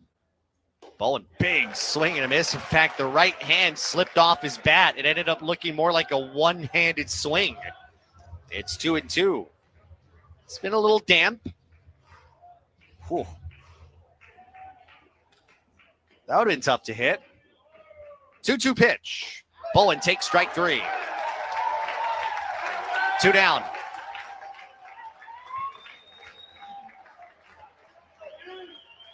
And Hawaii is down to its final out. And Matthew Miura, 0 for 3. He walked and scored in the 8th inning. Miura will step in. I mean, just imagine this was a scoreless game through 5. We were watching some good pitching on both sides. Then the unfortunate in the 6th really kind of twisted this one the opposite direction, as Miura looks at a slider high and in ball 1. And then Oregon State has hit 3 home runs since that point, and it has been liftoff. 1-0 to Miura. Swings, chops this left side. Third baseman gloves it on the low hop, throws on the run to first. Picked out by Craig at first base for the out, and that's it. Oregon State takes 3 of 4 here from Hawaii to keep its regional hosting duties alive, taking game 4 7-3. The Beavers go to 35-12 on the year, really trying to snap out of a funk that had them losing 4 of 6 up to this point. Hawaii will fall to 29-17 with 6 mightily important games left on its 2025 schedule, all in the Big West, at Cal State Fullerton and against UC San Diego. We'll come back with more in just a moment. Your final: Oregon State 7, Hawaii 3. This is Hawaii Baseball on ESPN Honolulu. Abbey Carpet and Floor, voted Hawaii's best carpet and flooring company. Stop by Abbey's showroom on Nimitz Highway and see the amazing 7MTC flooring. This revolutionary product is made out of melamine. It's resistant to fading, stains, and even pet scratches. Come by and see the Scratch Test Challenge. 7MTC, available now at Abbey Carpet and Floor. Abbey Carpet and Floor, where Hawaii goes for flooring. Contractor's license number C19140. Aloha, my name is Gino Sequena, Executive Director of the Hawaii Building and Construction Trades Council, an organization that has served Hawaii for over 6 decades. We are one big ohana of the top 15 construction trade unions in Hawaii, and it's highly likely that you, your friends, or family members are employed by one of our trades. No matter where you go in Hawaii, you're bound to see one of the projects or communities we have helped build and sustain. Mahalo to all of you for your support to help us in working together to build a better tomorrow. Rainbow Warrior Baseball on ESPN Honolulu. Your final 7-3, Oregon State over Hawaii. A late offensive outburst giving Oregon State its 35th win of the 2025 campaign. Let's roll out tonight's final stats, brought to you by Abbey Carpet and Floor. Experience the Abbey difference. 7 runs, 8 hits, no errors for the Beavers. 3 runs, 8 hits, no errors for Hawaii. Wyatt Queen with the win, his longest outing of 2025. 6 1/3 innings, a run on 4 hits, 7 strikeouts, and 3 walks. Ethan Thomas takes the loss, and it's a hard luck loss, really, for Thomas. 2 runs, 1 earned, 1 hit, 3 strikeouts, and a walk in an inning and a third. He did have the wild pitch in the passed ball that was against his line. Again, really not his fault, but it led to the runs going in the 6th inning that Hawaii could never really come back from. We saw nine pitchers for Hawaii today. Ronan was good. He started the game, no runs on a hit, 5 strikeouts, 3 walks in 3 innings. Ronan did a very fine job, just could not last down staff, and it got down there toward the very end, and ultimately a loss. Time of the game, 3 hours, 35 minutes. We mentioned the tickets issued, 4,451. Butts in the seats tonight, 3,026. We'll come back with some of the key moments of this game when we return. 7-3, Oregon State over Hawaii. You're listening to Hawaii Baseball on ESPN Honolulu. This place they call paradise, I call my home. Blessed to be born and raised local ground. With hotels, condo resorts, and vacation rentals on 5 Hawaiian islands, Castle Resorts and Hotels is a Kama'aina favorite. When you need a place to stay to attend a tournament, family function, or a golf getaway, visit castleresorts.com for special Kama'aina rates. Hawaii,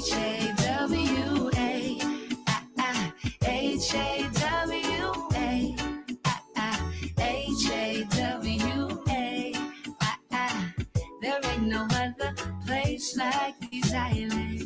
Castle Resorts and Hotels. Born in Hawaii, built on hospitality, inspired by aloha. Hawaii, there ain't no other place like these islands. Here's the dream. Keep doing what you love. What drives you? What's your passion? Whether you're catching waves, climbing mountains, or playing with the grandkids, the choices you make now can help you keep living your life your way. At Hawaii Pacific Health, we're here to help you live healthier with preventive care and a personalized approach. Learn more at hawaiipacifichealth.org/healthierlife. Rainbow Warrior Baseball on ESPN Honolulu. Your final 7-3 as Oregon State defeats Hawaii. Some of the key moments of this game as we go through the highlights. The first one really came in inning number 6 when it looked like Ethan Thomas was about to get right out of there. He had a strikeout to Trent Caraway, but it was a wild pitch. The ball was in the carpet. Connor Palmera couldn't find it. It allowed Caraway to get on base and allow the inning to continue. Carson McIntyre was the next batter. He doubled in Caraway. That got Oregon State on the board. There's a pass ball later, and Iva Arquette would ultimately drive in the second run of the game in that inning. So it was 2-0 at that point. And then Oregon State just turned it on right after that. 7th inning, Wilson Weber, who'd had a fantastic series, Weber would step up against Hawaii's bullpen. 1-0. Breaking ball. This one drilled out to right center field. Miura turns, looks. That ball is off the top of the scoreboard, and it's gone. That is one of the biggest home runs we have seen all season in this ballpark, and it's Weber who goes yard for the second time this weekend. 3-0 Beavers. Well, Weber would do it again. More on him in a moment. That made it 3-0. Hawaii would try to come back. They got a run in the 7th, made it 3-1. But in the 8th, it really fell apart. Carson McIntyre against the Hawaii bullpen. At what point do you not want to just kind of mess around with pitchers? As this one skied in the air out toward right. Moving back is Quant near the line at the track. Quant at the wall. He leaps, and that's gone. It's just inside the right field foul pole as that kept carrying and carrying and carrying, and McIntyre has gone yard. 4-1 Oregon State. It would stay that way because, but Oregon State would start to put a little more pressure. Iva Arquette would walk with 2 out. Gavin Turley walked with 2 out. That would bring a new pitcher in out of the bullpen. And guess what? You were facing Weber, and good luck to you. 0-1. And this one is driven well out toward right field. Quant going back at the track. That one's long gone.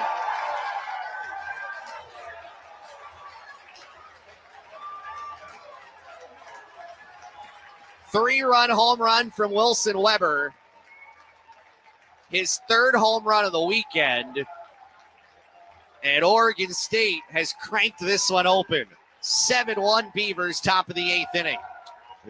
Wilson Weber was the player who shined the brightest tonight. And, you normally try to pick a Hawaii player, and I would say in that instance, I would give it to Corey Ronan. But when you hit 2 home runs in a game, as some of the most consequential runs of the game, you deserve to get a little credit for that. I'd also throw out there, he drove in 10 over the course of the weekend. That's just simply unfair.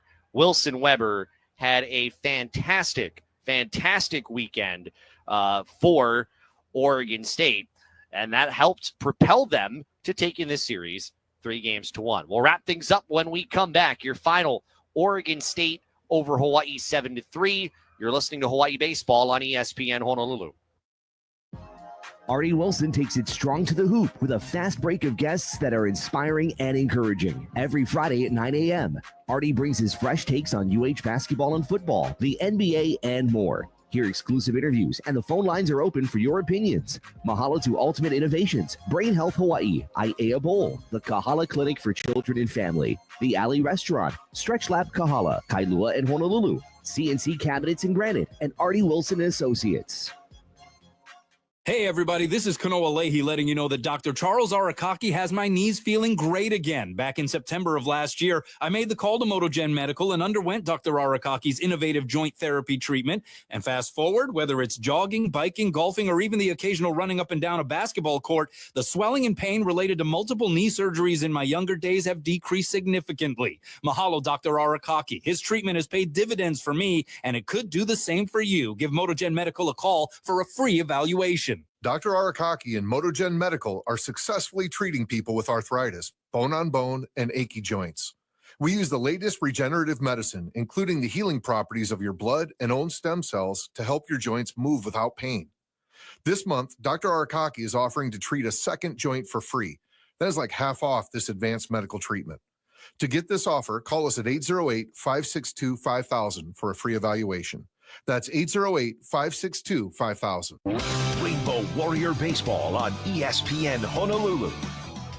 Final score 7-3 as Oregon State defeats Hawaii, taking after what was a really good third game yesterday in which Hawaii was able to blank Oregon State for the first time.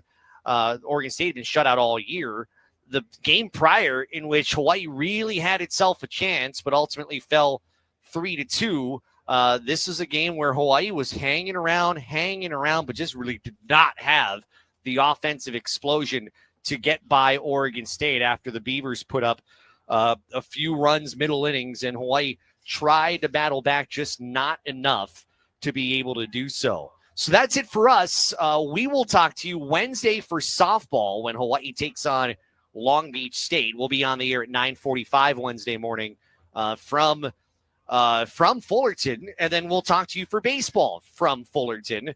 Coming up on Friday, our coverage begins at 3 o'clock with Rainbow Warrior Countdown. 6 more games at least to go in the 2025 campaign.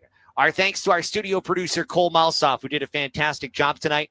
For Scott Robbs, I'm Josh Pacheco. Good night from Manoa. I'll talk to you. I'm going to catch a flight in about an hour and 20 minutes. We'll talk to you from Fullerton on Wednesday. Coming up next, it's Sports Center all night. Your final, Oregon State over Hawaii 7-3. You've been listening to Hawaii Baseball on ESPN Honolulu, presented by Sports Stand Sporting Goods. Good night from Manoa.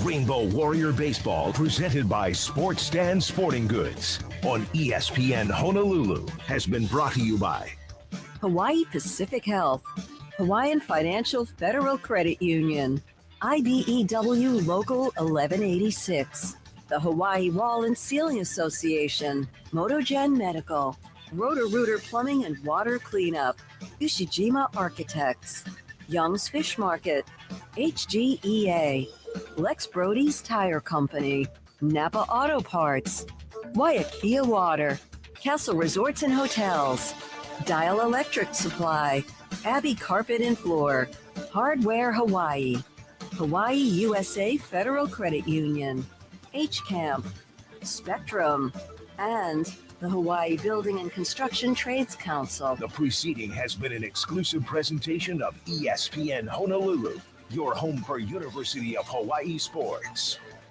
This has been a live presentation of ESPN Honolulu. We now return to your regular programming. I'll say this. When they traded for Mikal Bridges and OG Anunoby in those separate deals a year apart, and they paid very dearly for them, this is the kind of game that they traded them for. They needed them against Boston. They needed them to be able to defend these big giant wings. And Anunoby and Bridges were awesome down the stretch. Obviously, Brunson made plays, but having those wings made a huge difference in getting this victory. They had to win this game because Boston went 15 of 60. Like, that's what they went from 3 in this game. They're not going to do that again, but just looking at that number on the page, that is a plan that doesn't make a ton of sense if you're just going to keep chucking them and they don't go in. What do you make of that number on the page? Yes, so we know that the Celtics are a super high volume three-point shooting team. We know that they have games kind of like this occasionally. They've never been this bad before. And I've been at games, even in the playoffs, where they have bad three-point shooting games, and they'll come in after the game, and Joe Mazzulla and their players, Tatum and Brown, will kind of be a little bit defiant and say, well, this is our process. This is what got us to 61. This is what got us to the title. Not even they could do it tonight. They kind of went through the motions of saying, we got to look at the film, and maybe we're just a little bit too many threes. It was laughable, Scott. You got to have a plan B, man. 19 out of 20 shots were threes. Not only that, they would run actions that would get their players into matchups that they wanted. They would get Jason Tatum on Karl Towns. They would get Jalen Brunson defending Jaylen Brown. They, down the stretch, Tatum was on Mitchell Robinson. They did the hard work to create the matchup, and they would bail the Knicks out. And look, obviously that's the way they were built, but when you've missed 43s, continuing to take them, not the best plan. So this is a one-off situation, but it was a one-off situation the Knicks took advantage of, and that's the most important thing right now. See what happens in Game 2 coming up on Wednesday. Sports Center all night, ESPN Radio. They leave Nembhard open, and they pay the price. This is the best team in our conference. They play very hard. They don't lose a ton, so they're going to respond. I haven't heard many people that gave us a chance in this series. We got to use that as some level of motivation.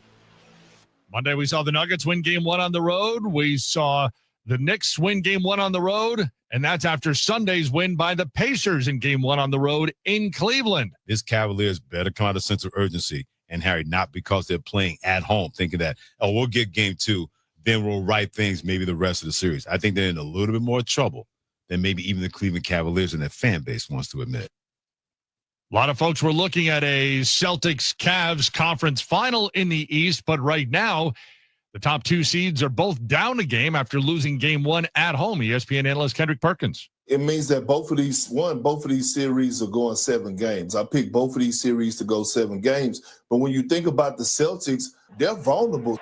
They're dealing with injuries. When it comes to Kristaps Porzingis, he hasn't looked right the entire postseason. He went out with an illness. Drew Holiday is battling some type of injury. Jaylen Brown, we know he's battling an injury with his knee. Tatum with the wrist. And right now is a golden opportunity for the Knicks to capitalize on this moment. But then when you look at the Pacers and the Cleveland Cavaliers, I'm looking at it, no Darius Garland. But we forget that the Indiana Pacers went to the Eastern Conference Finals last year. All their rotation guys know how to play playoff basketball. They play agenda-free basketball offensively. They scramble, they get physical defensively, and they came out with a major win. And I got to give credit to Tyrese Halliburton. His leadership, professionalism, the way that he led that team in game one, setting the table, picking and choosing his spots of when to score and when to let others cook was a beautiful thing to see. Pacers and Knicks both getting wins on the road in game one. Playoffs, of course, right here on ESPN Radio. All the postseason action presented by Indeed. Wednesday, game two for that Nuggets Thunder series at Oklahoma City, where Denver takes game one. Coverage 9 o'clock Eastern here on ESPN Radio as the second round series continue. The conference semifinals. Most compelling series? To the guys at PTI.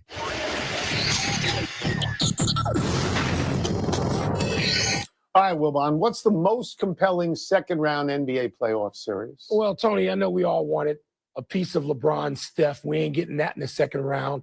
But I like all the series we do have in the second round. Indiana, Cleveland's already started. That's compelling because Cleveland's down after a home loss, 0-1. Boston, New York, I'm going to be front and center for some of that. I know, Mr. I-95, you better be all over that. I'm going to text you all night to make sure you're watching. OKC and Denver. Do people yet believe in OKC? I don't think they do to the tune that they should, but the one I care about the most is Golden State at Minnesota. Tony, if people think that the Lakers were vertically challenged playing against Minnesota, how about Golden State going against 7'1" Rudy Gobert? Julius Randle is 6'9", Jaden McDaniels is 6'9", Naz Reid is 6'9", and that didn't even consider the best player on Minnesota, Ant-Man, Anthony Edwards, who's about 6'5". They're long and athletic, and they're good, and they were in the conference finals last year, and Golden State's got their work cut out, and I cannot wait to see every minute of that series. Yeah, I knew you would pick that series. I really did. I find it, although I have a rooting interest in it for both teams, I find it the least consequential of the series because it could not provide an upset like all the other series can. If Boston goes down to New York, they're the defending champions. That is a huge upset. Yes. And especially since Porzingis, who was not really healthy last year, is healthier this year. Right. If Cleveland with 64 wins, if they go out to Indiana, that's a big deal. But to me, Mike, the biggest deal of all would be if Oklahoma City lost to Denver for a variety of reasons here. Oklahoma City has been a juggernaut all year. You said from the beginning of the year that you thought that they would win the championship, and they have lived up to all the raves that you gave them.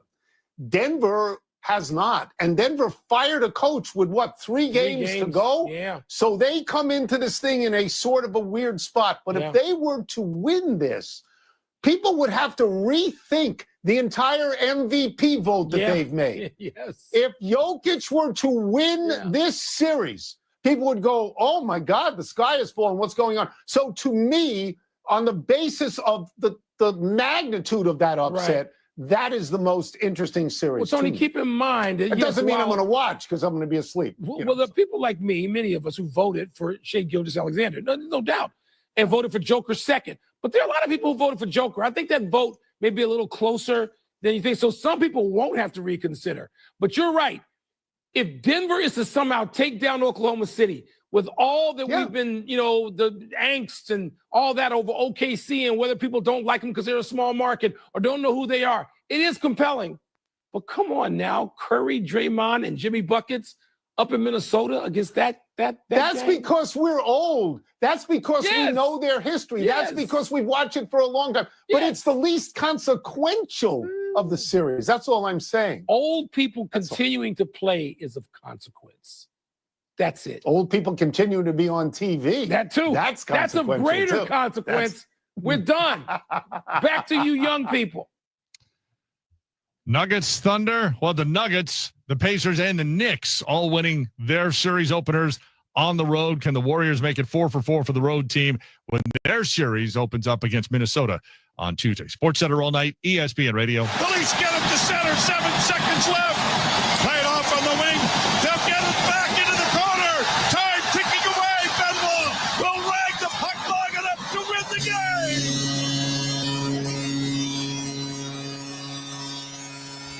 That was easy. This has the potential to be a long, difficult series. Road team tried to make a run in Toronto on Monday in game one, but the Panthers fall short against the Maple Leafs. Toronto hangs on for the 5-4 win. TSN 1050 with the call.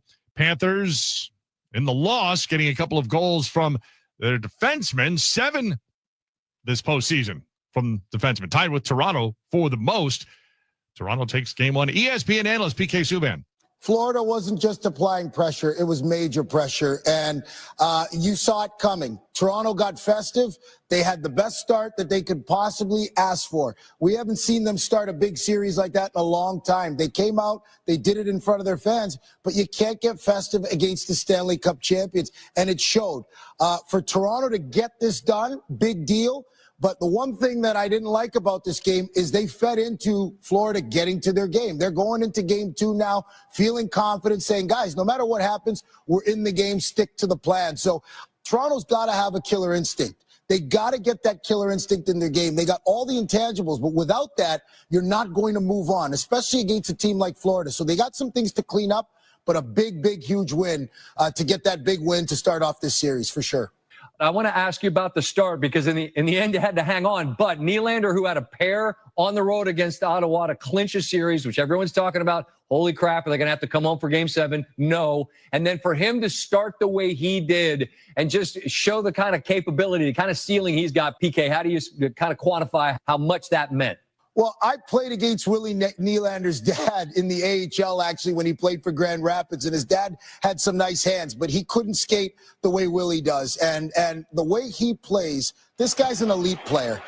The media, fans, everybody's going to talk about inconsistencies, but I'm going to tell you, when it comes to talent and big game players, this guy loves the moment. The bigger the moment gets, the bigger the game.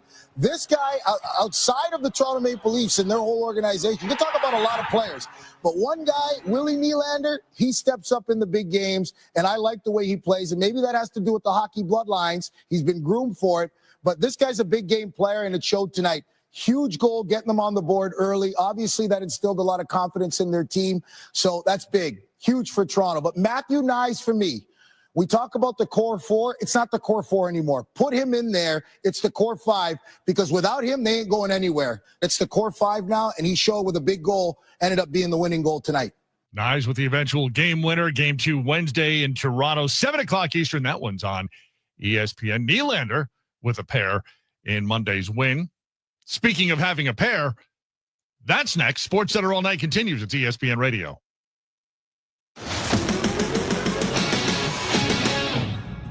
The NBA playoffs on ESPN Radio. Gilgeous-Alexander, open 3. Bang, he got it! From the play-in tournament. It really just felt like we had a second chance. Until a champion is crowned at the NBA Finals. You don't think we are headed for an amazing spring? I can't help you. Welcome to the NBA playoffs. Anything can happen. On ESPN Radio and on ESPN.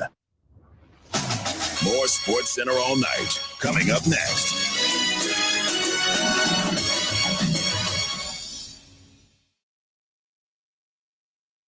Previously on Clinton and Friends. Stave is one of those sports words that you never hear that word outside of a sports context. The best stave moments are when someone is trying to stave off elimination and then they do, and then you can continue to use stave for the next couple of games. But when it gets tied, both teams are trying to stave off elimination. Now, see, that's where I actually think linguistically it doesn't make sense. All right, you're going to bring up linguistics? Okay. I'm just saying. No, it's all good. Clinton and Friends, weekdays from 10 to noon Eastern on ESPN Radio and on the ESPN app. Welcome to the show. Buckle up. It's about to get loud here. Where MLB stars flash unimaginable power. Wow. Unreal stuff. How good is this guy? And endless entertainment. Unbelievable. Where young trailblazers rock big speed, big swag, and big personalities. That's what I'm talking about. Welcome to MLB's Best. Sunday Night Baseball presented by Capital One. Every Sunday all season at 7 Eastern on ESPN. Tuesday on Joe and Q, the favorites in each conference have their first big test of the postseason. Plus, will the Timberwolves live up to their reputation as giant killers against Golden State? Joe and Q, 12 to 3 Eastern on ESPN Radio and the ESPN app. Exclusively on ESPN Plus, UFC 315, Saturday. 2 title fights live from Montreal. You keep me waiting. Reigning welterweight champion Bilal Muhammad defends his title against Jack Della Maddalena, and the women's flyweight title is on the line as reigning champion Valentina Shevchenko takes on Manon Fiorot. UFC 315, Saturday at 10 p.m. Eastern. Fight on ESPNplus.com/PPV. Hey, it's Evan Cohen. Coming up Tuesday, we'll react to 2 Game 1s and look ahead to the Warriors and Wolves. Can Steph, Draymond, and Jimmy do enough to slow down the Ant-Man? It's on Sportsmanlike 6 a.m. Eastern right here on ESPN Radio, ESPN2, and ESPNU. Sunday, it's a UFL doubleheader. More of what you love. First, the Houston Roughnecks take on the Birmingham Stallions at noon Eastern on ABC. To the end zone for the Roughnecks. Touchdown, Stallions. Then the St. Louis Battlehawks head to Memphis to square off with the Showboats at 3 p.m. on ESPN. Here come the Battlehawks, and the Showboats are in business. Spring football is heating up. The United Football League, Sunday at noon on ABC and 3 on ESPN. The Baseball Tonight podcast. The 30th anniversary of the first game at Coors Field. Man, there are so many stories about how from Buck Showalter to Jake Peavy to, others basically saying to me, look, it's just not baseball. It's not the same game. I'm not sure they're ever going to win as long as they play there because the game is so different. The Baseball Tonight podcast is on the ESPN app or wherever you listen to podcasts.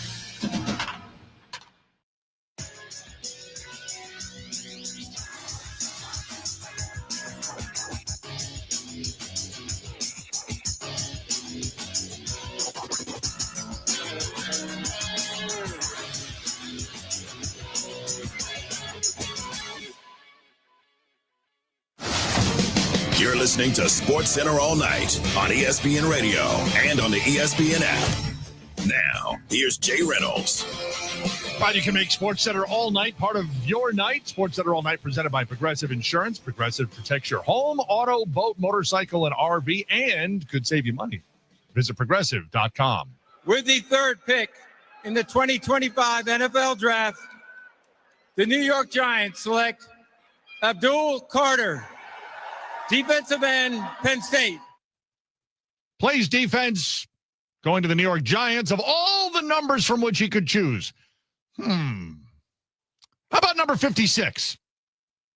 Lawrence Taylor says, excuse me, I don't think so. Abdul Carter says, okay, how about my college number at Penn State? 11. 2-time Super Bowl champion quarterback Phil Simms says, no. ESPN analyst Dan Graziano, Marcus Spears. The nerve of him to ask for that number. It is wildly, I'm going to use my astuteness. It is wildly inappropriate to ask to wear Lawrence Taylor's number as a defensive player for the New York Giants. Bro, you don't even want that type of pressure. That's number one. You'll say you do, but you don't want that type of pressure. The other thing is this, man, there are certain jerseys and certain people in this league that we need to stay away from and let that be the last time we see that happen in that organization. And Lawrence Taylor is one of there's a 1% of the 1% in the NFL, and he's the 1% of the 1%. Stay away from that number, bro. You're talking about a player, not just the greatest player in franchise history. I could argue that maybe the greatest player in the history of the league, Lawrence Taylor. So if you were Abdul Carter and you want, go find your own number. Go get that one retired. Be that great that they retire your number too. And somebody's asking about it, 20, 30 years from now. I get asking. I understand. I used to cover the Yankees. They had guys come through that they traded for and ask if they could wear number 3. And they were told, no, it's been retired for Babe Ruth for 50 plus years. It happens. Right. But I think, I think the right stance for the organization to take and for Lawrence Taylor to take is, no, I did that. It's retired because of what I did. Go do something. Let's get out in front of it and say probably not 92 either for the Giants. Sports Center all night, ESPN Radio. Speaking of New York, Mets, Diamondbacks. Swinging a high fly ball to right center field. Carroll going back. He'll turn and just watch this one fly into the pool in right center field. A 3-run home run for Francisco Lindor, his 7th of the